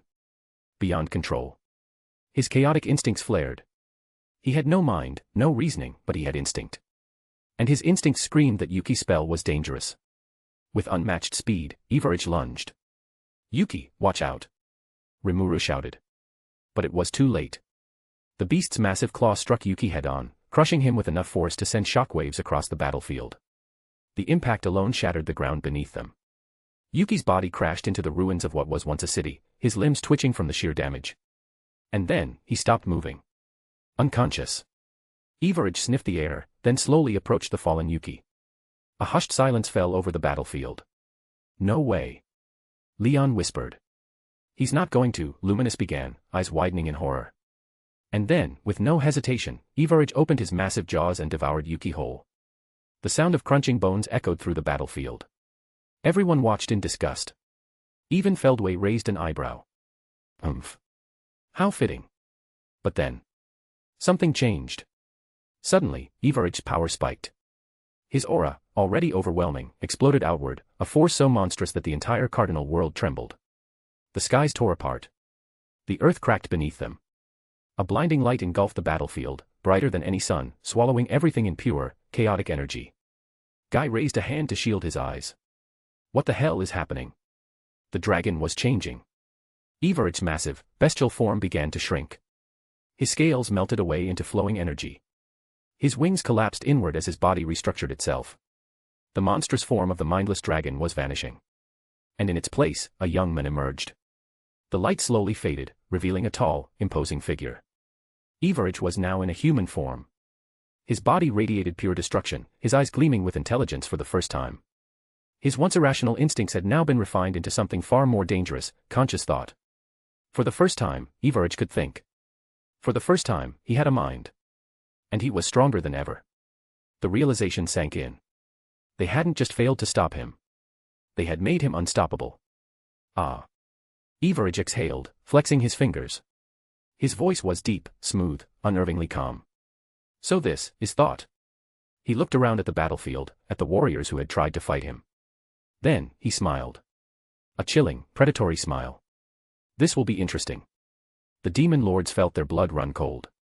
Even Zelenus, who had stood confidently beside Feldway throughout the battle, took an uneasy step back. His usual smirk faltered for the first time. Feldway. Zelenus murmured, his voice edged with something rare, fear. Are you sure about this? But Feldway only smiled. A cruel, knowing smile. This is what I wanted. The world will finally crumble beneath its true destroyer. And below them, the battlefield descended into chaos. Remuru moved first. The sky split apart as his strongest attack roared to life. A combination of void disintegration and ether storm, an attack powerful enough to erase entire dimensions. Evarage. Remuru's voice boomed across the battlefield as he unleashed the devastating blast. Before the light could even fade, Melim charged in.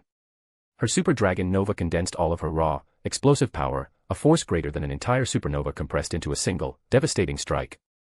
The ground beneath them erupted into oblivion, unable to withstand the raw force of her attack. Guy was next. Burn to nothing, Evarage, he roared, his strongest napalm burst igniting the very air itself. A tsunami of demonic fire surged forward, hotter than the core of a dying star. And then, the others joined. Veldora, his aura crackling with storm energy, unleashed an attack equivalent to a cosmic thunderstorm, each bolt carrying enough energy to vaporize mountains. Velzard followed, summoning a blizzard of absolute zero, freezing even the concept of movement itself. Leon's Crimson Judgment and luminous Eternal Twilight struck in perfect harmony, light and judgment combined into an unstoppable divine force. And then, Ultima. Carrera. Testarossa. The primordial demons entered the fray, their combined spells warping space itself, reality-shattering annihilation waves crashing against Evarage. Diablo joined as well. His infinite abyss obliteration twisted the very fabric of existence, erasing any who stood in its way. A blast of power unlike anything the world had ever seen erupted. The sheer force of their combined attack engulfed Evarage, creating an explosion so vast that it ripped apart the sky itself, tearing open the void. The battlefield shook violently, as if the entire cardinal world was on the verge of collapsing. The explosion's shockwave flattened entire mountain ranges, the ocean boiled, the sky burned. For a brief moment, there was only silence. And then he emerged. Evarage walked forward. Unscathed. Not a single scratch. Not a single bruise. Not a single sign of struggle. He brushed dust off his shoulder. Then, he smiled. Is that all? The battlefield stood frozen. For the first time, true fear crept into their expressions. Impossible. Remuru muttered, his hands trembling. That was all of us, Melim's voice faltered. At full power. And it did nothing. Guy clenched his fists, his mind racing. Even Diablo, ever composed, narrowed his eyes. Leon and Luminous exchanged uneasy glances. Veldora and Velzard, the two true dragons, felt an unfamiliar sensation. For the first time in their existence, they felt powerless. Above them, Feldway laughed. Now do you understand, he said, his voice laced with pure triumph. This world was never yours to save. It belongs to Evarage now. I observed the battle calmly. I knew from the moment Evarage evolved that they would never be able to defeat him. Not like this. Not now. Their attacks, ***, their strongest techniques, ***, did nothing. Evarage had reached a state beyond comprehension. He wasn't just a destroyer anymore. He was evolution itself. The cardinal world was moments away from complete and utter destruction. And so, it was time. I stood from my throne, my voice carrying across the battlefield. Enough. The moment I spoke, the world itself trembled.